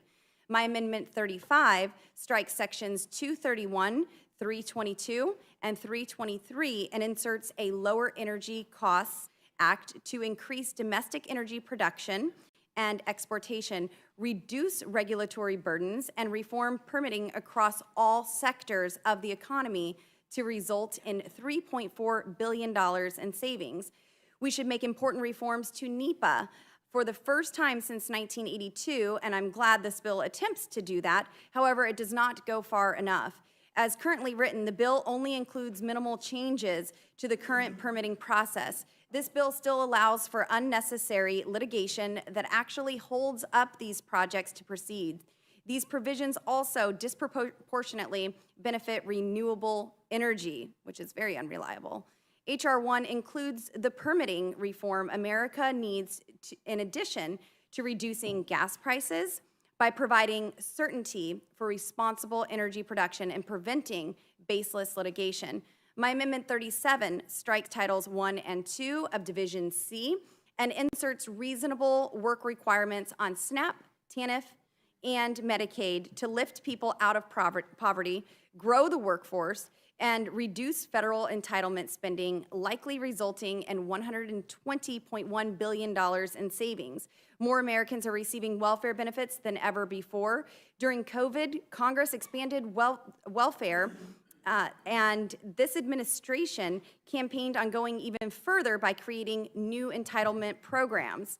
There are still nearly $10 million unfulfilled in job openings across the country. This is almost 2 jobs for every unemployed person. This labor shortage continues to affect everything from small businesses to large-scale construction and manufacturing projects. And I don't see a clock. Do I have a time limit here? Yeah. Okay, I don't see a clock. No. No? Okay. I was going to skip ahead. There's a vote on the floor now. My Amendment 38 inserts the REINS Act to require congressional approval of any federal regulation that has an economic effect of at least $100 million, spurring economic growth and reducing the burden on small businesses and families. The GOP majority has been empowered to hold the Biden administration accountable and demand transparency by revealing just how much Biden's executive orders are costing American families and small businesses. And unfortunately, in the current bill that we are currently debating, the administrative pay-go allows the director of OMB to suspend any of these regulations at any time. It's kind of like the fox guarding the hen house here. It is far past time to take our Article I authority back from the executive branch and stop spending money we don't have. A argument my husband and I often had over the years. My Amendment 39 inserts Section 201 of Limit, Save, Grow to rescind unobligated COVID funds to result in $29.5 billion in immediate savings. COVID is over, simply put. We need to stop paying for these unnecessary programs. My Amendment 42 inserts Division B, Title III of the Limit, Save, Grow Act to repeal federal spending on the Green New Deal tax credits, resulting in $569.5 billion in savings. My Amendment 43 requires any future pauses on student loan repayment to be approved by Congress. This ensures the executive branch can never again abuse their authority. All of my amendments strengthen this bill to make good on the promises we made to the American people, and I urge the committee to make my amendments in order, and I thank you so much for your time. I yield. Thank you. Are there any questions on the Democratic side? Are there any questions on the Republican side? I want to thank all of our witnesses for appearing before us today, and we appreciate it. Chairman, I didn't at the beginning say thank you all for the time given. You're very kind. Thank the gentlelady. Are there any other questions? Well, for the panel, we've done that. Is there anyone else seeking to testify on H.R. 3746? Oh, I think I got another one. Seeing none, hearing none, this closes the hearing portion. Without objection, the committee stands in recess subject to call of the chair.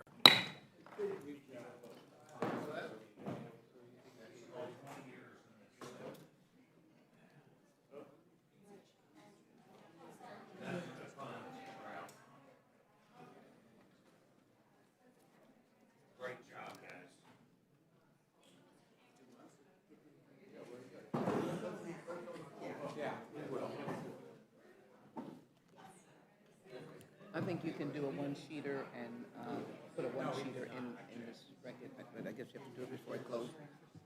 One about the extent, you know, what it covers. I mean, I tried, remember you sent the text back? Yeah, no, it's in the statement. I was just saying for your comments. Okay. Just to clarify. Well, if it's in the statement, I'm getting ready to put it in. Yeah, no, it's in here.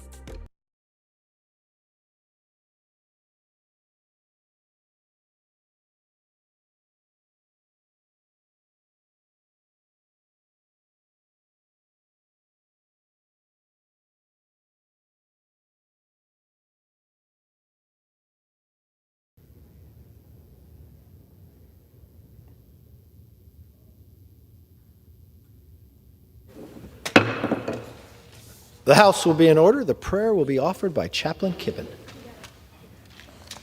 Would you pray with me? Sovereign God, watch over us this day.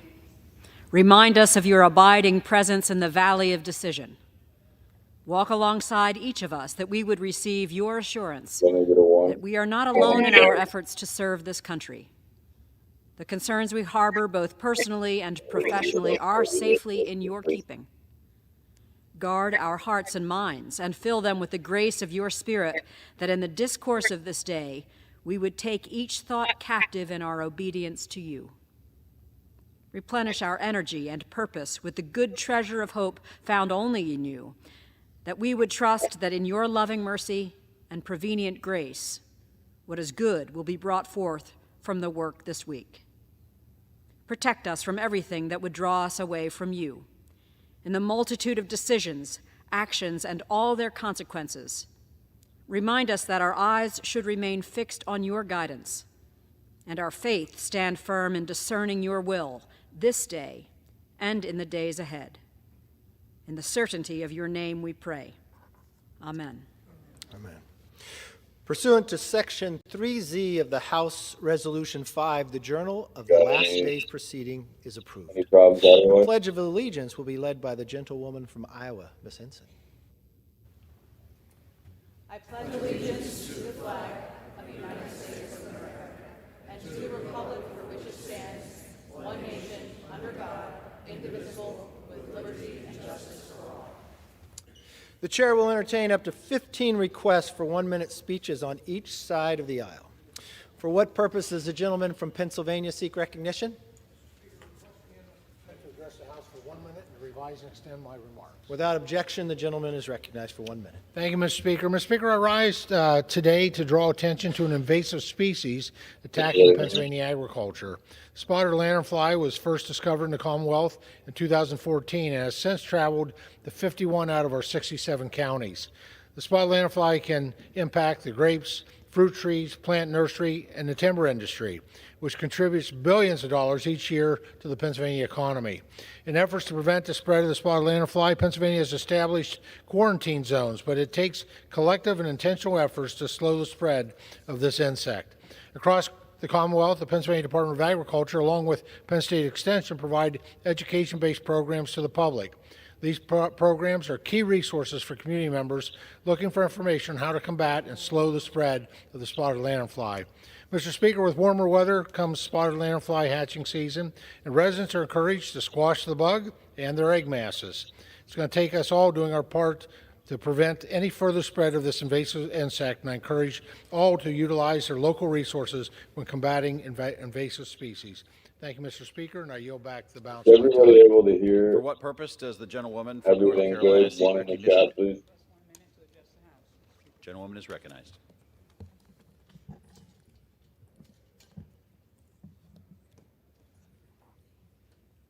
Mr. Speaker, today I rise to honor an exceptional North Carolinian taken from us too soon, Conan Morgan. Conan grew up in Wake County, where he developed a love for science in middle school. He graduated from Garner High School and went on to earn his Bachelor of Science in Computer Science from North Carolina State. He was a Kappa brother and embodied their motto, achievement in every field of human endeavor. Like a Rube Goldberg machine, he was always doing so many different creative things. Conan was an activist, a scientist. He was a teacher, a graphic artist, an entrepreneur, and occasionally did some politics too. He served as the 67th president of the Young Democrats of North Carolina and worked on countless campaigns, including my own. However, after his wife Raina and his family and friends, his greatest love was Science Olympiad. With over 30 years of service to Science Olympiad, he gave back to the entire North Carolina community by empowering young minds to explore science and find wonder in the world. His friends, his family, his political colleagues, and the tens of thousands of students he reached will all miss Conan's smile, his laugh. Chris, can I get a 1 in chat? And most of Can you all, hear me? his faith that if a kid like him could succeed, every kid in our state should have the education and the opportunities they need so they could succeed as well. Rest in peace, Conan. Mr. Speaker, I yield back. For what purpose does the gentleman from Pennsylvania seek recognition? Mr. Speaker, I rise to address the House and ask unanimous consent to revise and extend my remarks. Without objection, the gentleman is recognized for 1 minute. Appreciate you. Mr. Speaker, I rise today to congratulate Chambersburg High School on winning the PIAA Boys Track and Field Championship this past week at Shippensburg University. Under the leadership of Coach Bob Walker, Chambersburg outdistanced their competition on the way to scoring 48 points and claiming the team's first ever state championship. Coach Walker has consistently worked with student athletes to demonstrate that there are no shortcuts to success. Practice, hard work, and determination are the hallmarks of what has made this one incredible team. Chambersburg's commitment to academic excellence is an example of how student athletes can be supported both on and off the track. On behalf of the people of Pennsylvania's 13th Congressional District, I congratulate Chambersburg High School Trojans and wish them every continued success. Thank you, Mr. Speaker, and I yield. For what purpose does the gentleman from California seek recognition? Without objection, the gentleman is recognized for 1 minute. These fucking guys. Mr. Speaker, I want to take a moment to highlight California State University San Marcos, located in my district in San Diego County. Recently, the university was ranked #1 in the nation in the 2022 Social Mobility Index out of 14,000 colleges and universities. This annual index measures the opportunities universities provide economically disadvantaged and first-generation students to graduate into well-paying jobs. And with approximately 80% of their students remaining in our region after graduation, the university's success is a major benefit to the San Diego region. Cal State San Marcos has opened its doors wide and welcomed students of all backgrounds. 54% of students are first in their family to attend college. 40% have high financial need. Let's go. 12% are military affiliated. Spies going over the the campus 200. has the highest enrollment of former foster youth per capita in the nation. Through teaching hard skills and providing a world-class STEM education, Cal State San Marcos drives upward social and economic mobility. We should encourage universities across the nation to look to this institution as an example of how to put student success first. Congratulations to Cal State San Marcos and President Neufeld. I'm proud that you are serving the citizens of my district. Look forward to seeing the ongoing success of your graduates in our region and beyond. I yield back. For what purpose does the gentlewoman from Iowa seek recognition? The gentlewoman. Without objection, the gentlewoman is recognized for 1 minute.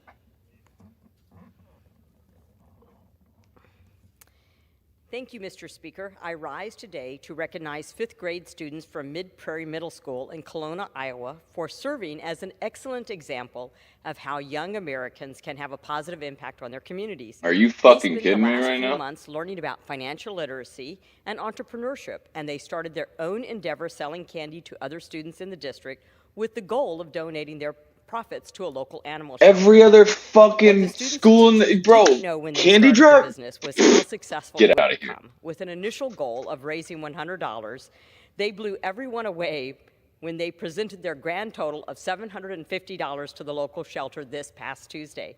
The money will go towards saving the lives of countless animals in need of a home.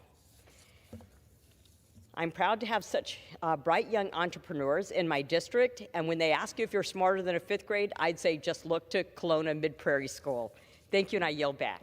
For what purpose Are you does the fucking gentlewoman kidding from me? North Carolina seek recognition?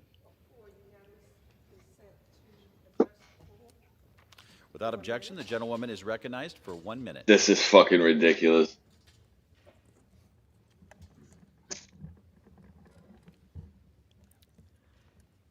Mr. Speaker, with a heavy heart, I rise today to join my colleagues in honoring the memory of Mr. Conan Morgan, an extraordinary North Carolinian who was taken from us far too soon. Didn't we just fucking do Conan this? was a steadfast advocate for equity and played a pivotal role in shaping North Carolina politics as a renowned political consultant and a founding member of Advanced North Carolina.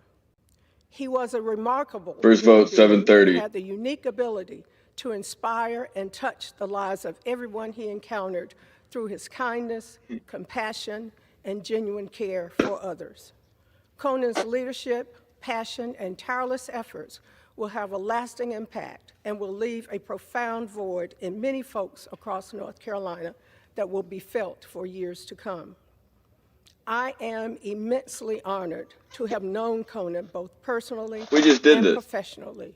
Indeed, he was my friend. Yeah, okay. All right, extend cool. my deepest condolences to his wife, Raina Walters Morgan, and his family, his friends, and his loved ones. Mr. Speaker, I yield back.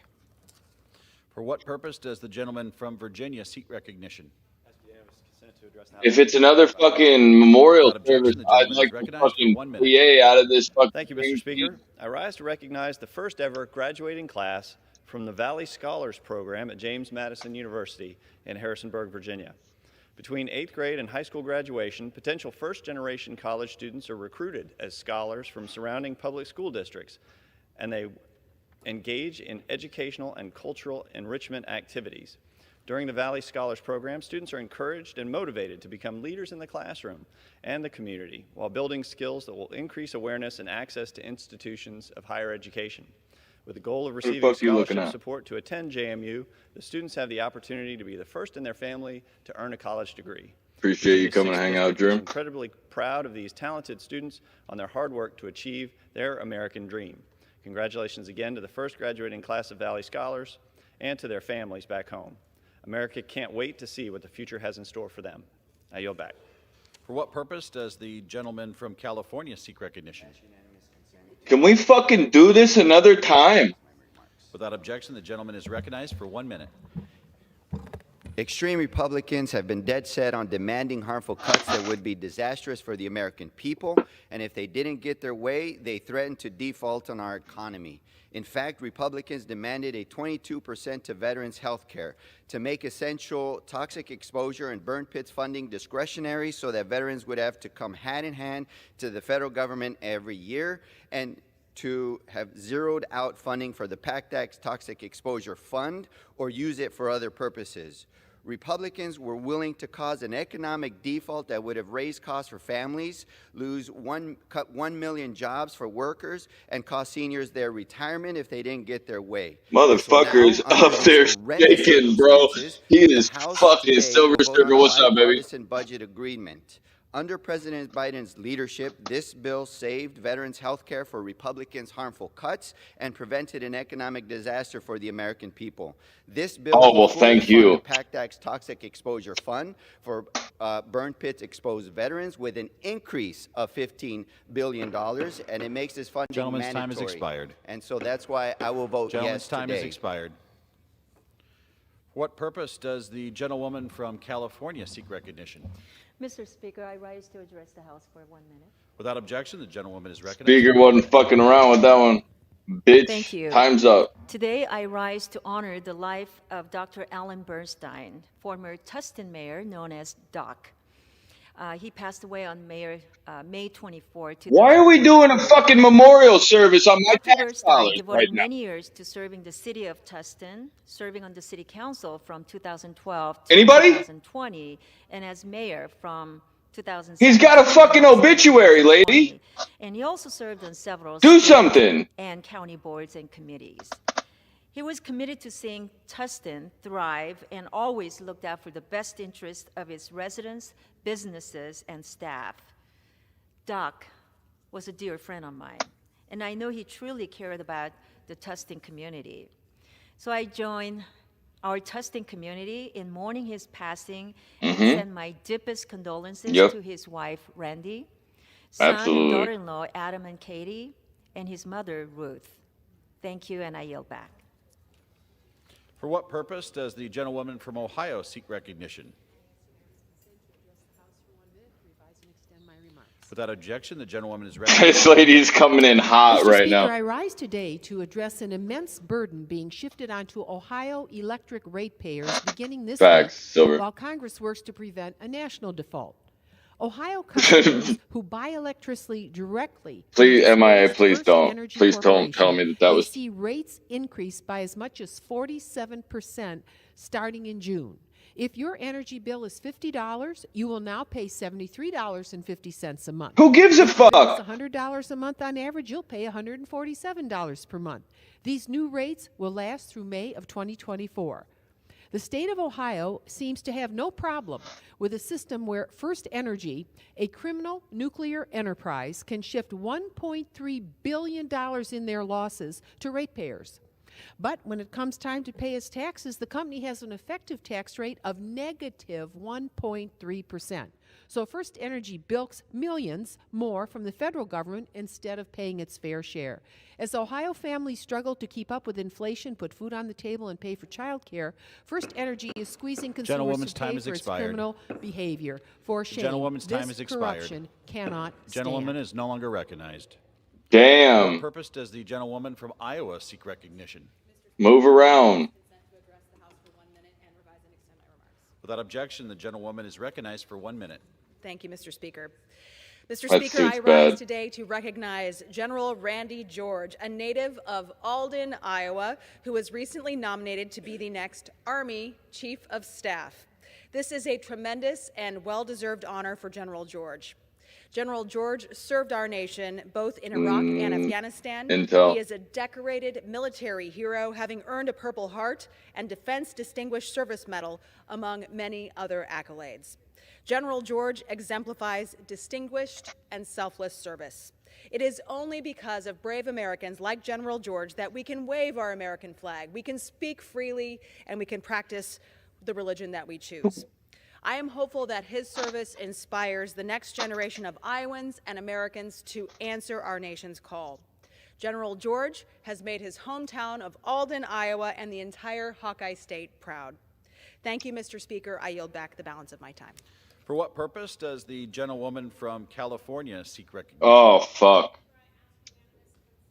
Not the one from Cali. Come on, man. We could have Without got. objection, the gentlewoman is recognized for 1 minute.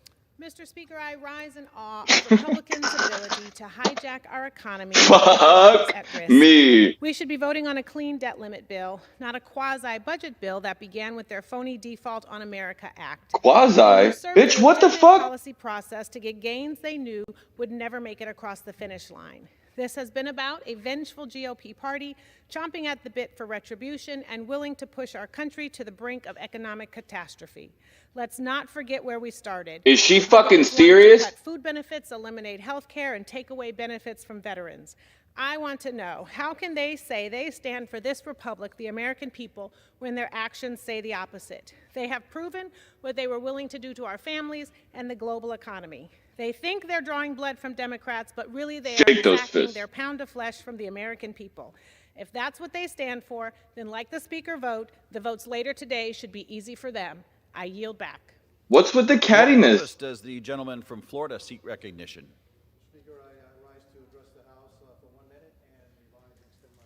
Oh, here we go. This should be good. Florida, here we go.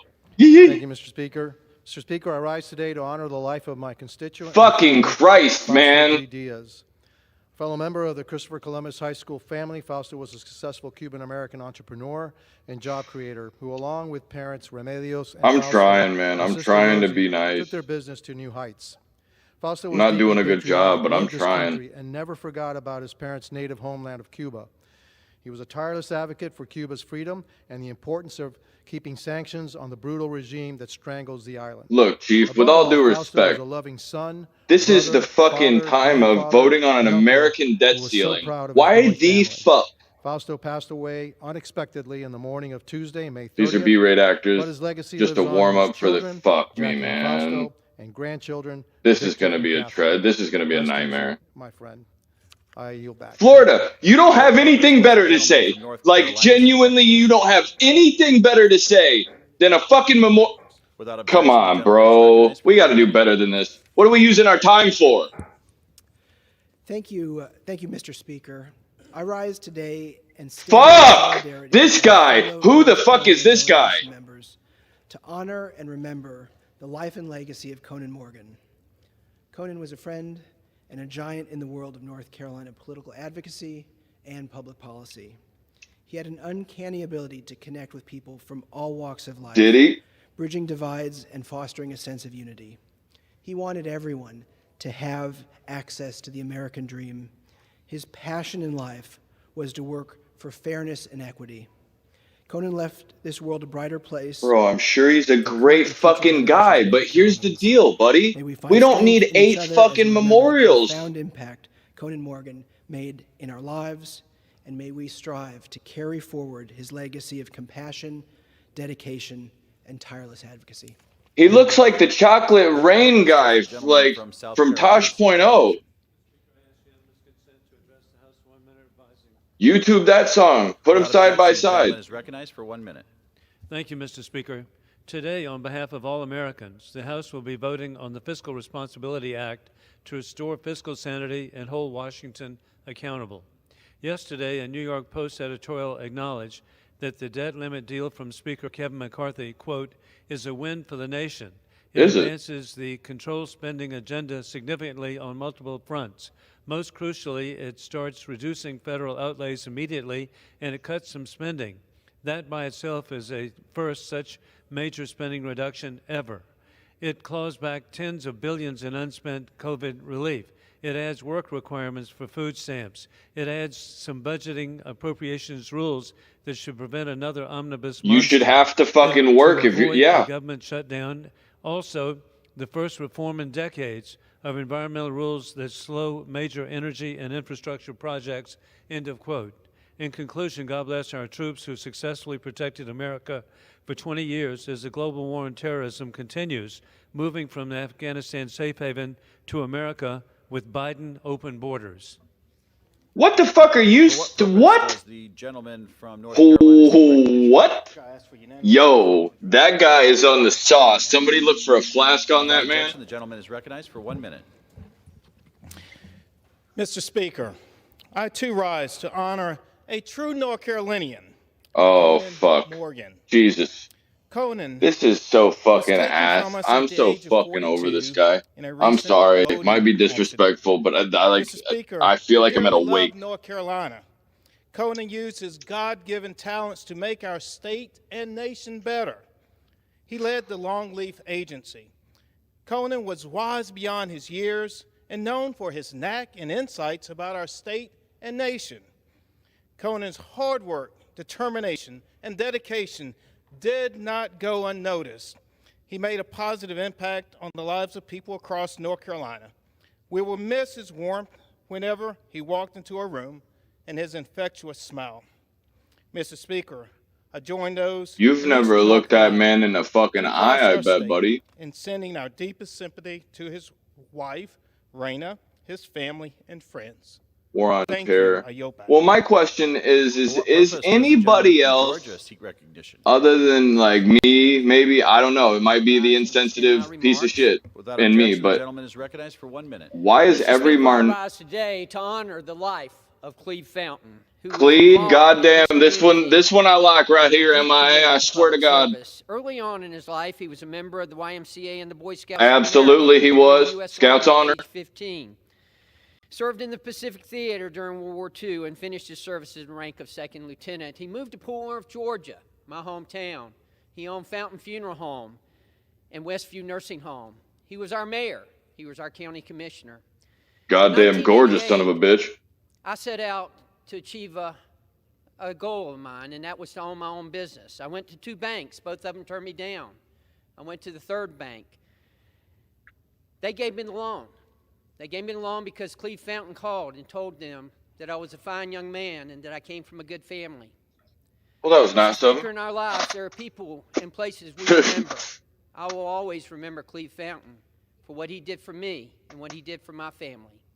Thank you, Mr. Speaker. I was going more fucking Colonel Sanders, baby. That looks like a guy that knows how to ride a John Deere, dude. Not making him fucking Klansman, dude. That's fucked up. Objection. The gentlewoman is recognized for 1 minute. This lady's on that Husqvarna bullshit right here, I tell you what. Natural resources.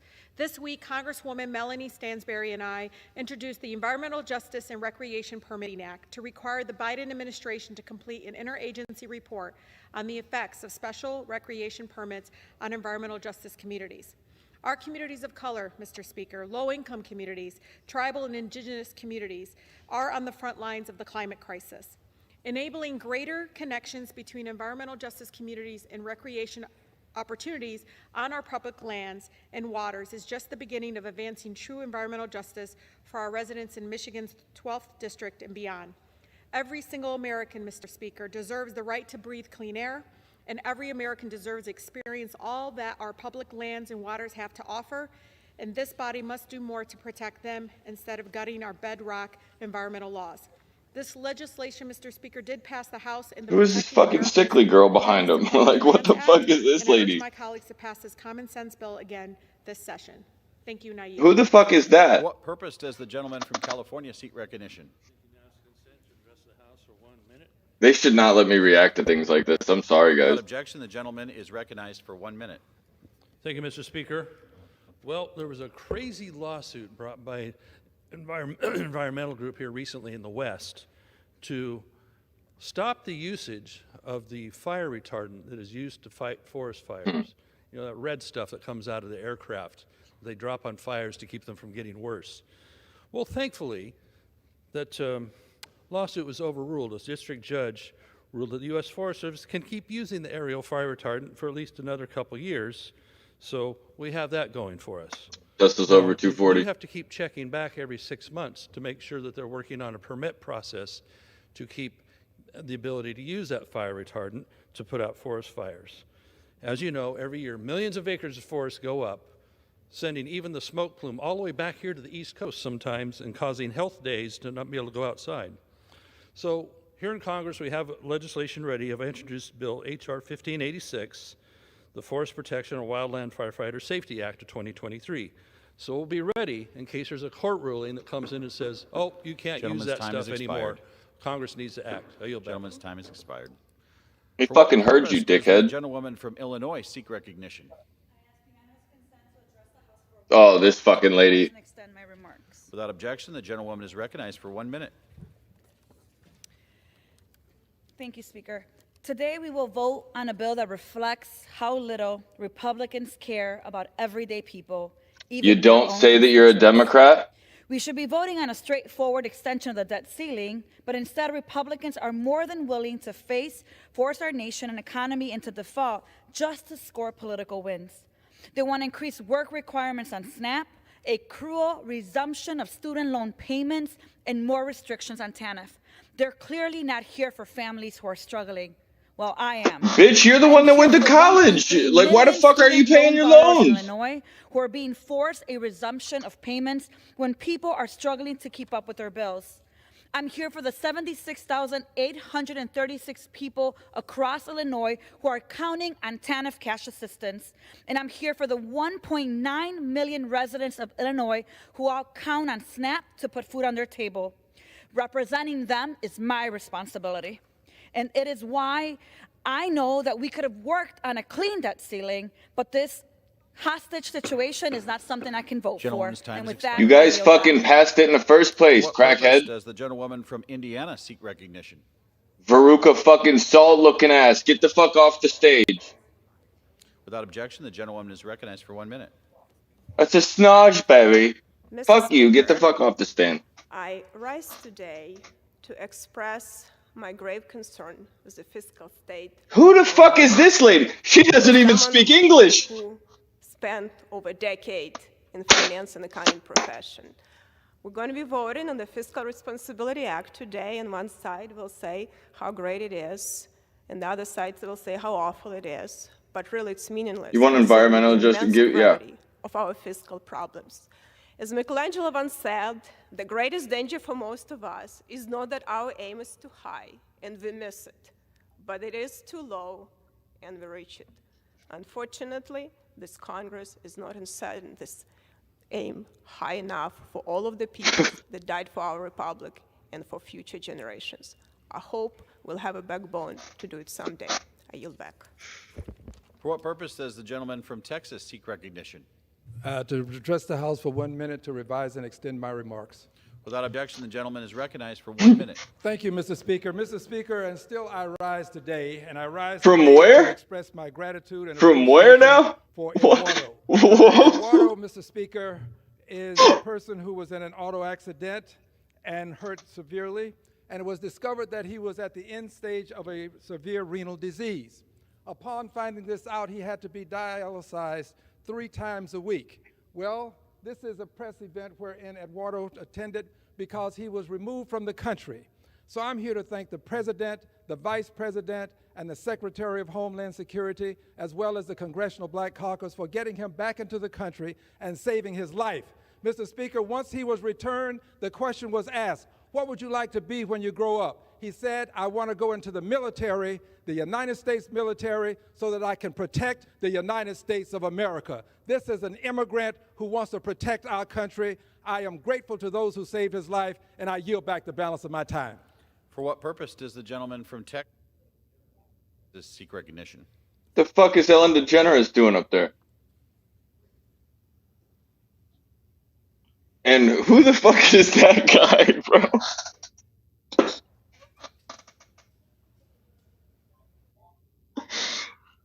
Oh, shit. For what purpose does the gentlewoman from Texas seek recognition? Without objection, the gentlewoman is recognized for 1 minute.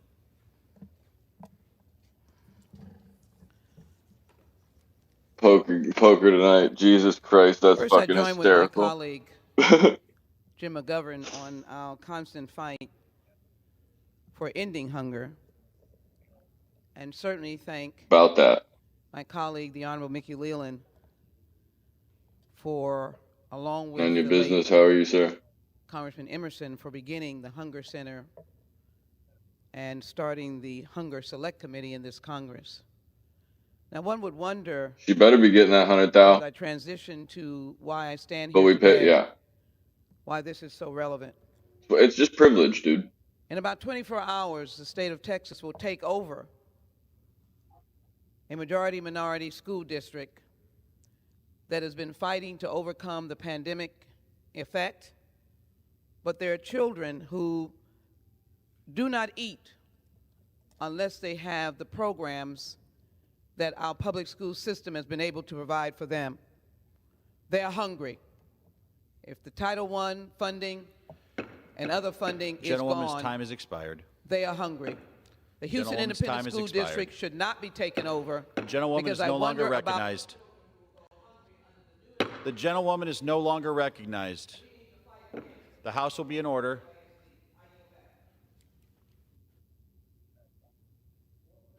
Does the gentleman from Oklahoma seek recognition? Mr. Speaker, by direction of the Committee on Rules, I call up House Resolution 456 and ask for its immediate consideration. The clerk will report the resolution. House Calendar Number 21, House Resolution 456, resolved that upon adoption of this resolution, it shall be in order to consider in the House the bill, H.R. 3746, to provide for a responsible increase to the debt ceiling. All points of order against consideration of the bill are waived. The amendment printed in the report of the Committee on Rules accompanying this resolution shall be considered as adopted. The bill as amended shall be considered as read. All points of order against provisions in the bill as amended are waived. The previous question shall be considered as ordered on the bill as amended and on any further amendment thereto to final passage without intervening motion except 1 hour of debate equally divided and controlled by the chair and ranking minority member of the Committee on Ways and Means or their respective designees, and 2, 1 motion to recommit. The gentleman from Oklahoma is recognized for 1 hour. Mr. Speaker, for the purposes of debate only, I yield the customary 30 minutes to the gentleman from Massachusetts, my very good friend, the ranking member of the Rules Committee, Mr. McGovern, pending which I yield myself such time as I may consume. During consideration of this resolution, all time yielded is for the purpose of debate only. I ask unanimous consent that all members may have 5 legislative days in which to revise and extend their remarks and insert extraneous material on House Resolution 456. Without objection. Thank you, Mr. Speaker. Mr. Speaker, yesterday the Rules Committee met and reported out a rule. House Resolution 456, providing for consideration of H.R. 3746, the Fiscal Responsibility Act, under a closed rule. It provides 1 hour we're up of general 50% debate, on those divided and 5, controlled by 220 the or chair and 212 and a ranking member half. of the Committee on Ways and Means. It provides for 1 motion to recommit. I rise today in support of the rule and the underlying legislation. Mr. Speaker, today's legislation has been a long time coming. An agreement like the one we're considering today could and should have been in place much earlier. Instead, President Biden dithered and refused to negotiate with House Republicans, pushing us right up to the very brink of catastrophic default. From day one, Speaker McCarthy and House Republicans tried to get President Biden and congressional Democrats to come to the negotiating table, but for months they refused. Over and over again, President Biden refused to meet with Speaker McCarthy to discuss the debt limit and the budget. He insisted over and over again that it was his way or the highway, and he told us over and over again that the only thing he would accept was a clean debt ceiling increase. It was that or nothing. Of course, it's easy to understand why President Biden wouldn't want to talk about cutting spending. Just look at the spending record he's amassed. Since he took office, President Biden and congressional Democrats have increased the 10-year spending trajectory by $10 trillion. Damn, that's it? They did this by passing a partisan reconciliation bill that spent 25% at least. and then by passing another partisan reconciliation bill that added up to another $600 billion in new spending. And President Biden himself issued executive orders that added $1.5 trillion in spending, including his reckless and unconstitutional $400 billion plan to cancel student loan debt. Oh, good. When you lay it out like that, it's easy to see how we've reached the statutory debt ceiling so quickly. And it's easy to see why President Biden and congressional Statutory means that it did not. any barriers to spending. It did not have the ability to say They want yes. the gravy train to keep flowing and the spending to keep increasing, which will ultimately lead to the nation further and further into debt. But House Republicans disagreed. Tesla's And last continuing month, to go over we 200. We passed the Limit, Save, Grow Act, a bill I told that you back responsibly lifts the 418 debt ceiling and changes we were the going there. trajectory of future spending downward. We agreed that the United States cannot, should not, and will not default on our national debt. But we also put forward clear, common sense, and responsible savings that will bring reckless spending under control. And what did Democrats do? Nothing. Not a thing. Not a single Democrat in the House voted to lift the debt ceiling. Not a single House Democrat voted to save trillions of dollars over the next 10 years. Our friends in the Senate, which is controlled by the Democrats, refused to take up the Limit, Save, Grow Act. And to this day, the Senate has refused to pass any bill lifting the debt limit. Not one. But House Republicans have. For all the posturing on the other side of the aisle, I would remind everyone that House Republicans are the only ones who've taken up concrete action to avoid default. And President Biden's refusal to negotiate for so long was what brought us so close to the brink of a catastrophic default in the first place. But having said all that, today we're bringing a bill to the floor that will resolve this crisis. This bill is the result of negotiations between President Biden and House Republicans. It is not a perfect bill, but it does represent a compromise between the administration and Congress that's necessary in divided government. Nobody got everything they wanted, but the end result is a historic bill. Consider what the bill does, Mr. Speaker. It responsibly lifts the debt ceiling through January 1st, 2025. In exchange, it also puts in place a series of fiscal reforms that will save taxpayers money. For the first time in history, we are pairing a debt ceiling increase with a year-over-year decrease in spending. We will be spending less in fiscal year 2024 than we are in fiscal year 2023, something that's never happened before in conjunction with a debt ceiling increase. And we accomplish that goal while preserving funding for our national defense and ensuring our veterans get the care they need and deserve.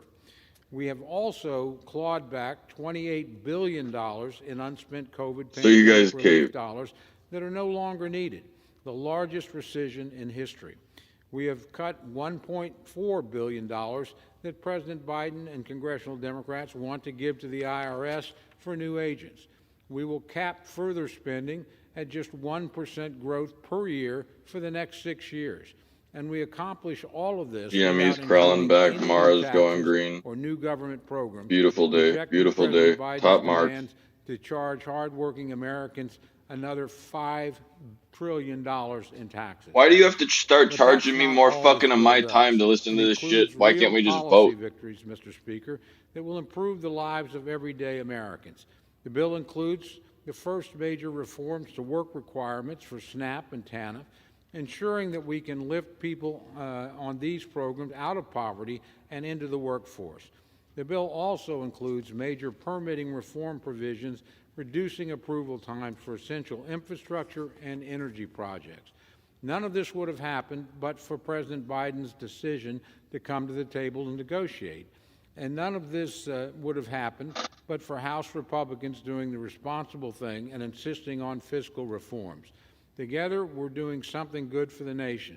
We're avoiding a devastating default on the national debt, and we're enacting needed fiscal reforms to put us on a more sustainable spending path. Thank you, Mr. Speaker, and I reserve the balance of my time. Oh, good. Lies. Is recognized. Mr. Speaker, Jesus let me Christ. first thank the gentleman from Oklahoma, the distinguished chairman, for yielding me the customary 30 minutes, and I yield myself such time as I may consume. You are recognized. Mr. Speaker, with less than a week from default, we have been rushed back to Washington because Republicans decided they wanted to waste months playing games with the debt limit. They said if Democrats and President Biden didn't give House Republicans everything they wanted, they were prepared to push the entire economy off a cliff, causing catastrophic, lasting, irreparable damage to America, even though the GOP voted 3 times to prevent default when Donald Trump was president, even though 97% of the debt was accumulated before President Biden took office, and over a quarter of the debt was accumulated under Donald Trump. Even though Republicans had no problem adding trillions to the debt with their giveaways to big oil and to Wall Street CEOs and lavish tax cuts for the very rich. Now they choose to play Russian roulette with our economy. Frankly, we should not be here. We should have taken care of this months ago. But yeah, once like again, in December when you owned all 3 chambers, but you guys didn't want to because the finger would have got pointed at you. Now you can muck it up so that we can all point fingers at each other. They left our government with the longest shutdown in American history. Now here we are today dealing with a totally manufactured crisis that jeopardizes the full faith and credit of the United States. Kind of like the $79 per day you guys get for your meals there, Congressman. We're gonna cut that back at all. Every time Republicans $39. as a speaker, they screw things up. $79. I want to thank President Biden and Shalonda Young and Steve Ricchetti and Louisa Terrell and Ashley Jones and Alicia Moult-West and the White House team, as well as Leader Jeffries and his staff for their leadership throughout these negotiations. I'm sure it wasn't easy working with our Republican colleagues. I saw reports that White House staff was holed up in a stuffy room late at night and early in the morning, arguing for hours on end with Republicans. Oh, the horror of it. Did they have to be in a stuffy room? Member of the Rules Enzo, Committee, can you believe it? Welcome to the club. But because of their efforts, this is a travesty. Speaker, how do we treat our elected officials this way? We put them in a stuffy room? That said, I have some very serious reservations about this bill. There are better ways to deal with our deficit than to further burden our nation's most vulnerable. We could make sure the wealthy and well-connected well, pay their CVS fair and something like 30% of their work days are taken care of too by either catering or some other form. So the $79 basically just goes in their pocket. It cuts IRS funding that would have kept big corporations and the top 1% in check. We have some of the wealthiest corporations on the entire planet, and they pay little to no taxes. They should at least pay the rate their lowest paying workers pay. Or what about the military budget? 60 Minutes covered a story a couple of weekends ago. How about if I got to pay taxes on the income that I earn to pay for my own food? How about we start taxing that SNAP? You want to give SNAP away to people here? You want free food? Well, why isn't that taxed just like income? In one example, the Pentagon paid $10,000 for a $300 oil switch. But we're hearing from the Republicans that we can't find any savings from the bloated Pentagon budget. Really? Instead, The they Pentagon say, can't find any savings. The Pentagon, it was only 2.1 or 2.4 trillion that was missing the last time I know they my audited Republican it. friends claim that There's investing plenty less of money there. in military expenditures would somehow undercut our national security. Yes, we want a defense budget that ensures we are second to none. But to put everything in perspective here, we spend more on our national defense than the next 10 countries combined, including China and Russia. We spend more on Ukraine's defense than the next 10 countries combined. Our national security is so much more than bullets and bombs. It is health care. It is education and food. It is a clean environment. It is Halliburton. It is Lockheed Martin. Their stocks must rise high. Support for our veterans, our seniors, and for our children. All the things that strengthen our communities. And honestly, Mr. Speaker, thank God for Joe Biden. He secured expanded You're food gonna rot in benefits hell for for saying some of the that, most buddy. vulnerable individuals, If like they're veterans, not, you just kids smited them. emerging from the foster care system, and the unhoused. It's clear that the President entered these negotiations trying to protect as many people as possible from the GOP's war on the poor. But at the end of the day, we should not be making trade-offs between which vulnerable population gets to eat. I have a hard time understanding why we are kicking up to 700,000 older adults off of SNAP. It is just cruel. Food and hunger should not be a partisan issue. It is a human issue. But Republicans don't care who they hurt. We have over 30 million people in this country who do not know where their next meal will come from. And the current SNAP benefit, on average, $6 per person per day. That's $2 per meal. The majority of people on SNAP who can work do work. And we also know that work requirements do not work. In February 2021, a report entitled "The Effects of Changing SNAP Work Requirements on Health and Employment Outcomes of Able-Bodied Adults Without Dependents," exactly what we're talking about here today. It was reported that losing SNAP made people less healthy and had no significant change in employment status. Again, work requirements do not work. But by the way, you know, if my Republican colleagues don't believe me, they could have held a hearing. They could have held a hearing in the Agriculture Committee or in the Nutrition Subcommittee. You hear that, Enzo? They could have held a hearing. We could have had a hearing, guys. They missed their chance for a hearing. Who this will adversely impact, and I don't even think they care. You would think that we want to go into this knowing exactly how this legislation would affect our constituents, but they didn't even have time for a hearing. And here's the kicker, Mr. Speaker, and you got to love them, but many of the people in this chamber who are trying to take food away from struggling Americans are the same people who had their PPP loans forgiven.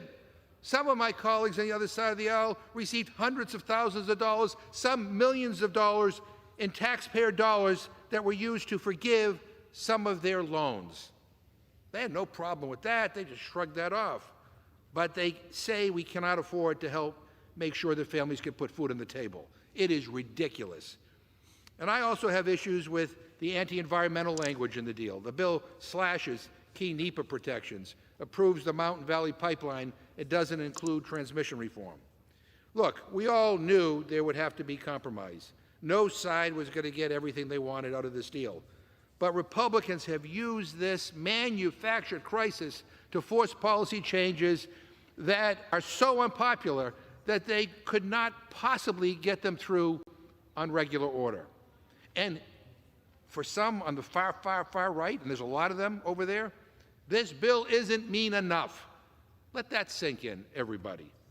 By weaponizing the debt ceiling, Republicans are establishing a precedent that will haunt us forever. There are people in this country that one party think can that use the full faith and credit of the United States as a hostage think about to pass their wildly So let's unpopular call them ideas far that they right could not get done extremists. through the normal legislative process. It's a lousy, A better lousy, term lousy would way be to fiscally govern. conservative. And let me conclude people that care by about saying our that grandchildren in this paying our debts Republican-led Congress, it has become to do unfashionable experiments on to whether worry Thanos about could the really poor fucking and snap the his vulnerable, fingers or not, or how many to believe home in the runs principle that they've we should gotten bring hit because of everyone climate along, change.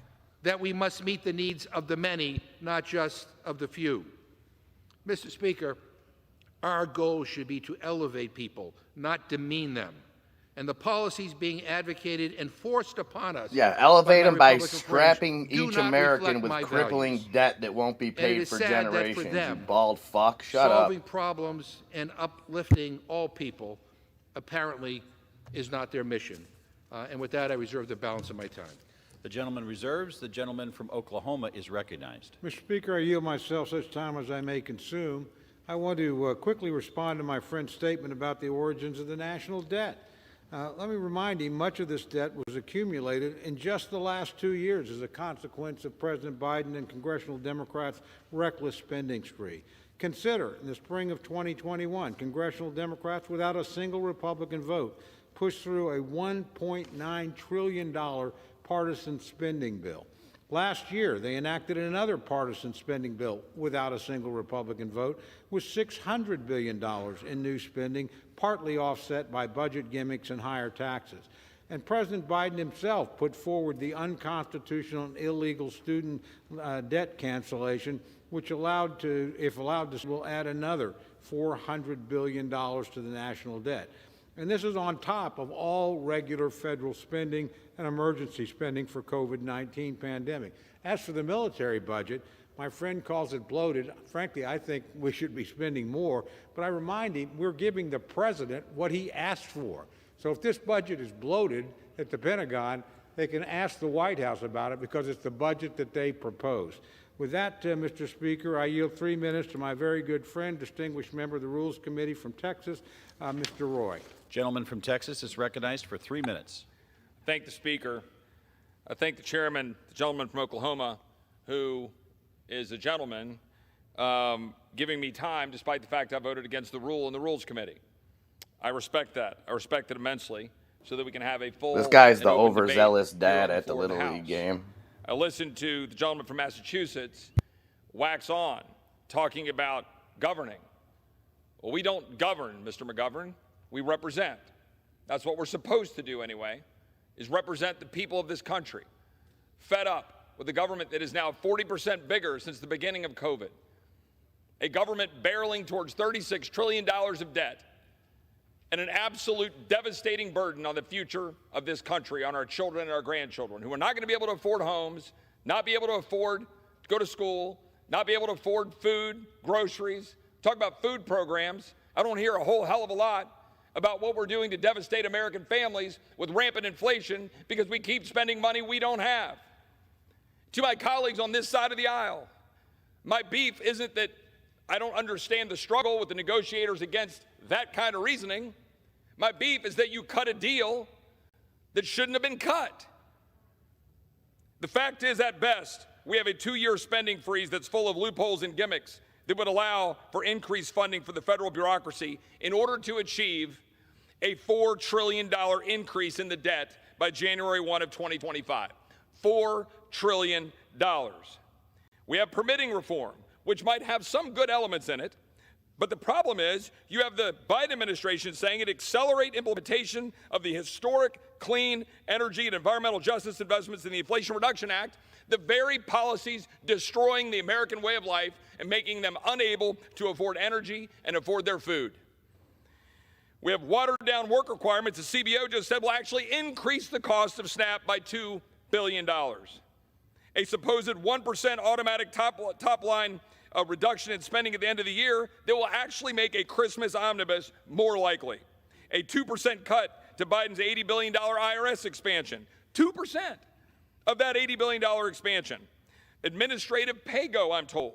We're not going to do the REINS Act. We're not going to constrain the regulatory state. We're going to do a waivable administrative pay-go. Great. We'll pass a bill next week. Yay us. It'll die in the Senate. Why aren't we using this? Hey, man, oh yeah. A complete punt to SCOTUS on the Biden administration's unfair $500 billion student loan bailout, billions in COVID dollars left untouched to fund things like vaccines and COVID-19 testing, and the loss of our biggest leverage points to force Biden to actually secure the southern border.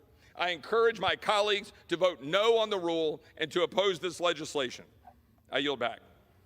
Intel's over 32. The gentleman from Massachusetts. Tesla's back over 200. Ask unanimous consent to insert in the record a report by the balance entitled "The Trump's Impact on the National Debt." Mr. Speaker, for talk about spending. Without objection. National debt increased by almost 36% from 2017 to 2020 during Trump's tenure. I wish the gentleman from Texas was on the floor screaming then, as he is now. And he has no problem with spending trillions of dollars on tax cuts for rich people. Oh, this dickhead again. And okay. Taxpayer subsidies for big oil companies. Not to defend Trump, but most of that bloat came from COVID. Food on the right. table, he has and a everybody problem. knows We just it. don't share the same values. With that, Mr. Speaker, I yield 2 minutes to the gentleman from California, Dr. Ruiz. The gentleman from California is recognized for 2 minutes. Let's be clear. This bill is not about fiscal responsibility. It is about extreme GOP pushing their extreme agenda. Extreme Republicans demanded to cut veterans' health care, to zero out the Who's this sickly lady they got in the background? burn pits exposed veterans. They're probably going to tell us it's one of those veterans and that's allow not getting polluters health to care. expose workers and communities to toxic chemicals for corporate profits, to cut Medicaid, cut child care, and cut education, and repeal efforts to make our air and water cleaner, especially in vulnerable communities. And if they didn't get their way, they held hostage the American economy and threatened to send America into default, raising costs for And if you vote families, for me, cutting all 1 your wildest million dreams will jobs come for true. workers, and devastating seniors' retirements. And so, today, under this Republican manufactured How's the Biden crisis, admin done we will for take seniors' up retirement the funds bipartisan there, budget buddy boy? agreement to prevent a Republican catastrophic default. President Biden, in this bill, made sure veterans got the care that they need by funding the Toxic Exposure Fund for burn pits veterans, keeps the Inflation Reduction Act's environmental and clean energy protections to stop polluters from harming people. He was able to protect Medicare, no changes to protect Medicaid, with no Surprised changes he to didn't Medicaid, remind us and that maintain those healthcare harmful access people that for are millions polluting of to harm families across people the harms country, mostly and preserve funding for clean minority energy programs communities, to clean up our air. just to be Look, sure. Don't worry about it, dude. if extreme Republicans were serious about fiscal responsibility, they would have accepted President Biden's budget that would have reduced the deficit by $3 trillion. Instead, this bill They just only make shit up reduces at it this point. by $1.5 trillion. You'll hear Nevertheless, every different today I number. will And vote for nobody the bipartisan isn't there an agreement, adult that can and stand I up will and be back like, "Those are lies"? Gentleman reserves. You are Gentleman from lying. Oklahoma is recognized. That's not Thank you, Mr. true. Speaker, I yield myself just quickly for the purposes of response, such time as I may consume. I want to remind my friend from California, we actually filed a veterans bill that increased veteran spending. So that canard is just simply not the case. We from the very beginning, we're going to take care of veterans and file legislation to do that. With that, Mr. Speaker, I want to yield to my very good friend from Texas, my classmate and the distinguished Vice Chairman of the Rules Committee, Mr. Burgess, 3 minutes. Gentleman from Texas is recognized for 3 minutes. Thank you, Mr. Attaboy, Speaker. Birdman. From Oklahoma, I rise today to speak in support of the rule and the underlying legislation, including within the rule measure is H.R. 3746, the Fiscal Responsibility Act. So, fortunately, the Fiscal Responsibility Act makes worthwhile reforms that will safeguard America's solvency. 100 days, Mr. Speaker. That's how long President Biden flirted with economic calamity because he was too stubborn to come to terms with a new political reality. The American people did not send a Republican majority to continue business as usual. Mr. Speaker, the typical business as usual where elected lawmakers come together in a lame duck session and knock the bottom out of the country's finances. Well, no more, Mr. Speaker. With the passage of this legislation, Republicans are putting America back on a sound fiscal footing by reducing non-discretionary funding, reforming entitlement programs, and adding requirements that Congress pass its 12 appropriations bills on time. That is a massive change from the status quo. Credit our fellow. But I tell you Rules about Committee those member, low bars, Thomas and so Massey, now for the concept they've got to pass of their bills on including time. this in the Don't worry about it. bill, because if the appropriators cannot pass all 12 of their appropriations bills by September 30th, it automatically goes to a continuing resolution with a 1% reduction. That's the first time that that has ever happened. So we have budget enforcement, in fact, without blowing up the filibuster over in the Senate, and we all know what that could lead to. No one can say they got everything they wanted in this bill. And candidly, I don't think the reforms, the permitting reforms are nearly enough. The NEPA reform included in this bill is an important first step, but there is no question that we will need to do much more. The full faith and credit of the United States is preserved with this legislative product. And bear that in mind. If the United States were to default on its debt, there actually is another country, the People's Republic of China, who would like to be the reserve currency of the world. We will not give them that chance when we pass this bill. I commend Patrick McHenry and Garrett Graves for their hard work in bringing us this vital piece of legislation. Commend the Speaker for bringing it to a vote on the floor today after 72 hours for members to read and understand the bill. I urge everyone to support the rule and support the underlying legislation. I yield back to my friend from Oklahoma. Gentleman from Oklahoma reserves. Gentleman from Massachusetts is recognized. Mr. Speaker, I yield 3 minutes to the distinguished gentlewoman from New Mexico, a member of the Rules Committee, Ms. Ledger Fernandez. Gentlelady is recognized for 3 minutes. Thank you, Mr. Speaker. We are where we're at today, at the precipice of ruin, because extreme Republicans chose to hold Americans hostage by refusing to pay. I've never read a Biden tweet. Sold my spy calls, 50% profit, sold GME for 20. About a catastrophic Beautiful. recession. Extreme Republicans' ransom demand was the Default on America Act. Demand was Targeted rural communities, Head Start, veterans health care, and more, with 22% and more tax She's giving me a bit of a more Yoko cuts, vibe. all to pay for the Trump tax cuts for the wealthiest CEOs that added $2 trillion to the deficit. Rather than making the wealthiest pay their fair share, extreme Republicans wanted to. You're not separating business wealth to fucking personal wealth, dickhead. Democrats proposed amendments to the Default on America Act to protect programs like rural development and veterans health care.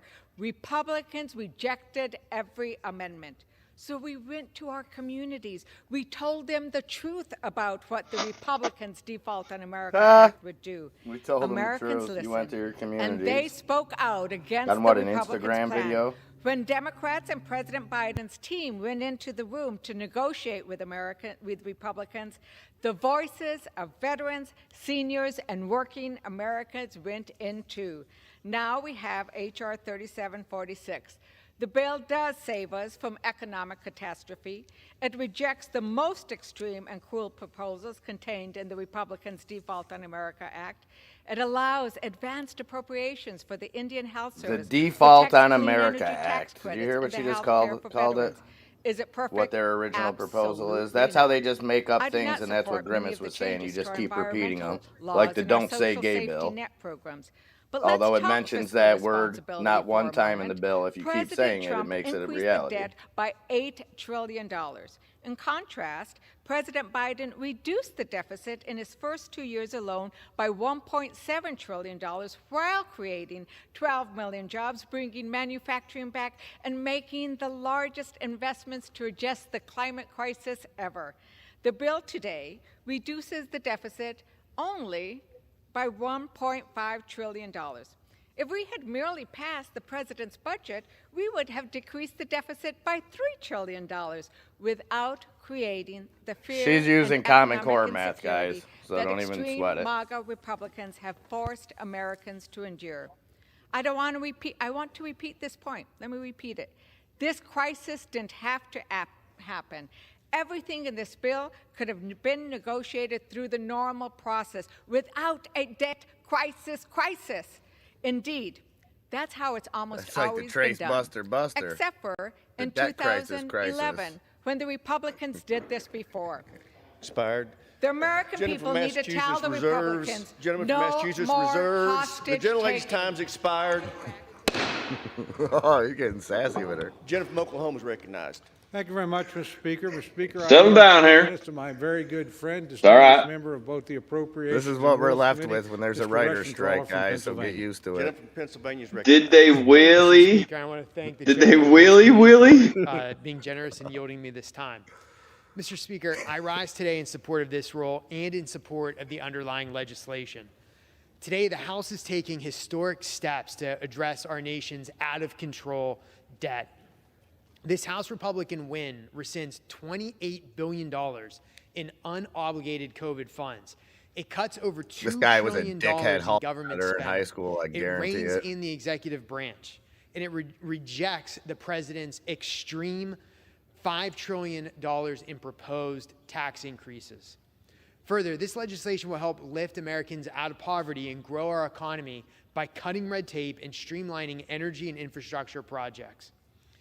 H.R. 3746 also includes an important provision championed by House Republicans, and that is to complete the Mountain Valley Pipeline. The more they keep saying this MVP is HR near completion. 3747 For the last shit, I 14 feel like they miles, got a there's plan to 14 miles kill left. all the last Jedi. 14 miles are being held up by extreme, radical, far-left judges.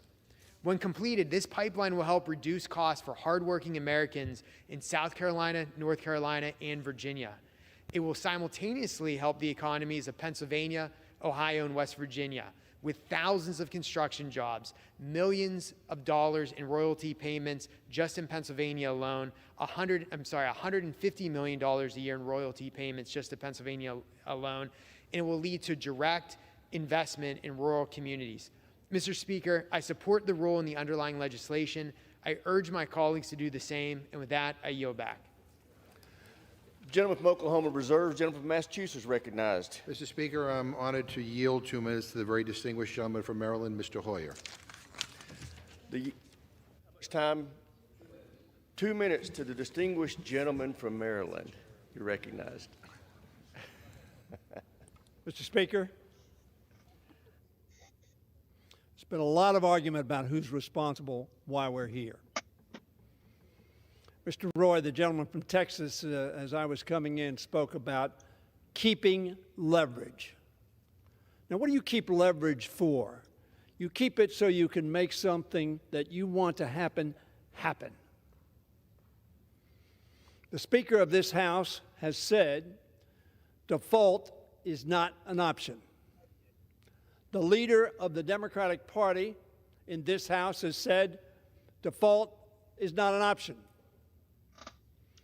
But that wasn't good enough that we agreed. It was, as the gentleman from Texas said, our Republican friends wanted to keep leverage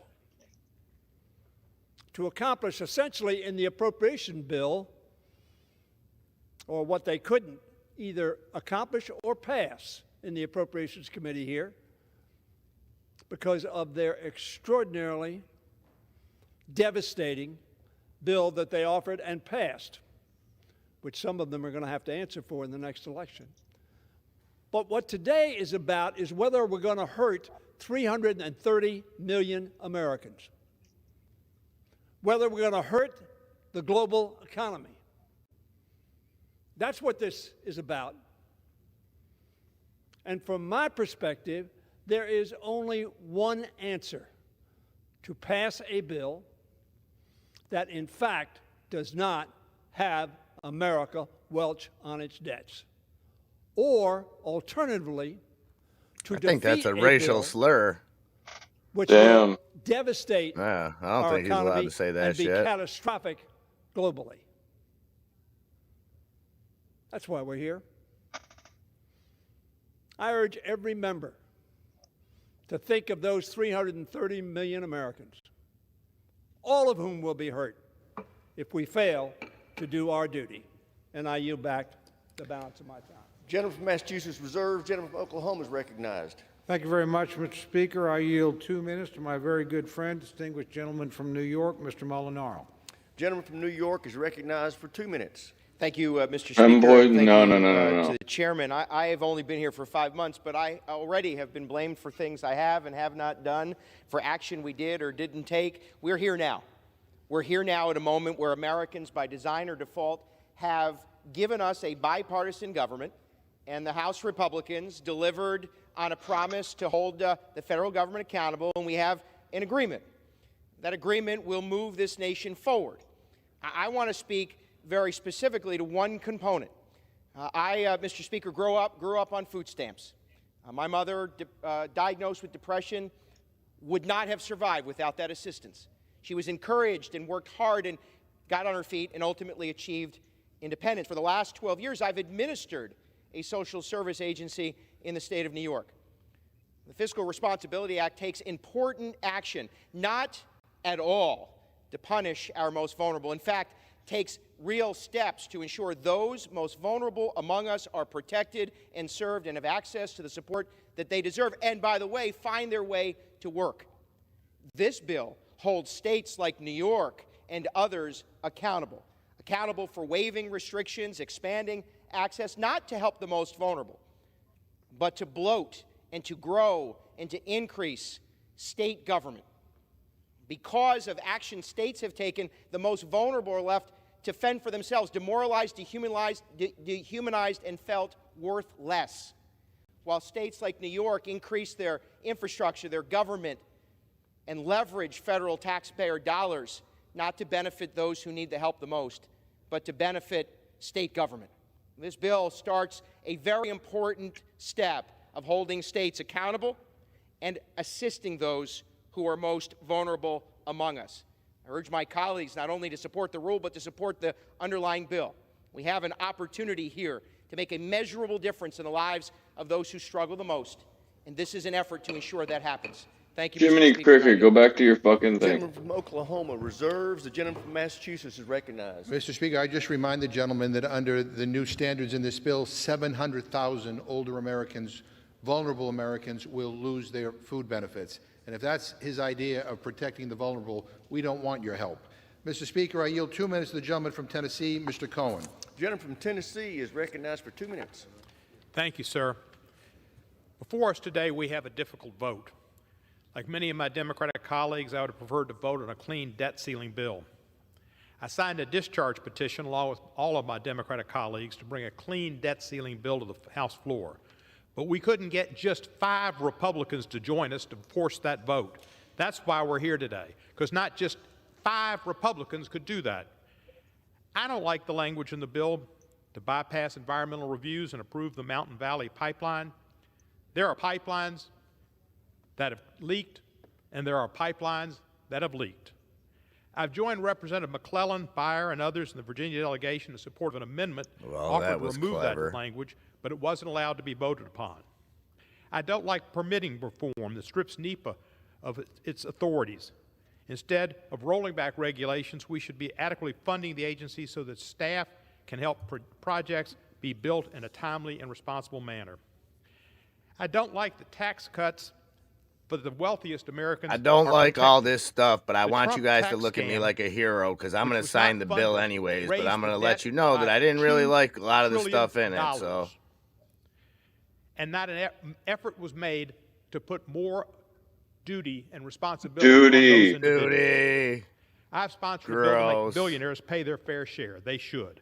Despite all these things that we don't like about this bill, including the addition of work requirements for SNAP recipients in their 50s, as members of Congress, we have tough decisions to make and ultimately do the best for our constituents and our country. In my district in particular, we have to protect the progress we've made in the last 2 years to providing a boost to Memphis, like health care and energy savings we've secured for seniors and throughout the district under the Inflation Reduction Act and the Infrastructure Investment and Jobs Act. These investments are funding improvements of smart development in my district now, but Republicans have tried to defund them. We need to protect Medicaid, Medicare, and Social Security, but the Republican majority was trying to take away those benefits from over 20 million Americans. I'd like to ask for 30 additional seconds. I yield the gentleman an additional 30 seconds. Thank you, sir. Recognized. We protected Social Security, Medicaid, and Medicare in these bills. We needed a clean debt ceiling. We didn't get it. The fact is, the Republicans brought us to this brink because they wanted to extract political damage on President Biden, and if the American people were there as collateral damage, so be it. When Trump was president, Oh yeah, that's how you feel, old man? Extension. I don't think Biden needs any help doing that, buddy boy. Here, no. This is extortion. but we have to deal with it. Oh, extortion and benefit Biden of in our the same country sentence? and the Ding, world's ding, ding, ding, economy, and I will ding. vote Let's yes. look more into I that, yield back the Pat. balance of my time. Chair now. Bold strategy, Cotton. Let's see how that works out for him. Mr. Speaker, I reserve. Gentleman from Oklahoma. Oh, it's about fucking time. Recognized. Mr. Speaker, I yield 2 minutes to the gentlewoman from Texas, Ms. Jackson Lee. Hunger again?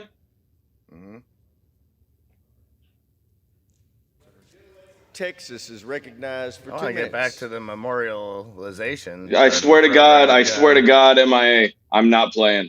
That was going good. If we go through that fucking memorial service again, these people have wakes. I want to see someone come out with a Biggie poster talking about "We'll always love Big Papa." That shit would the house I'm would going to erupt. say my son. good friend Mr. Cole, because he is my good friend Mr. Cole. I refuse. Had the facts very much incorrect. The President of the United States was protecting the American people, protecting their future, and being, in essence, the great protector. And this While my mural friends on the here other will side of prove the aisle it. were passing legislation that was taking away H.R. 1, 30 million medical appointments for veterans, and throwing millions of Americans off of Medicaid. That is why the president was trying to get a clean debt ceiling, so we could come back as a House, Democrats working to get a fair budget bill. That did not happen, as he waited over and over again to see whether or not the Republicans would do what was done in the last administration and raise the debt ceiling, not for debt, but to pay America's bills. This picture depicts, with the Speaker Emeritus and Good Hope Baptist Church, children in daycare. And under the leadership of my friends, without the work that we're doing now to pay our bills and to, in actuality, ensure that non-discretionary funding, which takes care of Head Starts and child care, would have been literally thrown out, and families would be standing in line looking for an empty chair for their child to go in so they could go to work. That's what Democrats did. And today we stand on this floor to say that we will not allow the cruelty of default. We'll not allow hostage taking. We will stand for the American people. And we will ensure that the expansion of veterans and homeless persons and children in foster care that are now able to get SNAP, that is because we continue to fight, even though we could not get the Republicans to come to the table for 4 or 5 months. Snaps are right now, baby. To provide an increase or provision for those students who are still in their families' homes. Let's pay their debt back. We care Great about job. America. Gentlelady is no longer recognized. Gentleman from Massachusetts reserves. Gentleman from Debt Oklahoma relief is and recognized. snap for all. Let's go. Gentlelady is no longer recognized. That'll send the market to 500. We'll Massachusetts see reserve, 500 on the Oklahoma's spot. Look at Meta coming back up. Continue to reserve. Tesla's coming right off that Mr. Speaker, I'm now happy to yield 2 minutes to the that level that we distinguished gentleman regained. from Texas, Mr. Green. It looks like it's about to pour outside. Gentleman from Texas is recognized for 2 minutes. And still I rise, Mr. Speaker. This fucking guy. And I rise today with a testimony. So this is when they start The transitioning genesis to of the which A is, players. I believe This guy's that got more of an President acting Biden background, so did he's the best that he could in developing this legislation. I support him. I thank him for what he has done. I believe that Leader Jeffries did an outstanding job What, in man? making it perspicuously clear that What default was happened? not an option. But here is the essence of my testimony. I had the preeminent privilege of serving in Congress in Grim is 2008, hanging out in that September, I Discord, believe kicking it. was, when we had the downturn in the economy.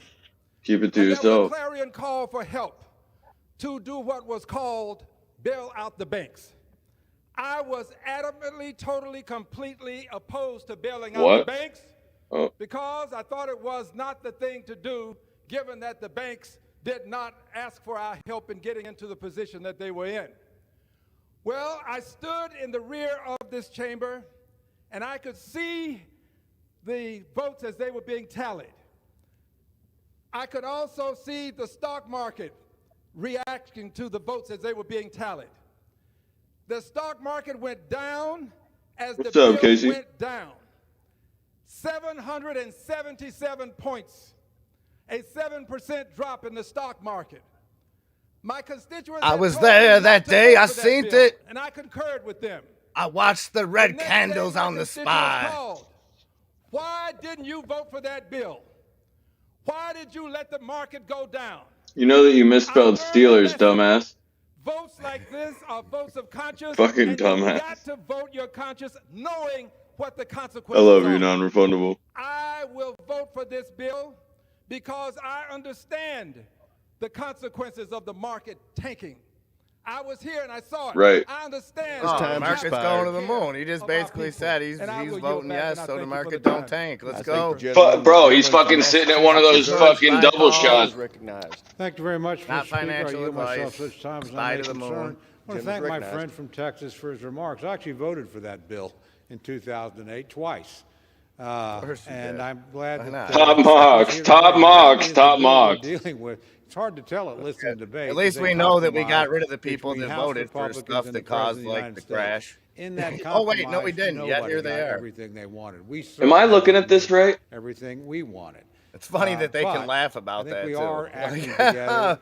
I as voted to my rob friend the from country Texas blind to bail suggested, out to the try banks, and and make it sure that still we didn't don't work. default. But We hey, don't have a day like we had in 2008. That, at least, is something we can agree on together and celebrate together, and we'll continue to try to work together. But the preeminent problem we have is my friends on the other side think we can spend forever. You know, President Obama never introduced a budget that balanced, ever. Not in 10 years, 20, or 100. Frankly, President Jane Biden has Hammond, never boom, boom, introduced a boom, budget grandma. that comes into balance at any Damn. point. You can't sustain that indefinitely. This effort is to both, one, to responsibly raise our debt ceiling, but to begin to address the underlying spending problem. I wish we could have done more in that regard, but I'm glad we got done what we did, and we'll continue to work at this. With that, Mr. Speaker, I reserve the balance of my time. Gentleman from Oklahoma reserves. Gentleman from Massachusetts is recognized. Yeah, Mr. Speaker, last time I checked, the Republican conference hasn't provided us with a budget, passed a budget. I yield 1 minute to the gentleman from Ohio, Mr. Lansman. What a fucking sly-ass comment. Why do you have to do that? Thank you, Mr. Speaker. Fucking I rise asshole. today to Because he wants a encourage job at my colleagues MSNBC on when both he's done sides with of the this aisle gig. to support Clearly. Tonight's vote. Vote on the Bipartisan Budget Act. There are three aspects of this bill, a bill that will avoid default, and a bill that protects Social Security and Medicare that I hope my colleagues and fellow citizens take into account. One is that we can't keep doing this. The brinkmanship around this question of default and paying our bills has to end. It's a terrible process. Folks have been calling our offices. They're worried about their Social Security checks. They're worried about their health care. They're worried about whether or not the economy will crash. We cannot keep normalizing this behavior. Two, the bill In other does words, represent it's the fact that Congress bothersome is when the divided. people are President reaching out to the negotiated politicians looking for with answers. Speaker So McCarthy. don't do it. And even though a majority of Americans want Congress to balance this budget by fixing the tax code, the majority has said... Time's expired. 30 seconds. The majority has said that is off the table. What I needed to see from this bill was that no veterans would lose their benefits and folks would continue to receive Social Security checks and no child would lose access to food through the SNAP program. This bill does that, and so I'm voting yes. We need more bipartisan, pragmatic leaders to stand up and pass this bill tonight. And to continue None of you to guys work have on shown behalf of any the American bipartisanship. people. Thank you, Every Mayor. person that got up there Gentleman bashed yields the back. other Gentleman from side Massachusetts before Reserve. saying Gentleman something from nice about Right. themselves. Thank you very much, Mr. Right. Speaker. I yield myself such time as I may Gentleman's consume. recognized. Just to quickly make a point to my friend, the Democratic Congress didn't produce a budget in 4 years. 4 years were you in the majority, not out of budget committee, let alone across the floor of the House. So But you left again, things in you quite a didn't do mess. it. Well, neither did And you. it's gonna Yeah, take well, a you while didn't do it to even fix worse. Oh, yeah, well, but the we other are guy didn't working do on it a even budget. worse. I Yeah, hope you we guys get all one. suck. The reality is, though, the country has allowed itself, primarily under Fix the Democratic budget, but not leadership, spending so to much. get so deeply Yeah, in no, debt that seems to be we can't the very provide a simple budget that answer. gets us out of debt in any reasonable time. This bill is at least a step in the right direction. We would have liked to taken a bigger step. We weren't able to do that given the fact that we have a Democratic Senate, a Democratic president, both of whom seem to think they can spend endlessly, recklessly, without end, indefinitely. That's not going to happen. So sooner or later, Murphy's probably going to start barking. It's storming here. will come. This is an effort to forestall that and buy some time. That we worked together. I'm glad that we did. I'm glad the president came to the negotiating table despite wasting months saying that he wasn't going to. And I'm glad we made the minimal progress that we did. But let's not kid ourselves. This is the first step in the right direction. And it's not as big a step as anybody on my side of the aisle would have liked to take. With that, Mr. Speaker, I reserve the balance of my time. Gentleman from Oklahoma reserves. Gentleman from Massachusetts is recognized. Well, Mr. Speaker, if we want to talk about messes, let me just remind everybody that the last time my Republican friends were in charge, they left us with the longest government shutdown in U.S. history. I now yield 1.5 minutes to the gentlewoman from Florida, Ms. Wasserman Schultz. Gentlelady from Florida is recognized for 1.5 minutes. Thank you, Mr. Speaker. I rise in support of the bipartisan budget agreement and thank President Biden and his team, particularly OMB Director Shalonda Young, for putting people over politics, defending our values, and protecting the full faith and credit of the United States. My colleagues across the aisle were prepared to force a disastrous default and crash the economy into the side of a cliff. But Democrats will always put people over politics and our economy's durability over default. My friend from Oklahoma knows well that Republicans' VA appropriations bill zeroed out guaranteed funding for our toxic-exposed veterans in fiscal year 25. It's in the bill in black and white, and it's why they were afraid to vote on it and pulled the bill from consideration. Democrats protected toxic-exposed veterans' health care, expanded SNAP benefits to more food-insecure people, and stopped Republicans' dangerous budget cuts in the Default on America Act. Yesterday, CBO officially scored the bill and found that participation rates in SNAP will increase because of this compromise. President Biden negotiated a deal that gets us through the short term and puts us in a good position to work through the appropriations process. As an appropriator, I look forward to working with my colleagues on both sides of the aisle to efficiently finish this year's budget, and I'll remind my friend from Oklahoma that under the Trump administration, Republicans blew a hole in the deficit with a $1.5 trillion tax cut package that was unpaid for. So that's on them. I encourage my colleagues I don't know about that, lady. of the underlying It's on legislation. Fauci, technically. Shut up, lady. People don't forget. Reserves. The gentleman from Oklahoma is recognized. Thank you very much, Mr. Speaker. I yield Suck myself it, lady. the time I may consume.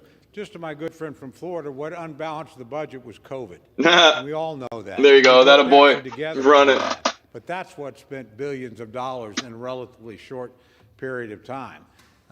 Quite frankly, in terms of where we are today, my friends have never submitted a budget that comes into balance. President Obama did. The last president to do that was Democrat, was President Clinton. Now, we disagreed over how to get to balance, but he actually submitted budgets that came to balance in 10 years. President Obama didn't do that. President Biden hasn't done that. Until you return to the Clinton era, where you actually did believe in balanced budgets, we disagreed how to get there. I think we're going to have a hard time getting on top of our fiscal problem. But this bill, where we do agree, we don't like every part of it. We would have liked to. That have link done I more. just My friends would dropped, have liked to have Jane spent more. Hammond, But the reality explains the is, it two does trust move us in funds the right that the Social direction. Security money's So in. I'm and happy for the bipartisanship. if you're but I do interested know in it took us easier a long to look time. at it I than me to also try note to from my explain it. Democratic friends, remember, so far to this point, the only people who have voted to raise the debt ceiling are on this side of the aisle. My friends have not yet provided a single vote to raise the debt ceiling. Their body they control in the United States Senate has not presented a bill, let alone moved one across the floor. We did. My friends didn't like that bill. We sat down, negotiated, came to something different. But at least we voted to raise the debt ceiling. My friends who are concerned about it have neither presented a plan to deal with it nor have voted to act upon the problem. I'm hopeful today that many of them will actually join us in that effort because the President of the United States has come to the negotiating table, and we'll move forward together. But rest assured, we're not moving forward as fast as we should. We're not going as far as we should, and we've had to bring you to this point, kicking and screaming every step of the way. With that, I reserve the balance of my time. Gentleman from Oklahoma reserves. Gentleman from Massachusetts is recognized. Yeah. The gentleman's absolutely right that COVID did add to the deficit, but he neglected to mention the multi-trillion-dollar tax cut for the rich that was unpaid for. Mr. Speaker, I have no other request for time. Ask the gentleman. prepared to close when my friend is. So, Mr. Speaker, I'll yield myself the remaining time. Gentleman's recognized. Mr. Speaker, I think there is a difference between Democrats and Republicans. I think Democrats have proven that we can govern, and Republicans have proven they cannot. We've seen the great things that government is capable of doing. In the last Congress, with Democrats in charge of the House, we invested to rebuild our neglected infrastructure, airports, roads, bridges, and ports, and all of our communities. We will see the benefits of that infrastructure bill for years and years to come. We brought manufacturing back to the United States. We passed the CHIPS and Science Act to drive innovation and create good-paying jobs. We made the largest investment in climate, protecting our water and our air. We strengthened our supply chains and set up new programs to support minority businesses. We lifted a record number of kids out of poverty in this country. We ensured that our veterans get the health care that they earned, and so it's possible for us to deliver for the American people, though I haven't seen much of it this year. Instead, Republicans spent a week in January trying to elect a speaker. Republicans spent the last 5 months trying to destroy everything that we built over the last 2 years. They have only enacted 3 laws in 5 months, and those laws don't do much. The bill we are debating today may become their 4th law. It would be their biggest legislative accomplishment of the year. Think about that. The biggest accomplishment will be ending a crisis that they created. We've wasted time going back and forth on how to pay our bills. The fact that we've had to bend and contort ourselves to get this done to prevent our economy from falling off a cliff because Republicans wanted to play games is unconscionable, and it doesn't bode well for the future. Finally, let me just say to my colleagues, I plead with my colleagues on the Republican side to stop this assault against the poor. Every concession in this bill, every demand that Republicans made in this bill hurts somebody and hurts the most vulnerable in our country. Going after SNAP for older people, a measly $6 a day benefit. Shame on you for doing that. We're here to help people. We're here to uplift people. We're not here to demean people. We're not here to try to punish people. And quite frankly, the narrative that the Republicans have been utilizing in this whole debate doesn't reflect the reality. Talk to the people in your district who are struggling. Let them tell you how difficult it is to make ends meet. And how maddening it is to not know whether you can we put talk food at on all the about table. why You it's can so do hard to much make better. ends meet? But you have to stop this assault against the poor, against the vulnerable in this country. We need to do better, and I urge all my colleagues, as we move forward in the coming months, to keep that in mind. It's not the poor and the vulnerable that's the problem. To bring everybody. The poor and the vulnerable forward, are always going not to just, exist. just Yes, a I wish they selected would few. do better, We're but we here to put plenty of represent money everybody, into funding not them. just the rich. It's and the middle powerful and class, the working well-connected class that are people getting give to our fucked now. campaigns. And again, the And all we got to contrast hear here, is about where poor we have people and members this, that, of and the other Congress thing. who How about worrying accepted about the middle? government How about worrying subsidized, about the working class? loan Ever. forgiveness for PPP. Instead of just pandering, And they're the pandering, ones who are out here pandering, and then not that we doing nickel shit. and dime programs like SNAP and TANF.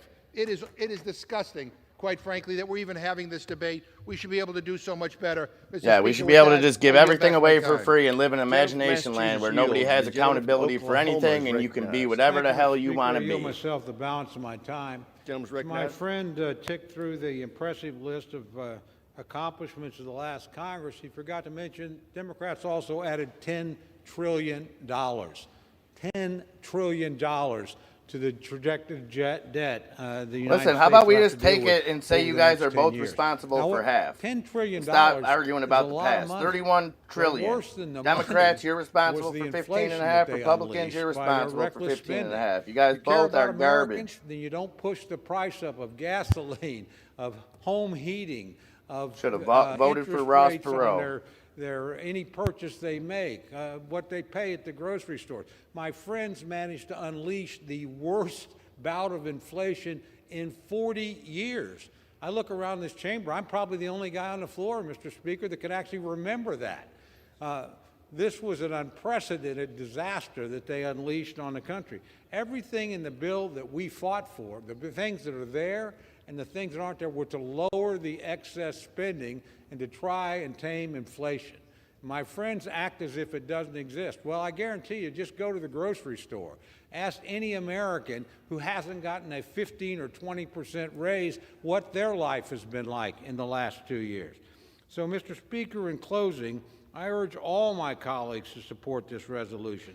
With today's bill, we're We're putting forward common sense reforms that will save taxpayers money while also preventing an economic crisis.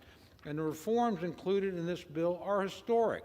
The first year-over-year cut in spending in a debt ceiling bill, the largest rescission of appropriated but unspent funds in history, the first real reforms to requirements for SNAP and TANF, which will help lift people out of poverty, and real reforms to the permitting process, which will streamline major infrastructure and energy projects and cut the red tape that are holding them back. Those are reforms, by the way, that my friends did not support. And those were things that were put in the bill by Republicans and negotiated Bernie Hunter, if you play your cards right, you could get all the way up to the northern border and come to a city near me. That's where they're busing them from New York City. The debt ceiling that actually brought them to the table. It's a responsible thing to do to pass this legislation. And in the end, the American people will be better off for it. I do want to be clear on something, Mr. Speaker. This is not the end of House Republicans' fight for necessary fiscal reforms. We have more than $31 trillion in debt. Programs like Medicare and Social Security, which are the bedrock of our safety net, are growing in an unsustainable manner. And for too long, this Congress has seen fit to just allow mandatory programs to eat up more and more of our budget. Indeed, the President himself refused to talk about those programs. Mandatory programs are now more than 2/3 of what we spend in any given year. Without real reforms to these programs, we'll have I no do kind of chance like to the right idea fiscal of the imbalance consumption the country tax. finds itself in.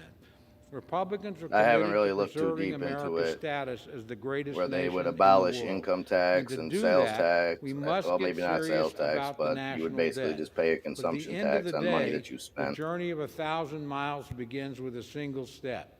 This bill, Mr. Speaker, is that first step. Mr. Speaker, I yield back the balance of my time and move the previous question on the resolution. Gentleman yields back. Without objection, the previous question is ordered. The question is on the adoption of the resolution. All those in favor say aye. Those opposed say no. The ayes have it. Gentleman from Massachusetts. As for the yeas and nays. Yeas and nays have been requested. Those in favoring the yeas and nays will rise. It's my favorite Having part. arisen, the yeas and nays are orders. Member will record their votes by electronic device. Pursuant to Clause 9 of Rule 20, this 15-minute vote on adoption of the resolution will be followed by 5-minute votes on the resolution, on the motion to suspend the rules and agree to the House Resolution 382. This is a 15-minute vote.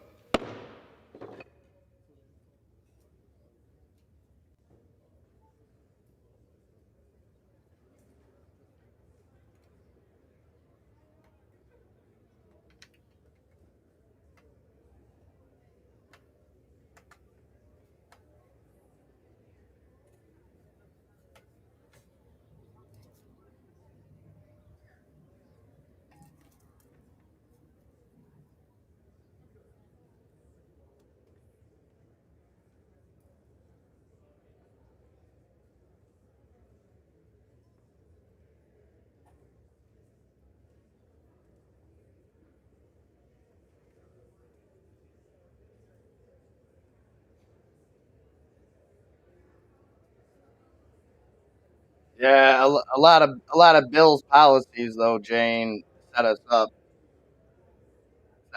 for failure down the long in the long run. It was good times when he was in office, and there was definitely a surplus, and we had no debt. But I think that was more of a victim of circumstances.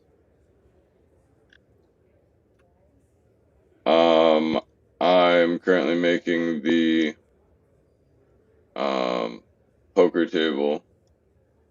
Are you gonna be there, tits out? I might take my shirt off. I hear all the cool kids do it.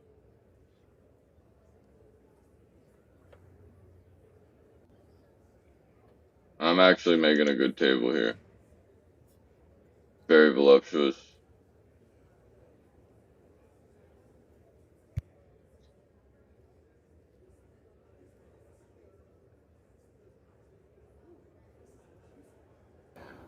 Vote wisely in the primaries is what you need to do. Pay attention. And like I've said for a couple of years on the YouTube now, get involved in local elections. Who cares about the two asshats that fight to run the country? As you see, all these people hold power, and these are all more on a local level.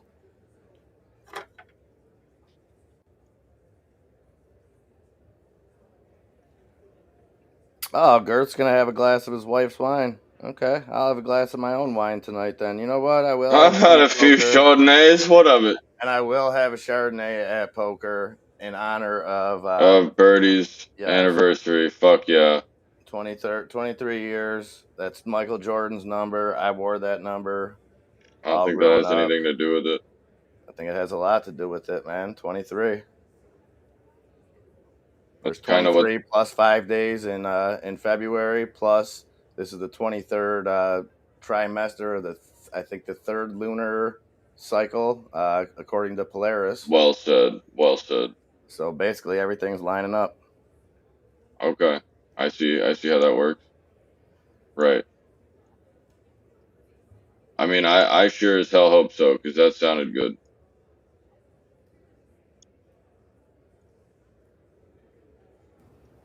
Yeah, that was a big part of it too, Jane. People made a good living back then.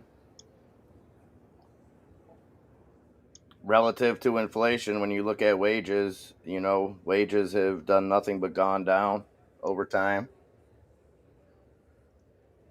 Comparatively, minimum wage is less now than it was 50 years ago.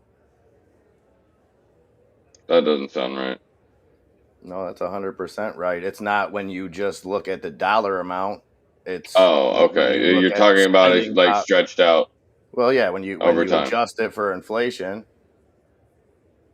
over time, every year, on a good year, you know what I mean, your wages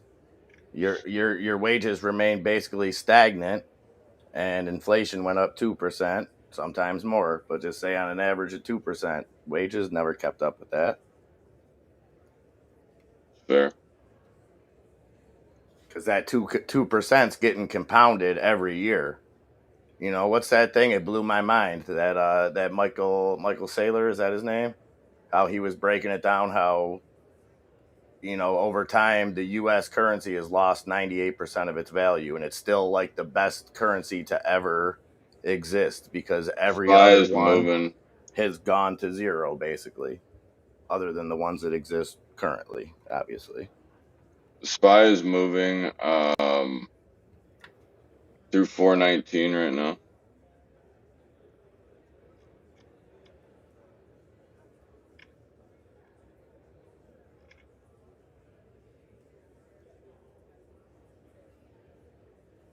It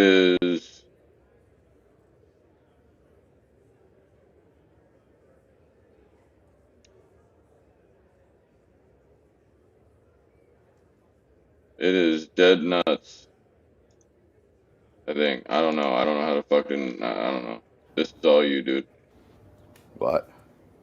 Something. They're voting. No, they're gonna pass. It's gonna pass. That's why the market's ripping. Fuck yeah, buddy. Sunday. Were we not saying that this morning though? To you, word to your grandmother's lips, buddy. Oh wow, look at Birdie. Birdie wants to. Hey, I could be down for an afternoon delight, Birdie. Birdie's gonna look at him. He's talking about going hard. I'm gonna grab a bottle. Hey, fuck around and find out, bro. You're playing with a Floridian and guy from like New York, anywhere. You'll find a party. Dr. Whom, I think there's an argument for that. I think taxes are probably misplaced, and I think it's way too simplified when we say just tax the rich. Because first off, most of the rich people that, whatever you consider rich, which can depend, they do pay good amounts of taxes. People that become millionaires, like millionaire isn't the term that it used to be. No, it's You not. know what I mean?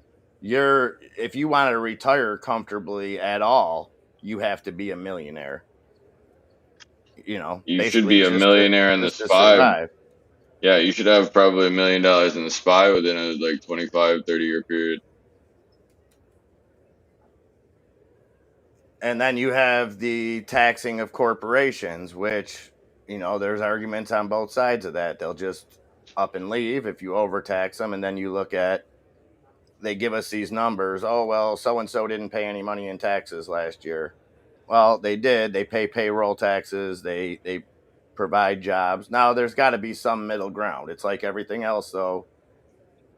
It's extreme everything. Because you have to have, you know, when you talk about taxes, you have to be able to attack the other side by saying, well, they're giving just tax breaks for the rich. Or the other side is they just want to give all the tax burden. The tax burden does not lie on the poor. I'm sorry. That's a falsehood. You know, people that receive government benefits, stuff like that, do you think that they pay taxes at the end of the year? And I'm not trying to be disrespectful, but I got news for you. They don't.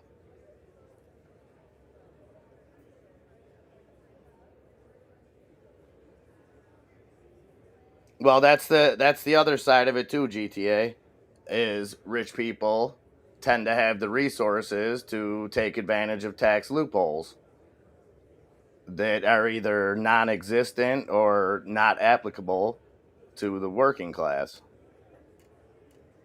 Fair point.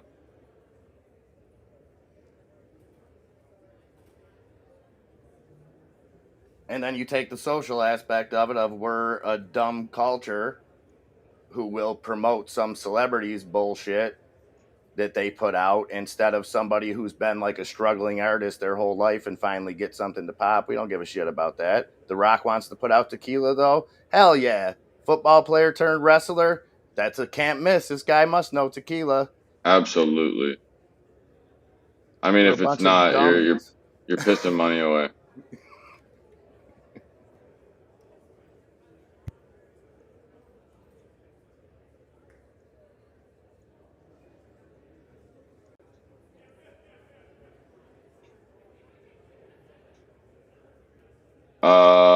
Tesla is trying to get weird over the 200.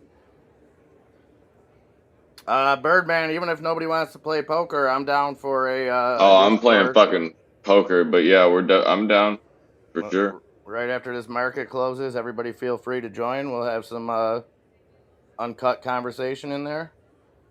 Good times, nothing but respect, you know.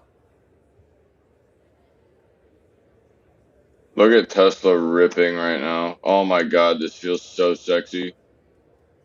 Watch all these Silver Teslas. Surfer to come into that Discord and drop some stuff on me. That guy's a wealth of knowledge. I enjoy his thought. Well, the door is always open. If anybody needs it, the QR code is right here for the Discord. Tesla's GTA, moving. you couldn't even get in most doorways and shit probably over there. You'd have to crouch down. He's about 5'13". Look at Tesla ripping right now, looking cute as shit.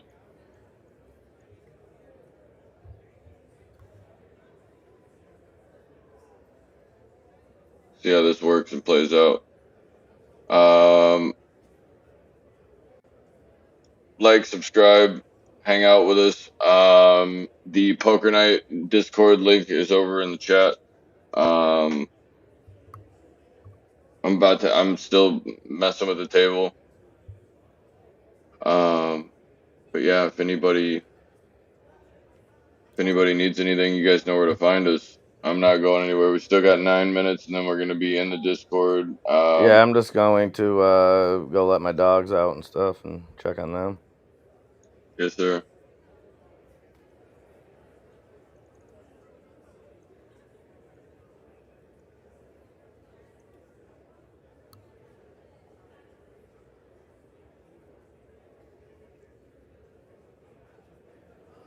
Oh, look at Birdie shilling for Banks now. I knew something was up. Birdie wants to drink whiskey.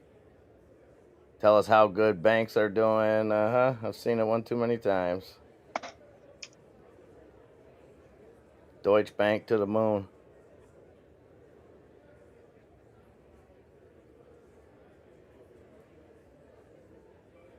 And I don't really know what the impact of the, if I'm being completely honest, of what the debt ceiling is on the banking sector, or for that matter, any individual sector.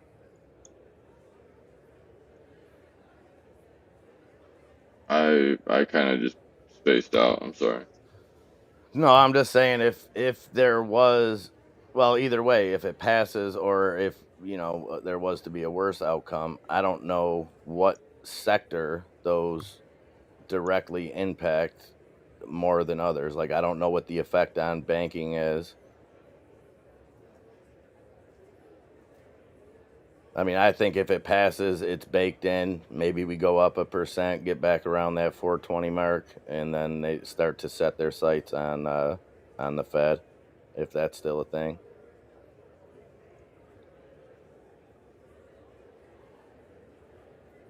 Well, yeah, that's what happens. My mama always says that's what happens with them paying attention to that foosball, Dr. Whom.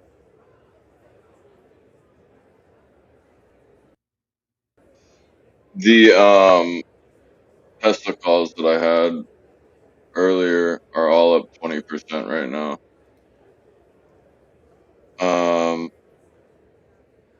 But on that same note, Dr. Whom, real quick, I feel like people do follow it almost in the same way.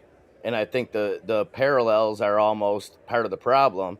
And what I mean by that is I'm a Raider fan, right? If the Raiders get a player that I don't like, I still cheer for that guy. Even if he's a scumbag, even if, and I'll admit it, that's a flaw of mine, but I'm okay with it. But I think that happens with the two-sided system too, where people become too comfortable in their party and just assume that whatever side they've decided to join is the good guy, and kind of shields themselves from seeing anything else. So I think you make a great point. Like, yes, I 100% agree. If people care, and it starts at the education level. We've talked this a million times, taking civics out of high school, stuff like that. Now kids know politics from what they see on TikTok. I gotta take this phone call real quick. I'll be right back. All right.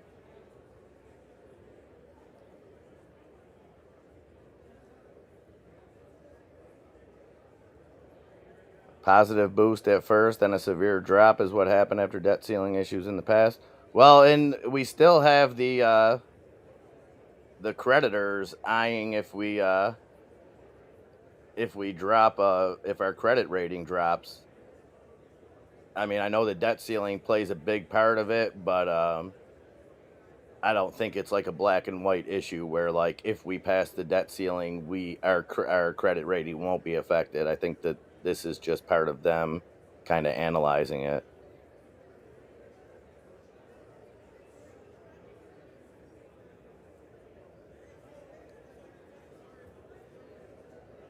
Okay, Girth, handle that late meeting.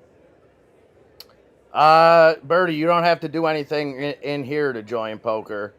I'll show you when we go into Discord. Instead of going to like the Degenerate Live, just go to the Poker Chat Live, and then there's just going to be a link in there that brings you right to the game. It's real easy.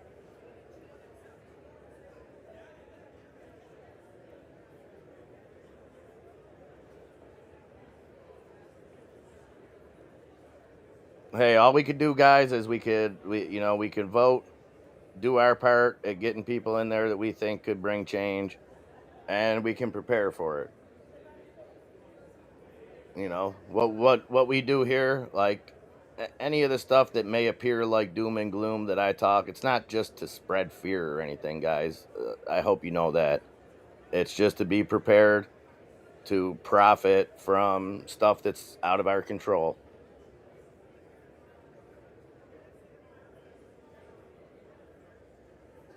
Well, Dr. Whom, I agree with you there too. I just think democracy is a word that's used the wrong way, and yeah.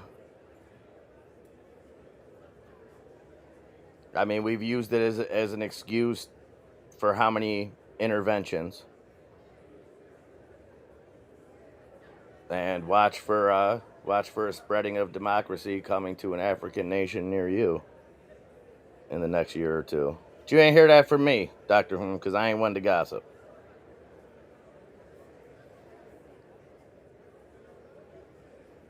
Well, and you know what the problem is maybe the solution is a new system that takes the best qualities of all the isms, the communism, the socialism, and I'm not saying that any of those were good, but like comparing everything, you know, and I'll agree. Some maybe I'll say candidates, people like that have brought communistic type issues, but I think we need a new system that has to shed kind of all those isms, because those were kind of founded in a different world. Not to say that communism and everything doesn't exist or can't exist nowadays, but those were all systems that were set up, and I hate to say it like a pre-internet world, but the world is a different place now, the way the world operates.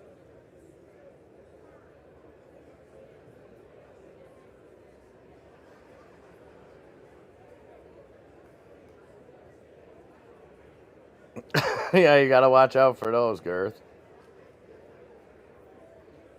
And again, I'm not saying that I'm down with communism or anything like that.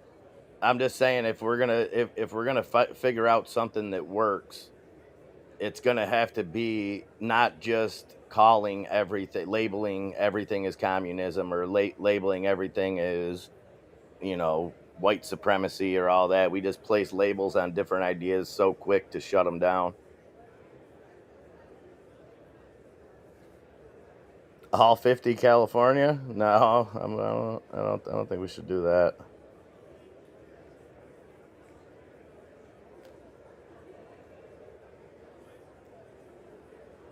And, you know, the same argument can be said for the Electoral College. You'll have people that side both ways with it, whether it should exist or shouldn't, or whether it needs to be reformed, or...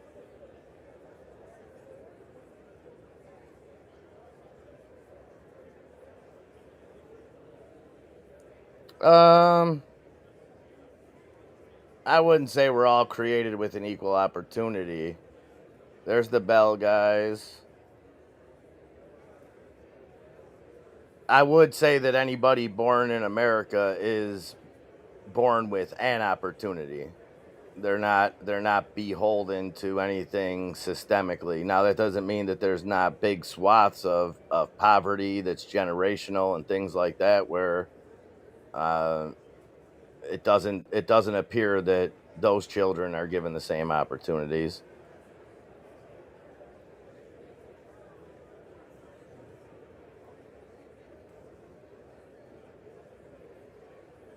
But to that same extent, Dr. Hume, up until, I would say, the last maybe 10 years, I think our country made tremendous strides to bridge that gap, and to, you know, whether it's the poverty gap, whether it's the racial gap, you know, and I don't think it was ever...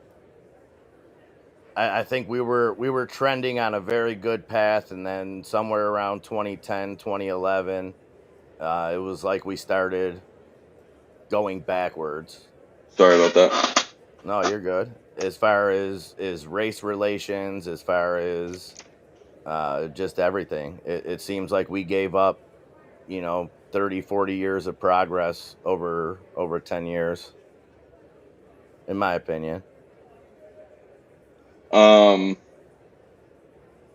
that could also be just an old man looking back at his younger days with rose-tinted glasses, thinking the world was a better place. I can 100% admit to that. May be, you know, totally what I'm seeing.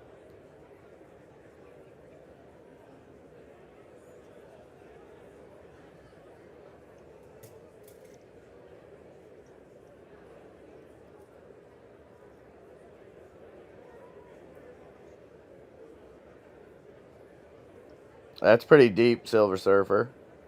I like it. I like it. There's, what do you have, a school in the background letting out? Who, me? Yeah. That's not Oh me. That's shit, it's them the people. fucking thing. I'm like, bro, is recess letting out? What the fuck is happening right now? Like, Yeah, we'll stick around here until they give us a total. See who wins.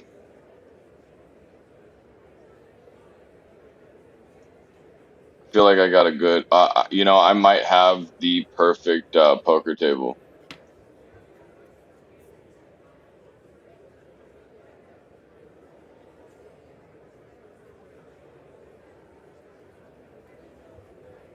Give us a hint.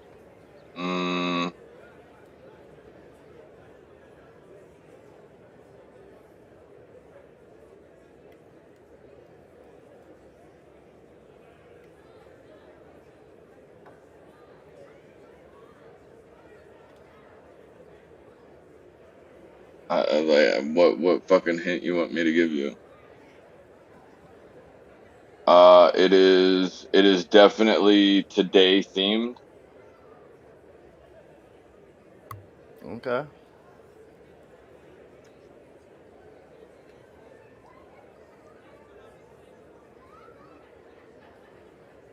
Yeah, that's an interesting point too, Silver Surfer, and that almost you could say self-reflection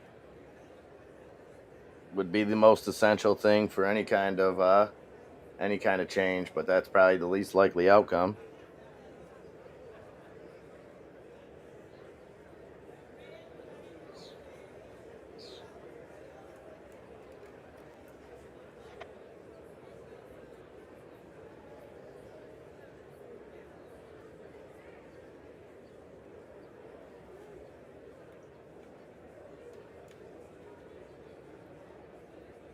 I mean, GTA, I know you're joking, but when you look at it in that way, I mean, I guess it is.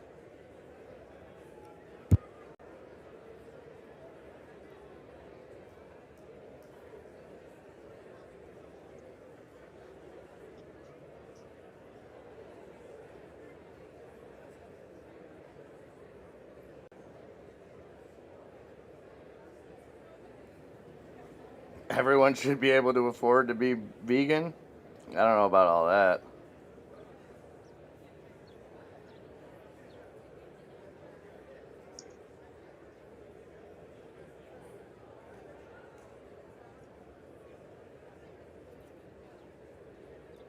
Uh, 64 Doctor Whom, is that when the kind of the door-to-door campaigns and whatnot started?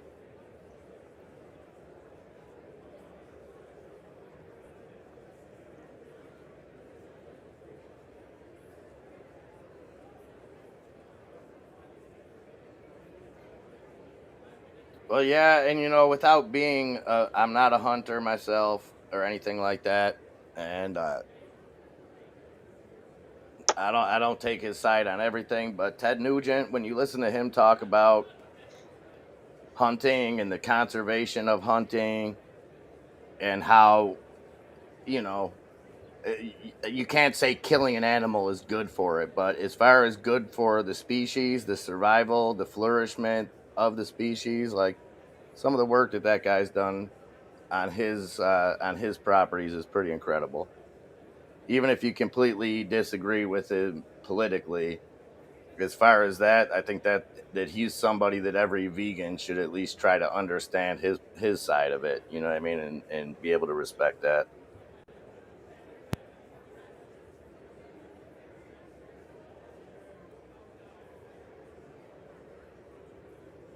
The chickens are what get me. That's what gets me. You look up those numbers of how many chickens get eaten every day. Eaten? Jesus Christ. Here in America. Whew.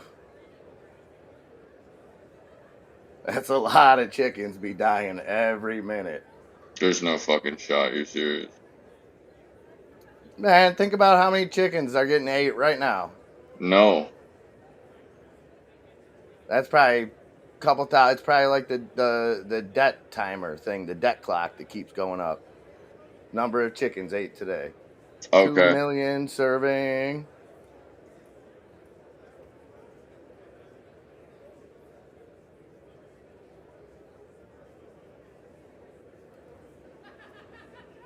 Holy shit, who's Surfer, Cackle?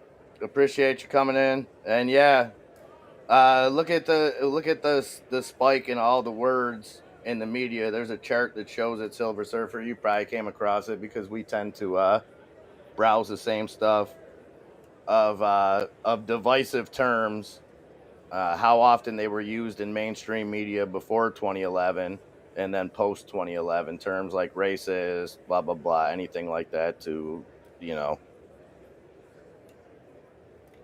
And I've said that before too, you know, maybe me and you might have even talked about it, Silver Surfer, where although they were different movements, Occupy Wall Street and the Tea Party could have exposed that that we're all fighting the same battle here. Instead it didn't. But maybe someday. Oh yeah, this is looking chocolatey right now. I guess it would probably depend on the type of chicken, because like I guarantee up here, well now Is it good chicken or bad chicken? You gotta start there. good chicken. Ah, fuck that then. Up here, just with chicken wings, how many wings could one damn chicken have? How much wood could a woodchuck chuck? I don't know, but like any given pizzeria is probably serving out a couple hundred dead chickens a night up here. Oh no! What New did? York. Sorry, So we eat a lot of chicken up here. We're chicken heads. We're chicken lovers. About that extra.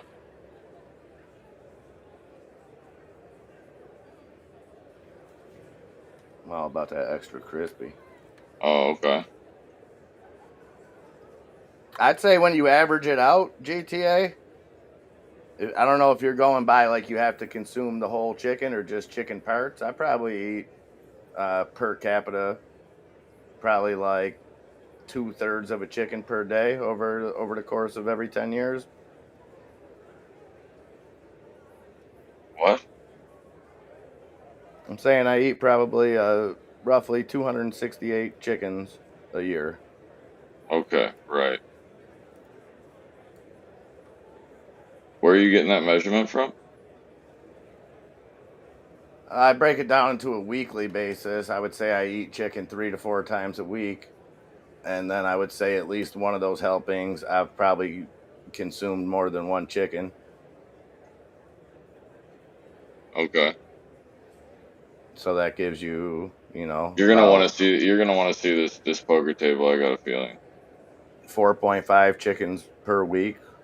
This is a 4 point leap year. This is a 4.5 grade average right here that I deserve on this one. Okay. And if it doesn't work, I swear to God, I'm gonna lose my mind.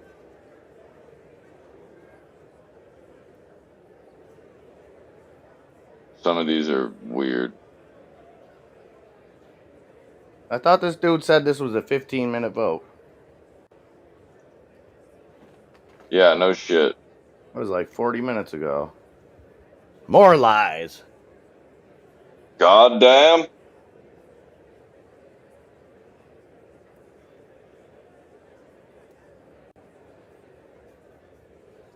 But I think it's the people in control, period, Dr. And I think that's why we're bombarded with all this social justice type nonsense.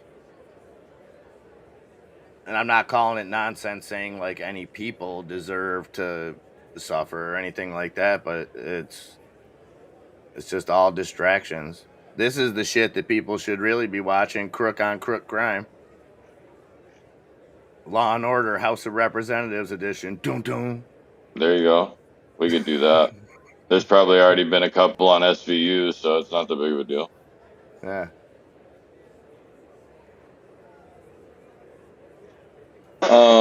I mean, we could just have Birdie in here.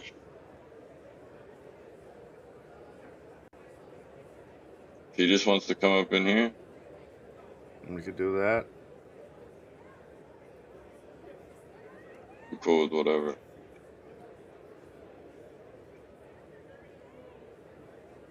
The nays got it right now, huh?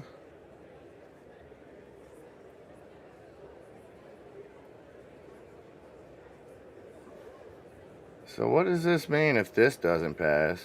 Why has the time been remaining none for a long time?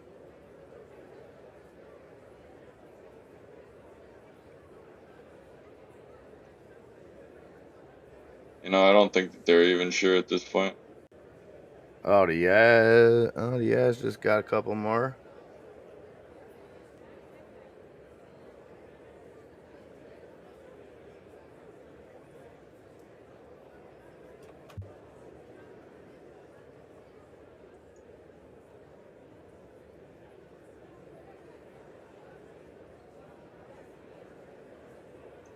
There's 20, let's see.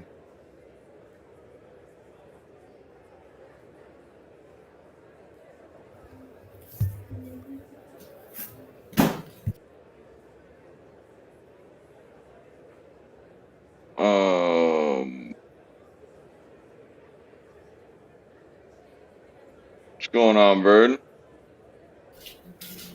Just fixing the lights in the studio.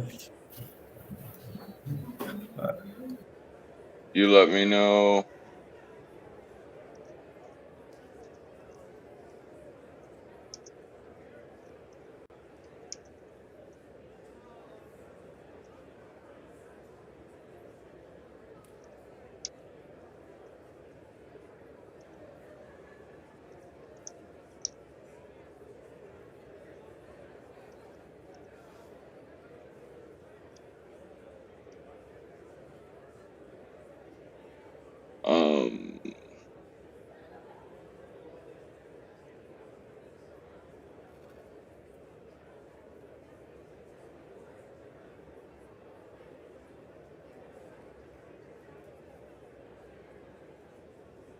Oh yeah, I outdid myself here.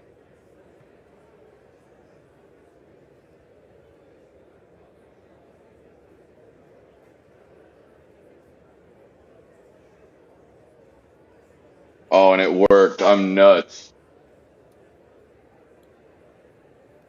Dun, dun, dun. Oh, the nays just they just get another vote? Couple votes? There we go. There's a knock at the door. See what we got for him. What's going on, Bird? How are you? I'm celebrating today, so. Very, very, very beautiful day, I'm hearing. Yeah, it was. It was 100% sunshiny day. I mean, gotta be anniversary day. I mean, you can't knock it right now. And you guys even saw what I've seen today. I shared it with you guys in your private Discord. That was pretty cool. Yeah, that's it's a lovely feat in itself, Birdie. Yeah, how cool is that? Yeah. That is an achievement, my man. That's huge. Congratulations from everybody at outside the charts and us, you know, just privately. That's an amazing. How many years is that now? It's 23, and we realized that we met on the 3rd of September, 1.5 years before marriage, and so it's nearly 25 years. But marriage was today exactly 23 years ago. That's crazy. Yeah. I don't know. I don't know if you're able to see it, but I will send you a picture. I just put a link in the chat. If somebody can take that and join that, Bree, somebody. I want to be able to get this poker table up and show Birdie what it looks like. Real quick, what are we looking for here on this vote? I don't know. I'm betting it will pass. I mean, I did buy some bank calls. I don't know what has to happen in this vote to get to the other vote. But right now it looks like not one Democrat voted for it.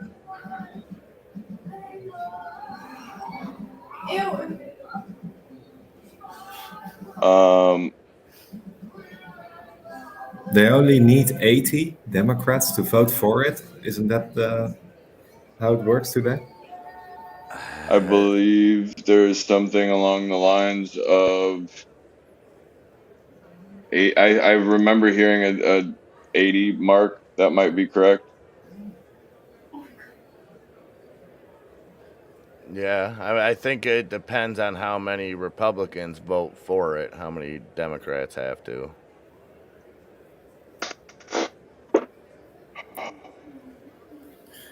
But I can predict that this will pass. Maybe not today, but it will pass.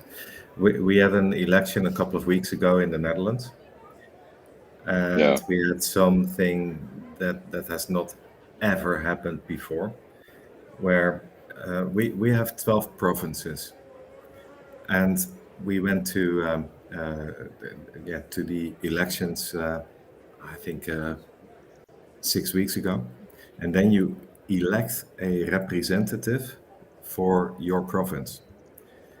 And those who got voted in, they then elect your house, our first chamber. Right. It's quite normal. It has never happened otherwise that you vote for your own party's representative. Well, that wasn't the case yesterday.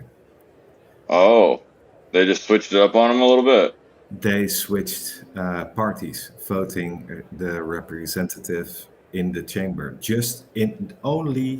only reason why they would do that is to make sure that the political party that is now the government will stay in power. That's the only reason.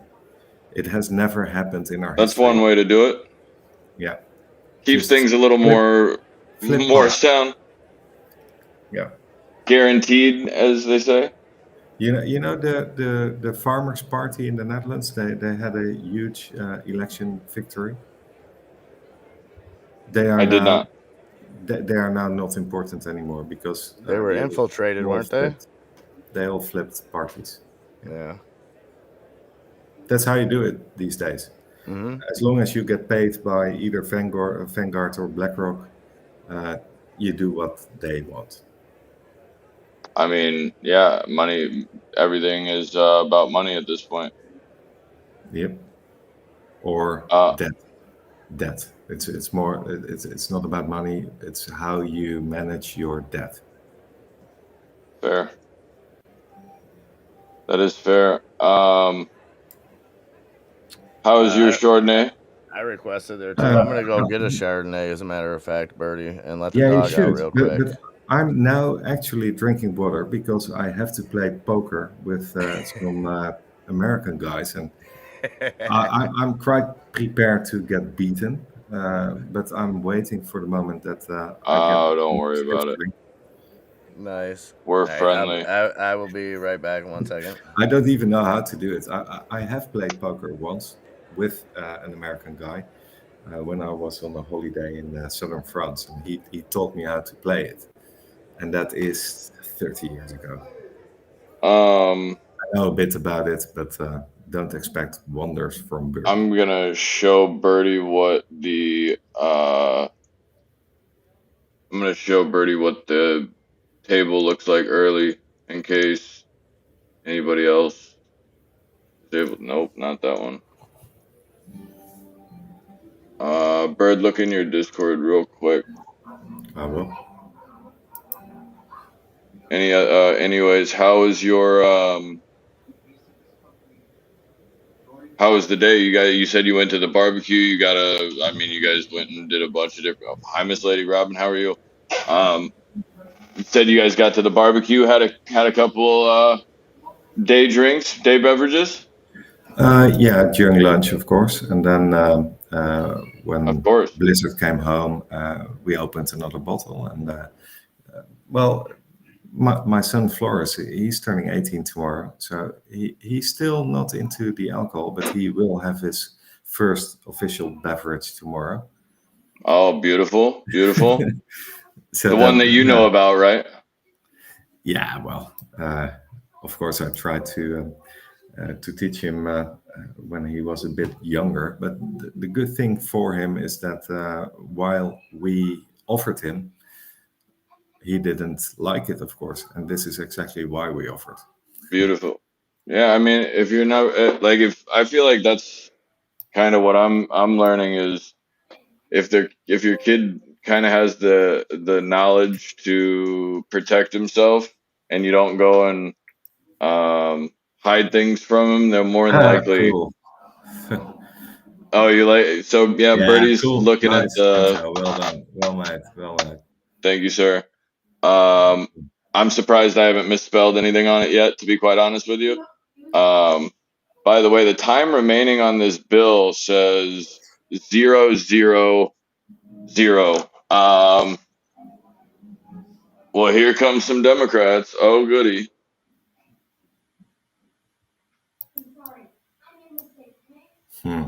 So we have basically,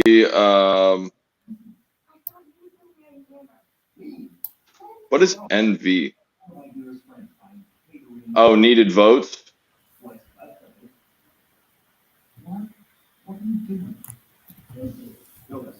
Or not voted?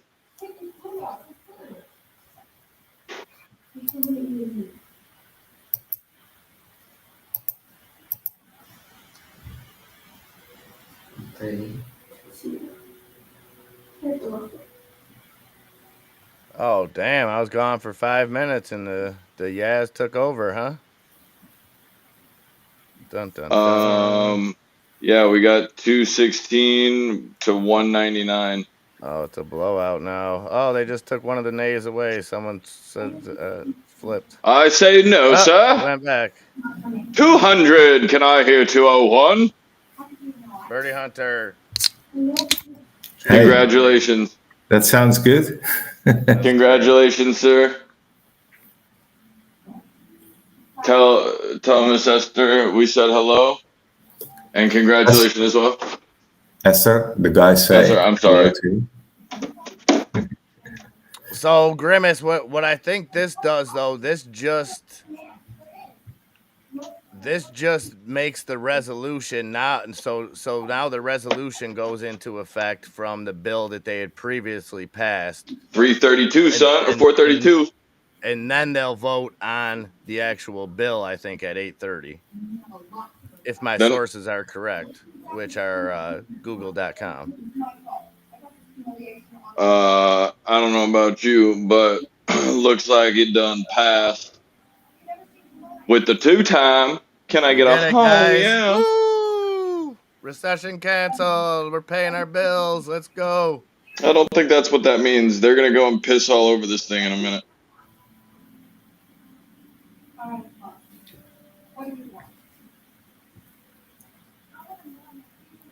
Damn, yo, Grimace is wilding out here. I don't know how I'm gonna explain that one to the boys over at the the IRS, but you know what? That's gonna be a beautiful one to try to explain. I like that one. I like a little mental game. That's a good one. I like that one a lot. That's probably the best thing I've ever been sent. Gotta send you this. But guys, how much extra money will be added to the U.S. debt by passing this bill? That depends on who you ask, Birdie. Look, the answer's all in who you ask the question to, because we heard 17 different numbers in the last hour and a half. Okay. According to one guy, it's going to go down like 2.1 trillion. The other guy says it's going to go up 3. This guy says 6. Yo, I called it perfect though today. I'm sorry. I'm calling it like it is. That bounce back from Tesla, even though it did go a little deeper than I wanted, that move at the very end of the day, I want to know why. What happened? What did he say? I'd like to see why the banks decided to come back for a little bit. 235 to 192. Yo, they're leaving the nays like it's going out of style. Fucking fair weather fans. Get the fuck out of here. Let's go, Grimace. Fuck out of here. Grimace is about that though. Like that, it might have been the greatest. Yeah. Bertie, Grimace says congratulations. You know what I mean? Grimace, thank you.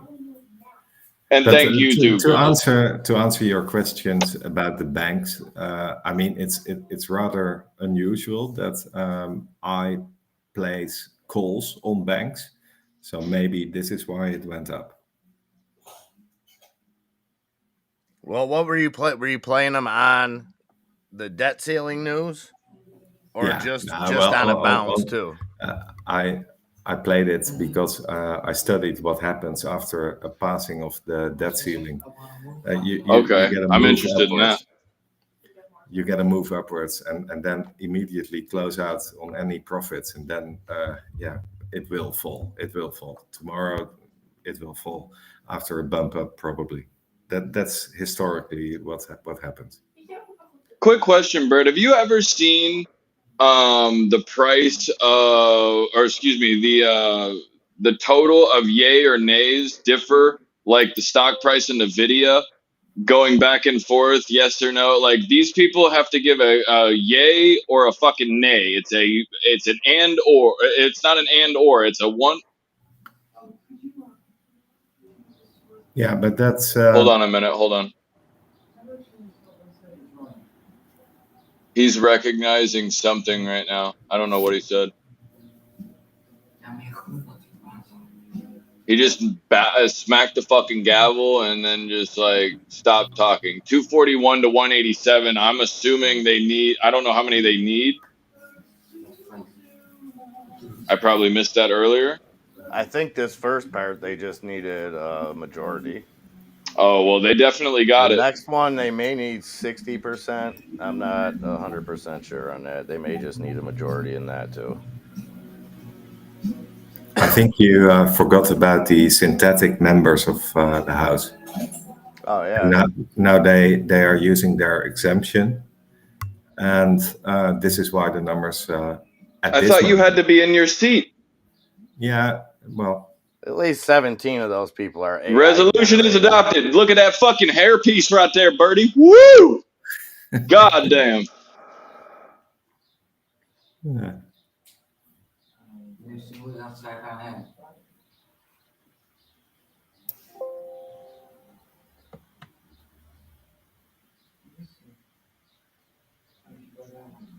So it passed.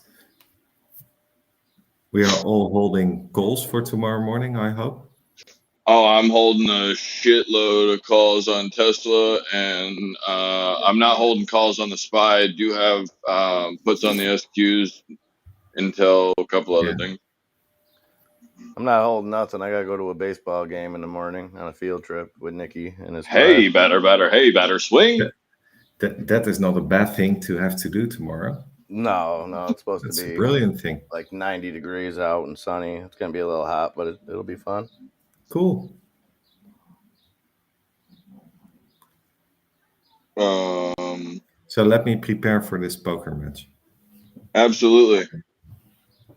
He's gonna go get the. He's gonna go get the hat. You gotta change the settings, Enzo. You got the 1,000 chips. Oh, you're shitting me. Fuck.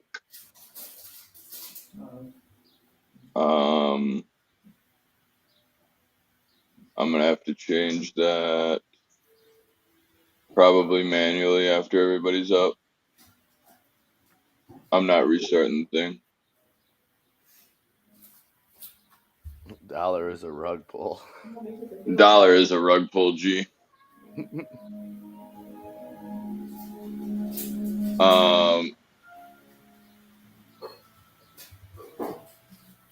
What, Bertie about to drop some DMT? Trying to get in line with this poker game real quick or what? It's anniversary, dog. Back up off him. Kamira, welcome. We got this. Yeah, buddy. What's up, Kamira? That might be my dyslexia. I don't know. Somebody needs to probably check that. No, you were good on that one. No reverse split, just add liquidity. No, right. Yeah, and then you write it off as a essential to do business. Well, whatever side of the aisle you're on, I guess this is a good thing. We avoid the default, hopefully, and maybe we'll see a little bit of calmness. We might jump right into hawkish Fed speak. Absolutely. Because that hasn't gone away. Nope. But we do have poker in the Discord tonight. Big Birdman's going to come join us. That's an absolute. I think that might be the first time I've seen it in a year. That's a beautiful, beautiful thing. Oh, it ain't going to be tonight. It's going to be like soon. What are you talking about? We're playing poker at the same time as we usually do. Nah, we're playing poker right now. That was the whole plan. Silly. You know what time it is in the morning when it's 2 o'clock in the morning when we play poker for Birdie. Okay. No, I was not aware of that. He's not Kieran, man. He's not out eating horse, living life at 2:30 in the morning. You know what I mean? Right off needed Vaseline. Yeah, no question. The game I don't is know how live. good the market responds to this, though, because me and you talked about this early this morning, Enzo. Part of the reason that the market's been cooking so far this year is because nothing's really happened because of the gridlock. And the market likes that. Now the floodgates are back open. Time to spend. And if you think both sides didn't get blank checks when it's all said and done. Oh, both sides are 100%. Now apparently the totals have all said yay now. Damn. Yays and nays are fair weather fans. That's just for clerical work, dude. Don't worry about it. Yeah, no worries. Once it passes, everybody's they voted nays. Like, wait a minute, hold on, I want in on that. I'm good. I'm cool with it. This is called what you do if you had, 300 kindergartners and you were getting them in a room to try to take a vote. You would run it the same way. Absolutely. Give me a second. I gotta make a phone call to the lady. Make a phone call. I'm gonna have a smoke and talk to Birdie. It's 4:20. If your clock's 14 minutes slow.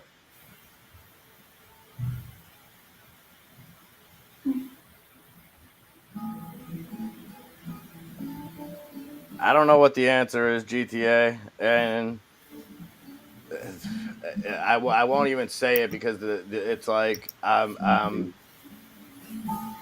so beaten down on the idea of this country coming together for anything that, like, it's a shitty thing to say or to even think, but it's like, and I don't wish this to happen, so don't take it the wrong way, but I use 9/11 as the example. Like, that, to me, that's the last time this country was like truly united and truly behind something, truly not a left, right, whatever. The bank, yeah, oh my god.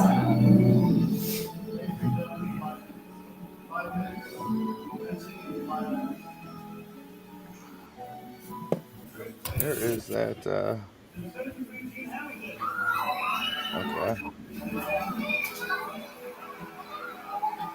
What are you watching, cartoons over there, Bertie? No, not me. That's the family watching. What's the movie you're watching, guys?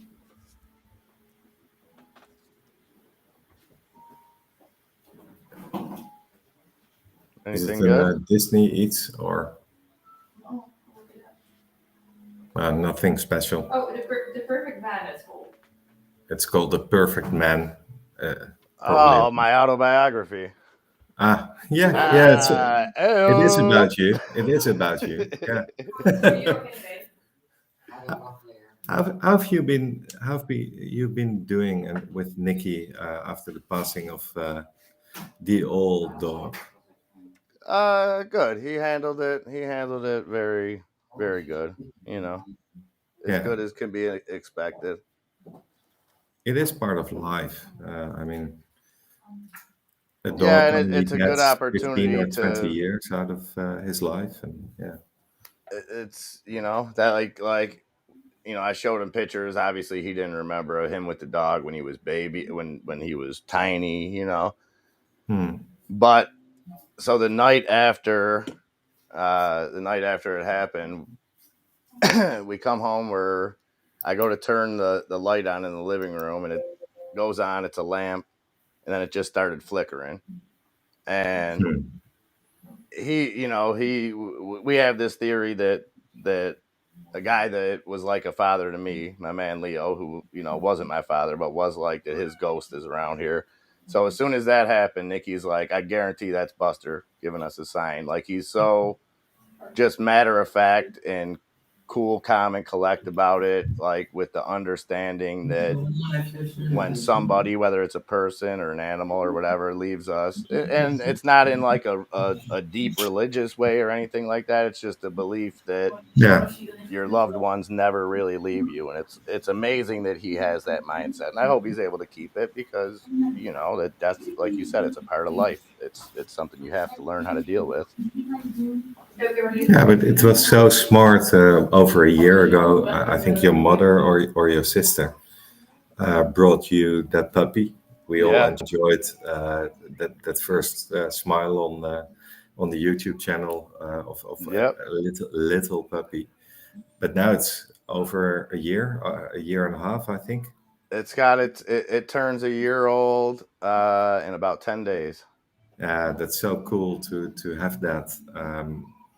Not as a replacement, of course, but right as a comfort. Absolutely. Yeah, you're in it together, and even this little guy will miss his big friend and brother.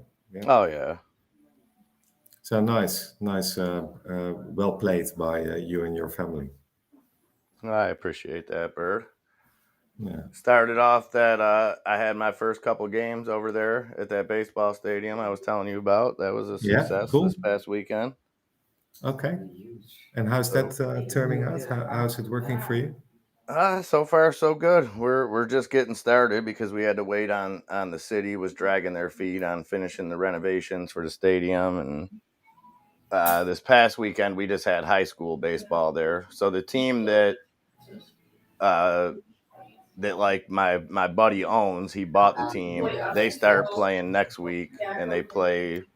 So they're it's like a summer league for Division I college kids. So you have to be a good college player to play in this league, and it's just I'm having fun with it. I had Nikki over there working with me. Like that in itself, it was worth wherever this goes. Like he was back there slanging drinks and having a good time. Like he loved it. And it was just cool to just be able to do that, to be doing like some legitimate work and have him involved and have him and having fun with it. It was really cool.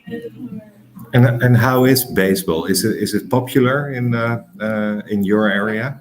Yeah, especially with like kids, like Little League and stuff it's by far the most popular kid sport. I do see on ESPN we have a membership on the ESPN in Europe, and when there's no European sports, they will broadcast live baseball from the major league, and I enjoy watching it. There's not a lot of pace in it. It's not really active, and well, baseball better than I do. On television, only if you are a fan of one of the teams, then it's interesting to watch. Yeah, and they changed a few of the rules this year to make the game a little bit more appealing. Like there's less time between pitches. They basically tried to speed up the game. And that's cool. I think that's a good thing. You got to adapt. I understand the people that are traditionalists and want to keep games, but you have to keep up with just society in general. You know what I mean? As people want gratification right now, people, as dumb as it sounds, that extra 10 seconds between pitches, some people aren't willing to sit through it. Yeah, and you can ask it from the players. I mean, you're a professional or you are not, and you're always ready to either pitch a ball or hit a ball. So True. it's not a large change in the attitude towards the sport. But what I notice is that there are capacity crowds. Oh yeah. On almost every match, so it must be popular still. Yeah, and like we don't have a major league team here, so I don't know how affordable the games still are, but that might be a selling point because I know there's always cheap seats at baseball. You don't have that at every other sport. Like you don't really have cheap seats at an NBA game. You know, you might have some promotions, but like baseball still has I think fairly affordable. Yeah. Do we need to talk about my club? Yes. I think we should. So we became third in the competition, Ajax that is. We played no role of any importance in the European leagues. And we changed the coach after Christmas. We should have done that in autumn already, but we waited.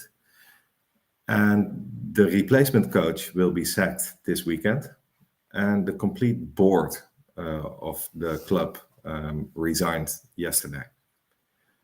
Whoa. So, yeah, the complete board. It's just all gone. And yeah.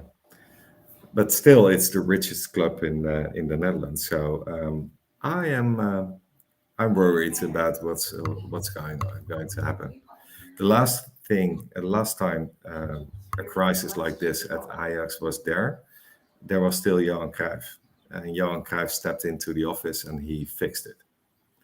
And that's why we were successful as a team for the last 7 years. But now Johan Cruijff has passed away, of course. And who will step in now? That's a big question. Yeah, and it's such a shame because it was a really, really talented group, and we were bound to be successful in Europe. And yeah, they sold the best players, of course, and this often happens. But the strength of the team of Ajax is that they have the best youth in the country, probably in Europe. If you read about it, even if you Google it, the youth teams of Ajax, that they are always top of the league, and the best players always finish up playing in the first team of Ajax. And that has gone as well, and that's the biggest worry. The focus was always there. Instead of buying players, we developed players. And right. That's gone. And yeah, we need a complete board, new board, and we need new trainers. But someone has to organize it, and that someone must be someone from the club, an old star with a reputation. He needs to step in. But we'll see what happens. Do you have somebody in mind? Somebody that you think would be willing to? I have some people in mind who I would support as a fan, but I doubt if they are willing to step into this mess at this moment. That's tough. It is tough. So yeah, but yeah, this is how it goes in club sports. The Yankees are not champion of the Major League Baseball every year. If they are, New York celebrates, and the year after, if they are not, and they don't even make the playoffs, New York is not happy. Yeah. And then you get a lot of changes. So, yeah. This is what happens, and yeah, it is so fun to watch a team build and then achieve goals that are not expected. It's always hard to have a team with expectations not making up to it, and yeah, so do you think you need a board with a long-term expectation that needs to put a Band-Aid on it now and go back to like what could be done about it? How can you reverse the shift of of the young talent not being developed? I think I know American football, and there's totally different tactics. Right. I mean, you have 11 players. What you need is a decent player with experience and talent and a set record. You need a good goalkeeper. We've got that. A replacement. We got an Argentinian goalkeeper during the winter break, so that's okay. But in front of him, in the center of defense, you need a solid name, a guy where strikers look up to. Well, this is serious. And then you need someone with the talent to keep the team together in midfield, and you need a decent striker. And that's the X, and you need experience there. So that will cost a lot of money. And around that, you should have your own talents. And that should be guys 17, 18, 19-year-old, and they should have their chance. And they will fail. They will succeed in some matches, and then the other match, they will fail because that's inexperience. But you must stick to your plan and set a real target that you want to be in the Champions League semifinals in 3 or 4 years' time from here. And that's a decent target. Okay, so kind of mid-range, investing now, mid-range, but also in the future. Yeah. And not just make it just try to, because if you just try to move forward now, go all in on nothing, what's that getting you? Yeah, that doesn't work. You've seen, just look at Paris Saint-Germain, the football team in Paris, owned by some Arabs, and they have Neymar, they have Messi, and yes, they are champion in France, but they don't play any role of significance in the Champions League. In the and that's how the New York Mets. I'm a Mets fan, and they've been the same way. They've had top 2 or 3 payrolls in the major leagues and don't have shit to show for it. They just know how to spend money. Yeah, and they're buying success, and that will never bring you success. Maybe once. Now our other leagues here. Now, do you guys have in these leagues? Is there any kind of salary caps? There used to be, but Ajax stepped away from that because they are so rich compared to the other teams. They had their own salary caps, but they stopped doing that because otherwise all our players just would leave to the Premiership in the UK, where they triple or quadruple their salaries. So Ajax had to step away from a salary cap, and they can afford it. But it's not a good thing. Yeah, so baseball, I don't think has a salary cap here, and you see payrolls fluctuate from some teams that have like a $40 million payroll, some teams that have a $250 million payroll. But then like football, American football and basketball, they have salary caps, but basically you pay a luxury tax. I think some of that's about to change in the NBA, but like right now, if the salary cap's $100 million and you want to spend $150 million, you can. You just got to pay a tax to all the owners for doing it. It's just like Citadel is treating meme stocks. Yeah, basically. You can only short 100 million, but hey, let's just short 200 million. Why not? So we got a real good show coming up in the next year here, Bertie, year and a half. With right now, you got a Ken Griffin guy in DeSantis down there in Florida running against Trump on the one side, and then you still got old man Biden as the front runner on the other side. Yeah, how can that be? Why isn't that Robert Kennedy? He should be the front runner for the Democrats, I think. I would vote for him. Yeah. I'm not registered as anything. I can vote for whoever the hell I want. I don't think he'll make it anywhere near the primaries, out of the primaries, and I think they said they're not having any debates for the primaries. I think we will get a debate at some point in the Republican Party. Oh yeah, the Republican Party will be must-see TV. It'll replace Monday Night Raw. Yeah, it was so cool. Did you watch the live stream on Twitter? I tried to, the DeSantis one. I tried to, and I got booted out in the beginning, and then just didn't watch it. I thought it was pretty cool. After. And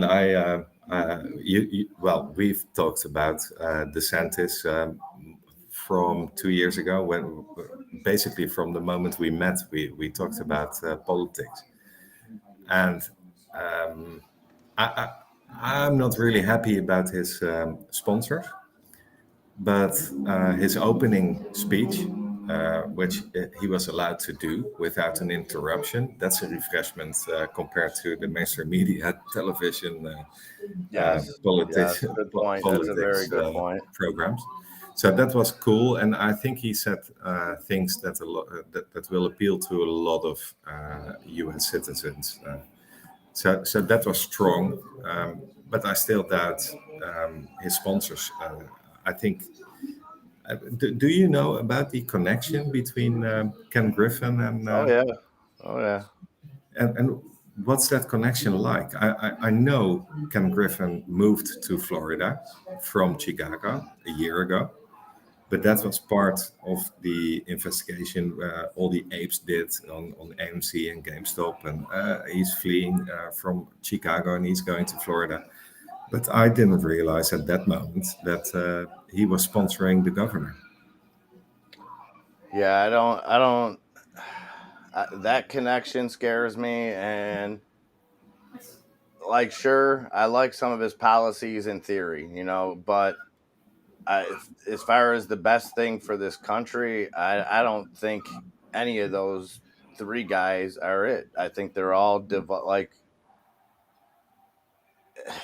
he's extreme on a lot of stuff that's just going to be 4 years of a divided country again. And I'm not saying like I disagree with everything he says or I agree with it. I think we just need something different. I think he's just Trump 2.0. I think it'll be 4 years of him talking shit about wokeism, and it'll just be a big media fest where us as the citizens are getting screwed behind the scenes. And it'll just, I don't know. I mean, it would be a shame. I think it would be the best solution that Trump goes for office again and have DeSantis as vice president and run for office together, and then let DeSantis, if he does well, take over. Yeah, that's what Enzo seems to think. I don't think that'll ever happen. I hope I think Trump's ego would never let somebody that's capable of like overtaking him be second. Like I just don't think, in the way that he's talking shit about him now, not that matters, because Biden and Kamala Harris talked a bunch of shit about each other before, being the vice president. I don't know, Bernie. Like it's tough because I agree with Biden or Trump and DeSantis on a lot of stuff. I think they're idiots at a lot of stuff. I think they should know when to shut up at a lot of stuff. What I don't understand is if you're put in a voter box, whatever side you're on, and your choice is Joe Biden or either Trump or DeSantis, who do you choose? Like even if you're a hardcore Democrat, and I don't say this to be like disrespectful, how could you consciously vote again for Joe Biden is what I would try to understand. Yeah, but at least this time around, the Democratic Party have a candidate.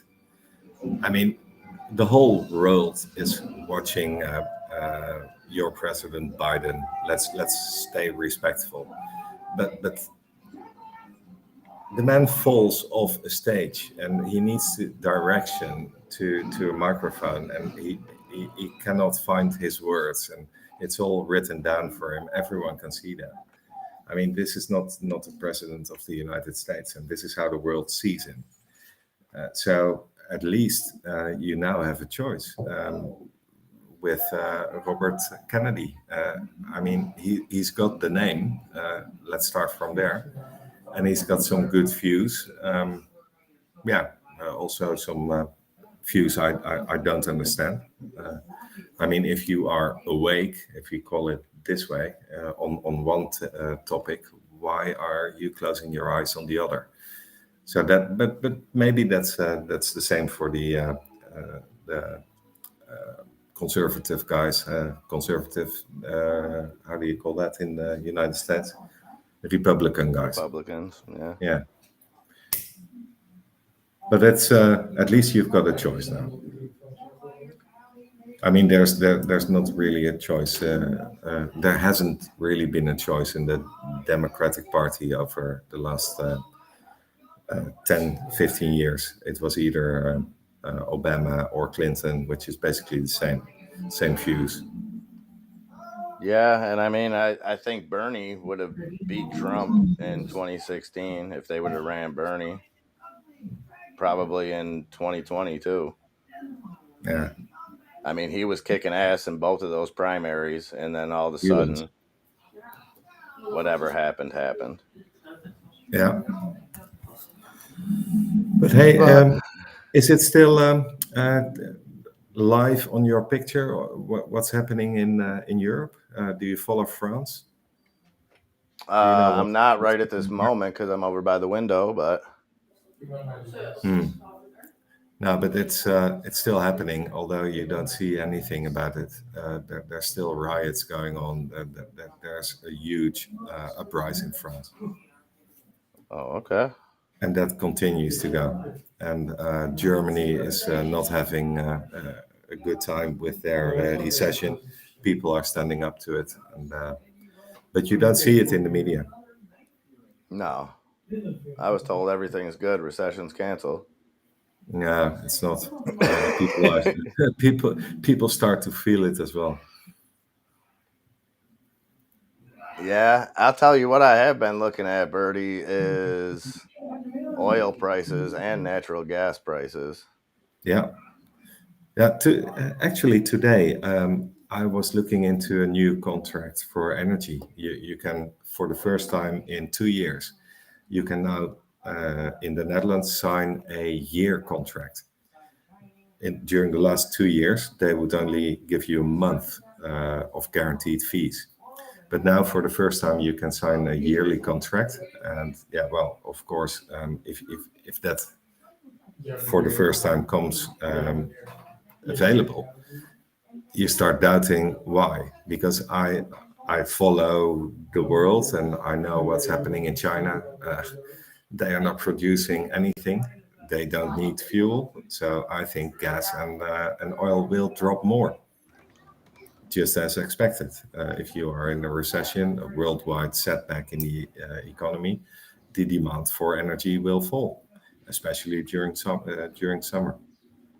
So I'm going to wait at least 2 or 3 months, before good point. comes, and then I'll sign a yearly contract. Nice. But you never know what will happen. This war in Ukraine, it keeps going on. I don't think it will end anytime soon. No, I don't see it. I don't know what to think of it nowadays. No, well, you know my view. I think NATO has crossed Putin's line, and he said that numerous times. And now he entered Ukraine to defend Russia.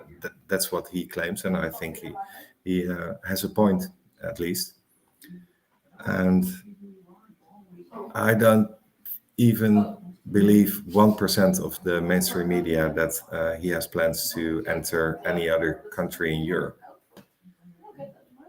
So, yeah, I haven't seen any argument presented with any kind of proof to that. I don't think he has any plans to do so. And well, look at BRICS. He's doing fine, and the sanctions put upon Russia didn't really help the cause. So that's not a good thing. But we are on YouTube, and I do realize that. So maybe we should take Oh this yeah, conversation elsewhere. you know, I think we still all continue to want the same thing. It's not about pointing fingers at who's what. What's concerning is the lack of any kind of peace talks. And I could understand if you're of the view of Putin invaded, like they have the right to defend themselves. Whatever side you're on, you know, I'm not trying to take Putin's side, but the concerning thing is you know, is that there's been we're a year and a couple months into it, and still to even mention, you know, any kind of peace talk is you're looked at like you're an alien. Like that's just ludicrous. Like are we just gonna keep wasting money? And now that like there's been attacks inside of Moscow, you know, Russia's gonna do God knows what and ramp this up. And what's next? You know, Biden said point blank, they're not getting F-16s. Here we are a month later, 2 months later, they're getting F-16s. It's just I mean, it's my heart breaks for the people that are just dying uselessly, that are just being Yeah, used as pawns absolutely. on both sides. Yeah, absolutely. Did you notice anything, or was it in your media? There was a big show performed last Saturday in Amsterdam, where they brought in so-called destroyed Russian tank, and they put it in display on one of the largest squares in Amsterdam as a victory piece for Ukraine. This is what actually happened. And then the mayor of Amsterdam, which is a lady, a far left-wing mayor, and she made a speech about the heroism of Ukraine, and that they are fighting our war and things like that. And she got booed, of course, by the crowd. And then the crowd started throwing flowers at that tank. The day after, there were signs that it was not allowed to place any flowers on that tank. It was just amazing. And then a reporter came by. He was filmed. He didn't realize that he was filmed. And the guy who had this tank in his front yard. It's one of the museums sponsored by NATO, for God's sake. And they made it all possible by funding it.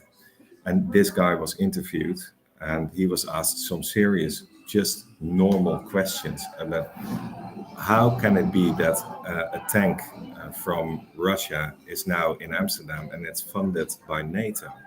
And this guy just got crazy, and he attacked the reporter and took away his microphone, and it was all filmed, and it was live on YouTube and things like that.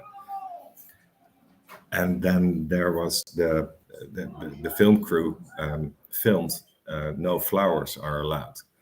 The day after that, which was the Monday, it was a holiday. This tank you can now not see because there are so many flowers. I mean, everyone picked their flowers from the garden, went to Amsterdam, and just threw it on the tank. So, wow. But you don't see that. You don't see that on mainstream media. Yeah, it's People a understand shame. what's going on. People Yeah, do. they do. It's just a shame because you know, I think maybe not on a leadership level, but on, you know, just an everyday people level, people that just casually watch the news here and there. You know, I think they've just been manipulated to support something that's not what they think it is. No, but the crazy thing is, and this is where I think the guys who are in charge, whether if it's in Canada with Trudeau, or in France with Macron, or here in the Netherlands with Rutte or the Biden administration, or Ahern in New Zealand, wherever. All the NATO countries have kind of similar governments at the moment. But what they do not understand is that the people are not anti-Russia or pro-Ukraine. People in general are just not pleased about killing each other. And people don't want a war. And people are getting awake. And people realize that it's possibly your son that needs to go over there and fight their war. And what I don't see is even the left wing, or who was supporting the Vietnam War or the Korean War. Who was supporting that, and who was protesting at that moment? The right supported it, right? And the left was against it. Yeah, but the left is now in government everywhere. But those were the guys who were protesting the Vietnam War and the Korean War and all the other wars. Where are those guys now? Why are they not out on the streets and demand peace negotiations? I mean, that's normal. But you don't see I it. mean, both parties have become the party of war, like Dr. Whom spitting all kinds of facts there.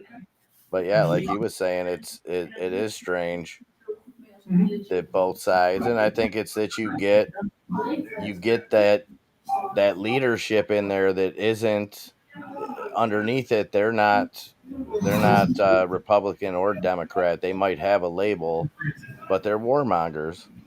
Lindsey Graham, man, perfect example over here. Like, it's just straight warmongers, and it's tough to justify, because if you took yourself out of the equation and you just stepped out, as for me as an American, if I was able to step outside of that point of view and just look at, say even the last 20 years from a global aspect, it would be very tough to distinguish maybe it wouldn't, but to see who the good guys and who the bad guys are. You know what I mean? Yeah. That's what I stated earlier in the chat. I'm 51 now, and I've always been on the European side, and the US are allies, and of course, and NATO is protecting us from the bad Russian. That's how we were all brought up. But nowadays, with all the information that we have, I don't believe that anymore. And I don't think that's strange at all. If you dig into what happened in Iraq, and if you realize that even Iraq is now talking to the BRICS countries to swap currencies for their international trade, I think that's a result of the wrongdoing of NATO, and that's something the guys in charge were not expecting.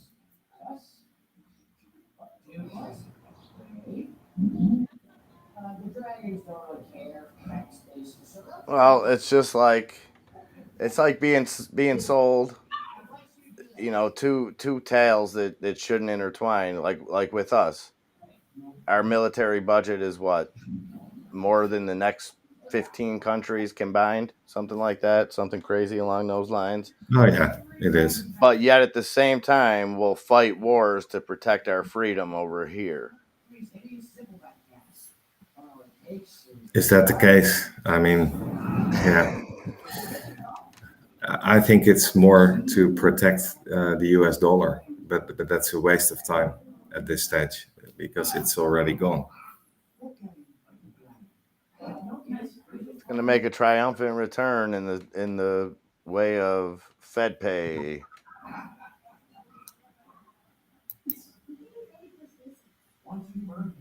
There'll be no need for the U.S. dollar. Comments. Some decent comments in the chat. Gert Brooks, I just wish all countries be themselves and have fun. Yeah, but that's the issue, Gert. With what happened over the last 3 years, let's not name that supposed to be dreadful disease, but that showed that all the governments in NATO countries have the same policies, and we must all act as one, and we must forget about our pride of being American in your case, and me being Dutch, and especially in Europe, we must be European. We must not be Dutch or German or French.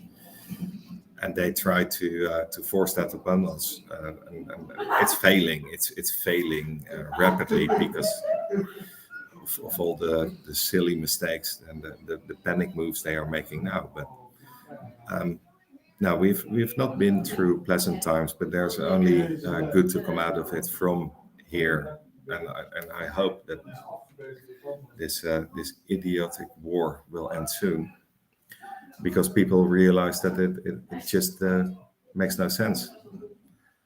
What will be the end goal for either party? I mean, Russia is not interested to enter Europe any deeper, and Ukraine is never ever going to win this war. So let's just stop fighting. Yeah, I don't know. I don't know what the end goal of either side is.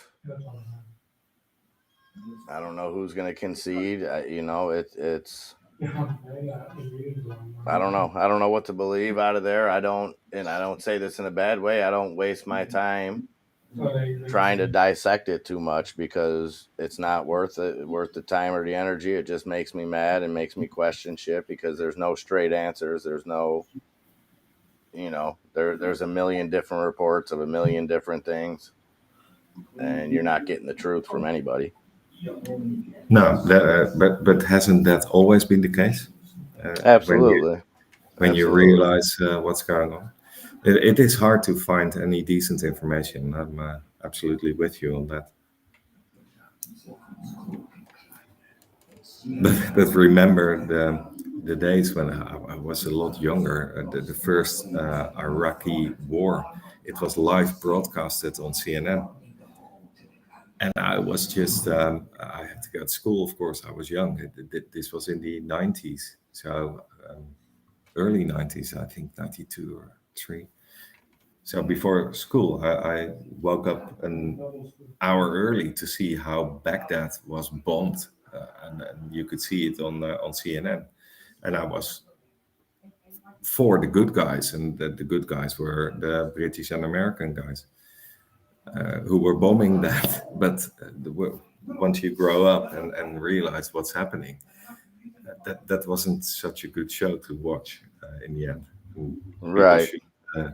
People should think about what happened during their life and make some changes.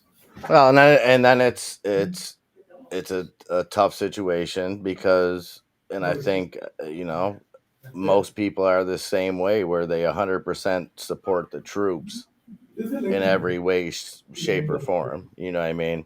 As far as the individual soldiers themselves. And it's a tough conversation to even have with people, to differentiate I can imagine the cause and the soldiers themselves. And I can understand why. People, it's a touchy situation, because I would say most people have a link to the military, whether it's someone in their family or a close friend or something like that. So it's really tough to. How was Memorial Day on last Monday? It was good here. Did you feel some tension? Here I didn't. I had 2 baseball high school playoff games over at the stadium. Cool. You don't I hung out. You know what? It was nice, because there was just no talk of nothing really serious other than baseball or the weather. And you know me, Birdie, like I probably talk to 600 people just because that's what I do. So but it was good to just all pleasantries and stuff, all good stuff, away from all the bullshit. Yeah, that's maybe better. How is the poker lineup? Are we going to play poker? Yeah, we now? Enzo had to make a phone call. Let me text him, see what he's doing here. I mean, it is 11:15, approaching. Yeah, you're already up late. You got to work in the morning? No. No, this is why I'm here all day. Is tomorrow his birthday or Friday? Yeah, tomorrow is Floris's birthday, but he'll sleep in because he has a day off as well. So there's plenty of time. The big 18. That's like the so for us that's like 21. That's it is. Yeah. Oh, here we go. CNBC obtained deposition of Jamie Dimon in the Epstein case. Let's see what they got to say. So what do I do? I have to go into Discord and then poker live. Yeah. Let me see if he's got the game set up. I don't think Endo was ready to play poker at this moment. Is there a time difference between you and Enzo? No, he's on the same time as me. He probably has no clue what time it is because he goes for days without sleeping. Okay.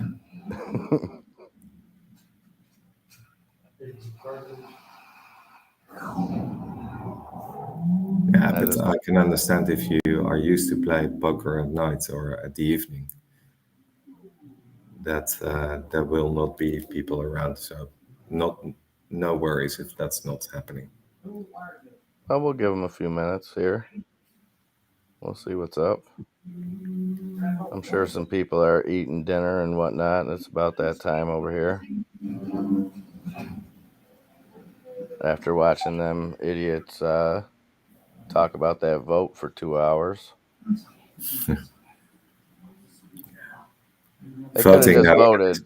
They all just came out and said why they're going to be off the hook because they wanted this or that wasn't in there, and both sides did the exact same thing, and they could have saved the time and effort and just voted the way that they were going to.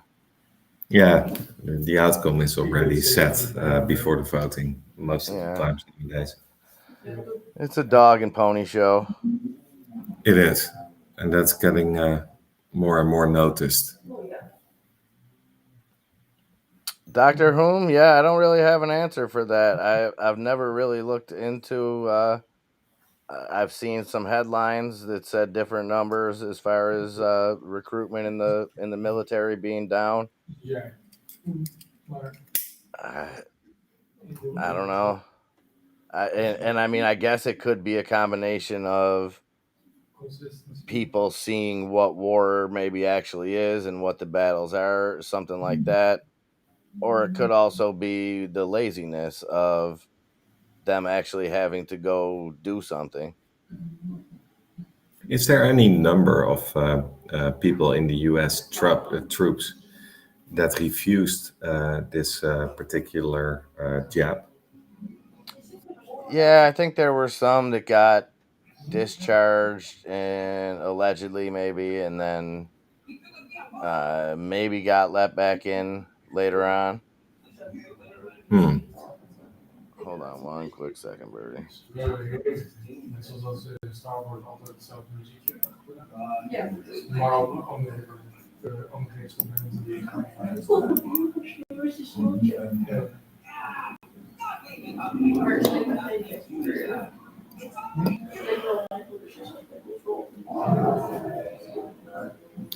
It's quite cool that there are still 10 people watching the channel.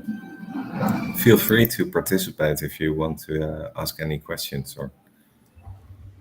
Yes, please do. Please do. I'll tell you what. Let me have one more drink, Birdie. Either which way, I'm gonna have one more with you. Let me just go grab that real quick, if you don't mind. Yeah.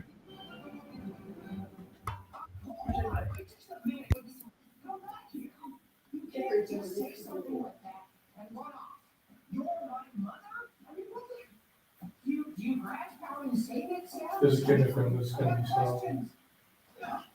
Where have you been all this time? Sure. What have you been doing? But they said you were dead. Everyone thinks you were eaten by.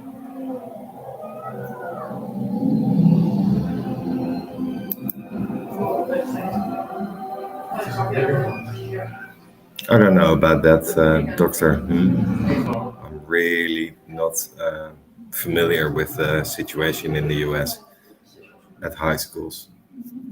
I haven't been in the United States since 2001, to be honest.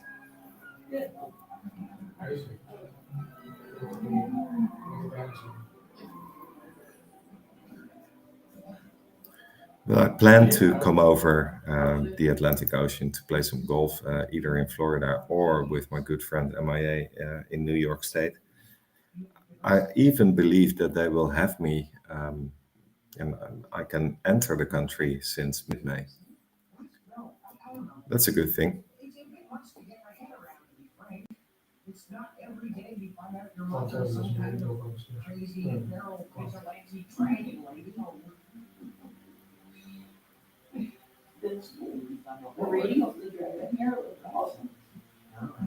Michael J. Feinhardt, what's your opinion on buying SPY for long term? Bad or good timing? I wouldn't do it myself. You ask me, I give you my opinion. I would wait for tomorrow for the spike up, maybe play it with options. But I do expect the markets to drop severely because of the impact on the companies of the first raises, and that occurred a year ago. They started hiking the rates, and even in my own company, we had to refinance. Last week before, we had to refinance, and the old loans that we had in the company were at 2.8% interest rate, and the offer we got today was 6%. And this is what's happening globally, and this will have an impact on every company, and therefore the profitability of companies will go down, and you will see the results in the third and fourth quarter. Our good friend Randy Stockner already said that numerous times, and therefore I do not go long in the SPY or anything, basically. The only thing I'm long on is meme stocks, because I still do expect when the market drops that margin calls will come in. And although I realize that it's probably all corrupted, but at some stage the shorts have to be filled, have to be bought back. So I'm still hoping that will happen. But long on the SPY at this moment, I'm not looking into that even. I played a call today and I made some tendies of that, and that's a good thing. In and out. That's what I do on the SPY.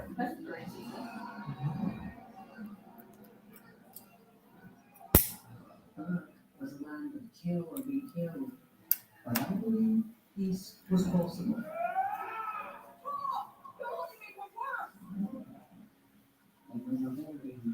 It's great fun to talk to you guys again.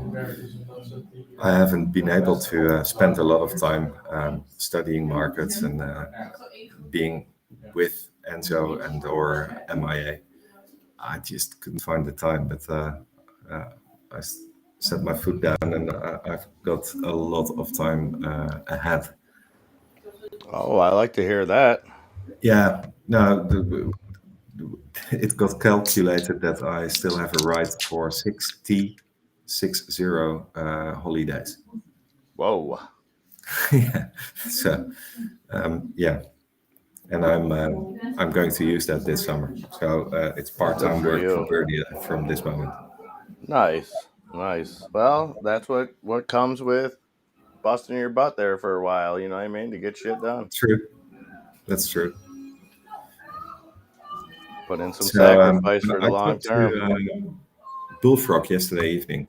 He was in his Discord, and I had a chat with him, Nice. mentioning the same thing. And I'm even considering doing something on YouTube, either with you guys or with Bullfrog, or if not, if you guys are not interested, I might even do it myself. To have a show or a video of about an hour to reconnect the European markets to the opening of Wall Street. I think that was great fun. I had a lot of fun doing it. I just didn't have the time now, but since I do have some time on my hands,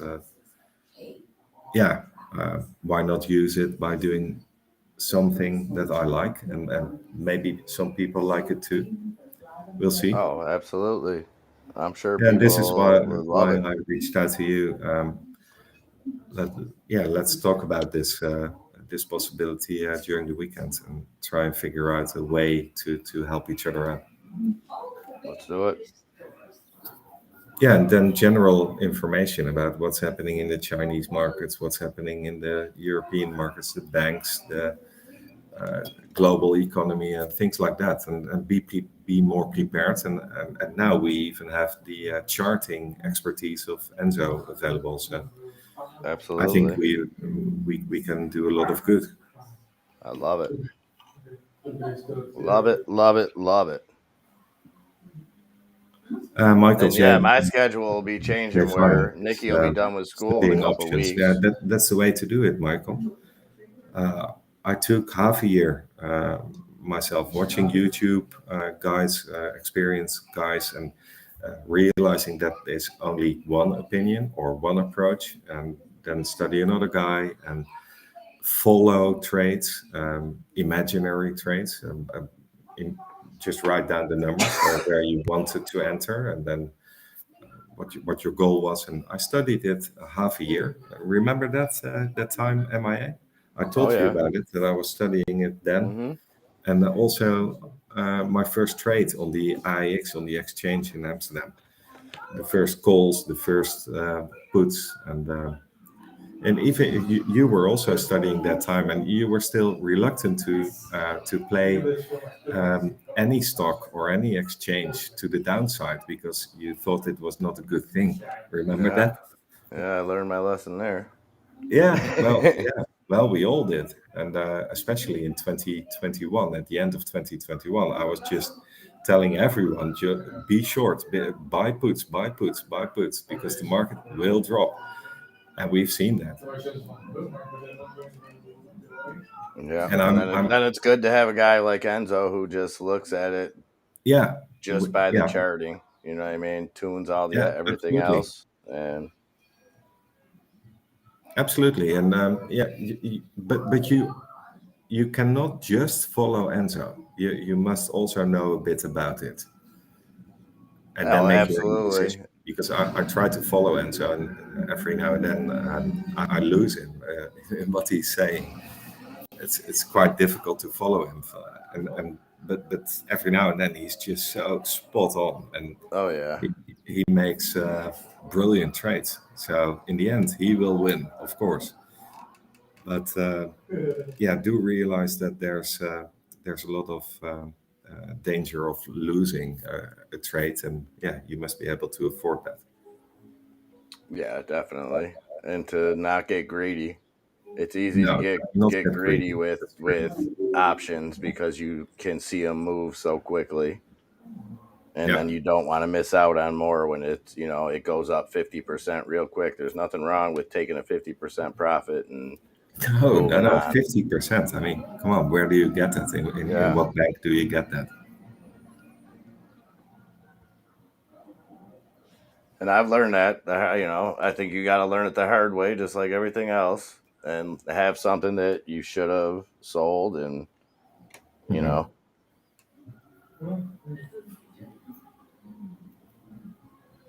Well, and it basically, you got to look at them as the same way Michael, as far as the movement, whether it's upside or downside, it's just the momentum that you're looking for either way.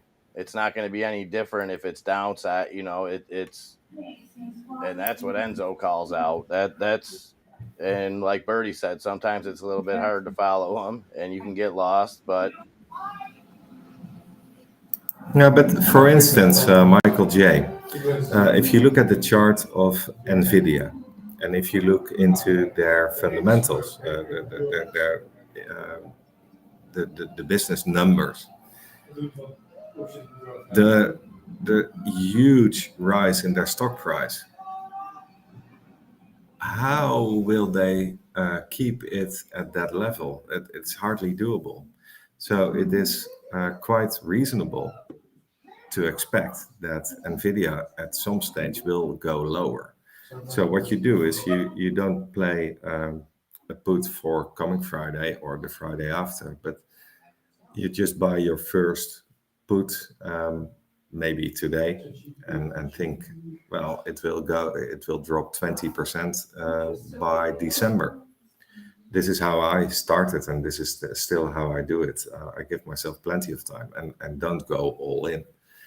So if it drops tomorrow, which I expect it will, but just to speak out what I think will happen tomorrow, the market will pump because Europe will celebrate this debt ceiling issue, and then the first 1.5 hour Nasdaq will pump as well, and after that it will drop, and on Friday everyone is in calls today, tomorrow, because the debt ceiling is raised and everyone's happy and cheering. And then the market makers see that there's a lot of call action. And what do? They drop the market. And if they don't do it on the Friday, then they will do it on the Monday or Tuesday. So give yourself plenty of time and buy some puts. You do realize that July and August are low volume months because everyone is enjoying their summer holiday, so there's not a lot of volume and therefore there's not a lot of movement, but you can use that in buying your position for December. If you expect the fall to be an early winter, and if you expect that to be not a good period for companies' results and earning reports, and I expect them to be bad in the third and fourth quarter, buy some puts for December or January. And if they decide to pump it up a bit more, just average down on the way. Don't go all in. But the day the market drops 3 or 4%, and this will happen in I expect the near future, but especially in September, October, it will drop very rapidly. Then you're in for a party if you are holding calls, because the options are just trading. If your stock drops 2%, don't be surprised that your option is up or down 20%. The moves are so much more volatile. Oh, definitely. But you need to give yourself time, and that's opposite of what Enzo is doing. Enzo is doing trading, and I'm more about trading the macroeconomic events. And you've heard me talk about all the banks. I got rid of all the puts today. In fact, there's only one bank option that I hold now, and that's an ABN AMRO call for tomorrow. Nice. I sold out all of my puts, and I was holding and adding up and adding up and adding up for months, and I sold it all today at a really good profit. Good for you. Yeah, but I was down on a lot of days when they kept pumping those bank stocks, but on low volume. So I could easily see and recognize that it was fake. This was just no one was buying. Only the machines were buying and selling to each other. If ING or Deutsche Bank They went up from 7 euros to 11. That was the max. And then it dropped back to 8. Well, I was having a ball then. I sold out of my position and I was just partying. And from that moment, they started building it up on maybe 40 or 30% of the volume. I thought, okay, let's do it again. And today they dropped 2% after yesterday's drop, 2%. Okay, time to sell it again. But then on average, today I sold them all those puts I bought since that last drop. When was that? Let me check for you. DB. If you look at the chart of DB, then you know what happened. Go to the 3 months. Yeah, they fell off a cliff May. Yeah, I was there. But they fell off a cliff on May 3rd. And then we can't have that. So they tried to build it up. So I sold at a profit and then started rebuying. And it took me almost the complete month of May, buying. And now I sold with a profit. But you need to have that time. That's the problem. You need to have that time and don't rush. And But that's different to what Enzo is doing. Enzo is in and out on daily puts, on weekly puts, and I'm not doing that. Yeah, yours is more of a short to mid-range investment, I would say. Yeah, know what's going on. I mean, I can promise you that there will be more banks going down, going bankrupt. That's the whole goal of what's going on. And the first impact, we saw that on First Republic Bank.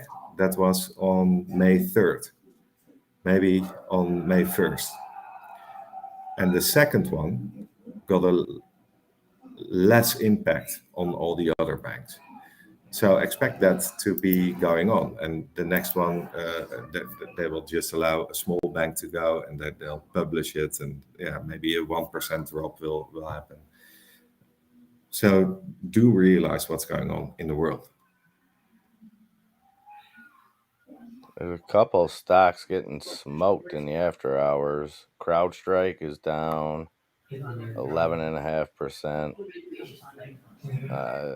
C3 AI is down 16%. Michael J. Asking how high was the cliff. If you look at the Deutsche Bank, it went from $10.94 to 10.11 on a day, but that low was even lower. It went to 9.80, I think, but that's not in the charts now. And that was a 4.5%. But the put options I was holding went 1,200% on that day. And this is how fast it can get, because there was there's the implied volatility and everything was in order. There was nothing was expecting this, and then you get in a big bang. So only a small percentage, maybe 3 or 4% drop on that day, caused a 1,200% movement on an option, and you need to be prepared of that.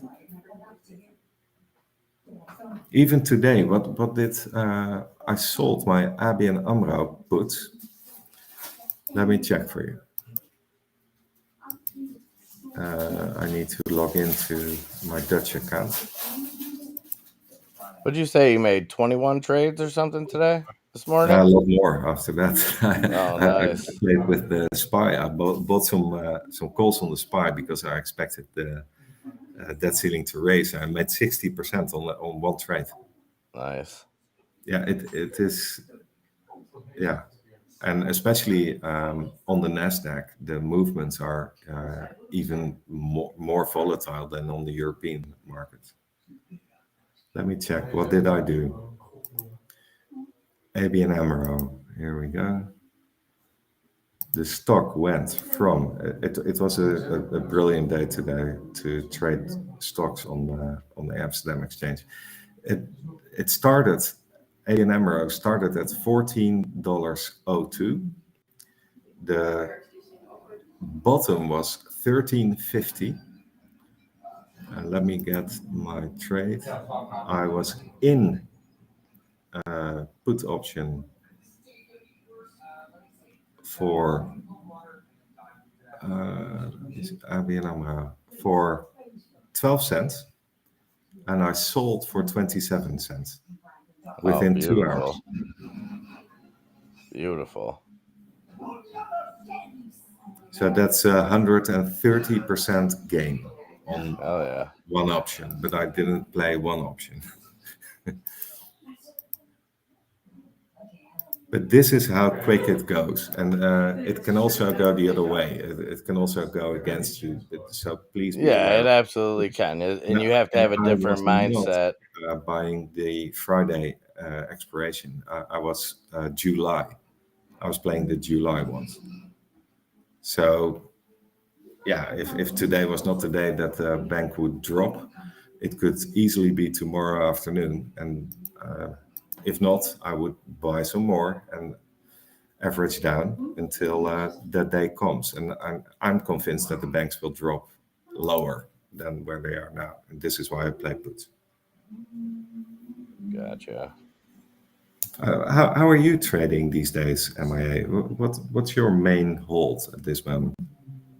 All the same stuff. I still have GameStop and AMC. I don't really have much other. I got a little bit of Mullen, and I'll just place buy calls or puts a couple days out here and there and try to get quick 50% or quick 100% and get in, get out.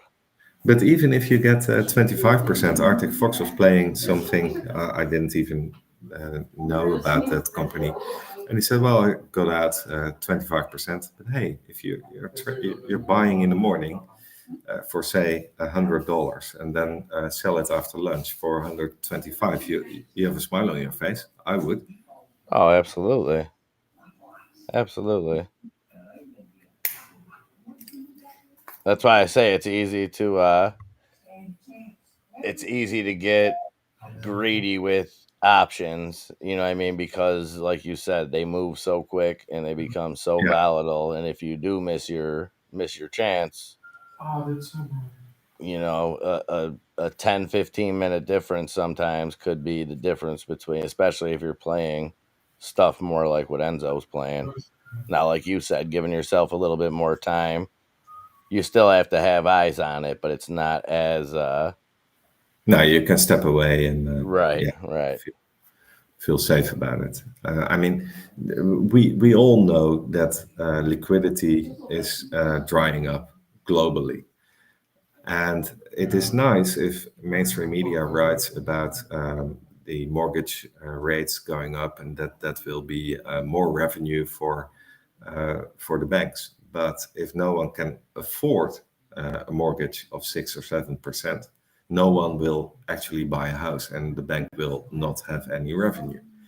So, yeah, to me, it's plain and simple. That the balances of the banks are really full of bonds that are in loss, and they will have to get out of those. Especially the longer bonds that they were obliged to buy during the pandemic, but they are now underwater. And the shorter bonds, which are really profitable, 5 or 6%, they are traded. So therefore, their complete portfolio is upside down.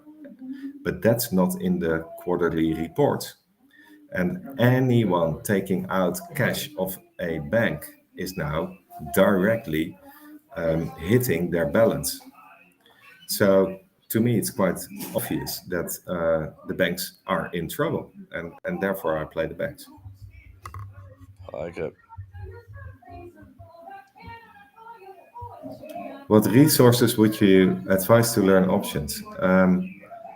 Just start by in YouTube. I would do the classes of Tony Denaro. Just scroll through his contents, and there will be options trading in it. Ask Enzo if he will help you out. I can help you out if you have time in Discord. I can show you charts, and I can tell you about how I do it. MIA can do it. We had an option class with Odifra. Is that on our Discord? No, that's on the other one. On the other one, yeah. But start from there, and there's a lot of guys talking about it, and yeah, be aware that you don't have to pay for anything. If people want to share information that are willing to spread it for free, those guys are mostly the best because there's no commercial influence. And you can always try a paper trading account. Like I said, just if you're going to do that, treat it as if it's real money in the sense of how you use it and watch the movement on it, or it's kind of it's worthless to just make an account with $1 million in it and just throw shit at the wall. Put roughly what you would start with and play it like it's a real account for a couple weeks or a month or. And Michael J, be sure to connect with Randy Stockner. Yeah, Randy knows his stuff. Really learned a lot of Randy. Randy is a very clever guy. He knows everything about the options. Hook up to him, and he's really a nice guy. He will make time and tell you all about trading. Yeah, options. He really will. He's one of the nicest guys out there, and he'll help you out any way he can.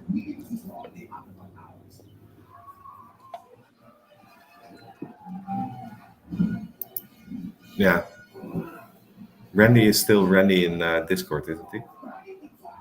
Yeah, I think it's. But maybe we should just make a video about it and ask Randy to have to join in and just talk options, the basics, and have some. Maybe we should just do that. I think a lot of people still are a bit anxious to start trading in options. Yeah, it's been our to-do list for a while now. Yeah. Yeah, just open chart and with an example. Why not? Well, it's so hard to when Enzo is live in action. He does it out in the open, but it's so hard to follow because the screen is so small, and it goes so quickly that it's really hard to understand what he's doing. And if he does it slower, then he misses out on his trade. But you need to, give yourself some more time and make pictures maybe of what he's doing. Yeah.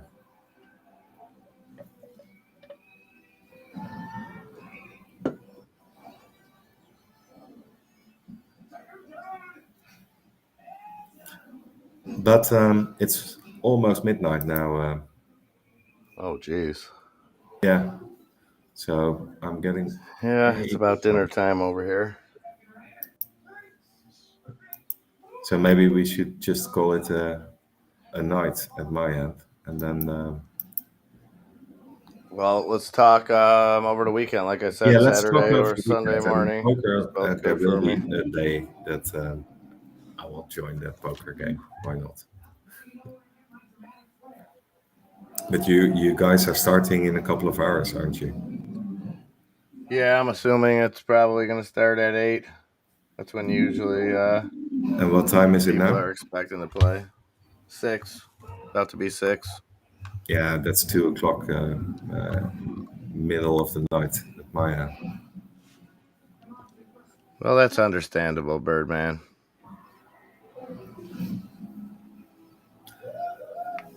Yeah, no, but let's. What's a good time for you on the Saturday? Earlier the better. Earlier the better for me. So 9:00. There's no. I mean, if you're up before that, it's even better. on the channel. So 9 o'clock New York time will be fine. Yeah, hit me up. That's perfect. Yeah. And shall we do it on the Saturday or the Sunday? Whatever's better for you. Let me check the weather because I might want to go fishing at some morning. Okay.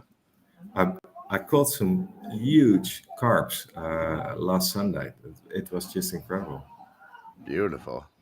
Yeah, it's nice. I get a lot of peace and quietness and with my fishing, with all the trades I have to do with business. It is a nice opposite to be in nature and just catch some fish and things like that. Beautiful. Really helps. I did pick up golf. Now I think I'm back to maybe handicap 9 or 10 now. Oh, nice. I played 9 holes a couple weeks ago. That was it so far. Yeah, but I'm nowhere near as steady as I used to be because, I don't find the time to put in the hours to be steady. Yeah, and it's tough, but you know what? When you know that you don't have the time to put it in, you just kind of have to accept that when you go out there and have a good time with it. I mean, don't get me wrong. I know the competitor in you and myself as well. Like, I don't like to not be good, but I don't let it ruin my good time anymore. Younger, I would have. I'm far more enjoying a golf course as well, instead of just only enjoy the scorecard. For sure. So it doesn't really make a difference. That it's nice sunny on Saturday and Sunday. So tomorrow is Friday. Yeah, let's do some fishing on Saturday and then Sunday tomorrow's morning. Thursday, right? My day. No, tomorrow's Thursday. Yeah. Okay. Yeah, tomorrow. Yeah, I've got a day off, so my week is messed up. So tomorrow, Thursday, Friday. Okay, now then we can do Saturday. Let's do Saturday morning. Yeah. All right. Yeah, brilliant. And for now, guys, it was fun talking to you guys. Thanks for hanging out. Thank you, MIA. See you on the Saturday then. All right, buddy. And good luck at poker tonight. Yes, and again, happy anniversary. Go enjoy what's left of it. You deserve it. That's an accomplishment and something I think everybody can say we're all envious of. So go enjoy that with your beautiful wife. When she was still a stewardess when I met her. Amazing. And I appreciate you sharing those memories with me, buddy. That means a lot because I do love you guys. You know that. I know. It's been too long. We must catch up. Speak to you on the Saturday. Good night for now. All right, ladies and gentlemen. Yeah, that's all for me. I'm gonna go get some dinner and stuff, and then poker, 8 p.m. Feel free to join us, even if you're not a big poker player. Don't worry. We take it easy on you. We're no good. Sabrina's pretty good, but other than that, Enzo talks like he's good. But appreciate you guys staying out. We'll probably watch that vote in the Discord while playing poker. I think it's at maybe 8:30 or something that they still got to vote again or whatever. So we'll keep that going, but appreciate each and every one of you guys. Great conversation today. Always love you guys because we're able to discuss stuff from all sides and everybody's always respectful and all that stuff. Much appreciated. All right. I'm going to go get some dinner. You guys all be awesome to each other. And yes, poker, 8 p.m.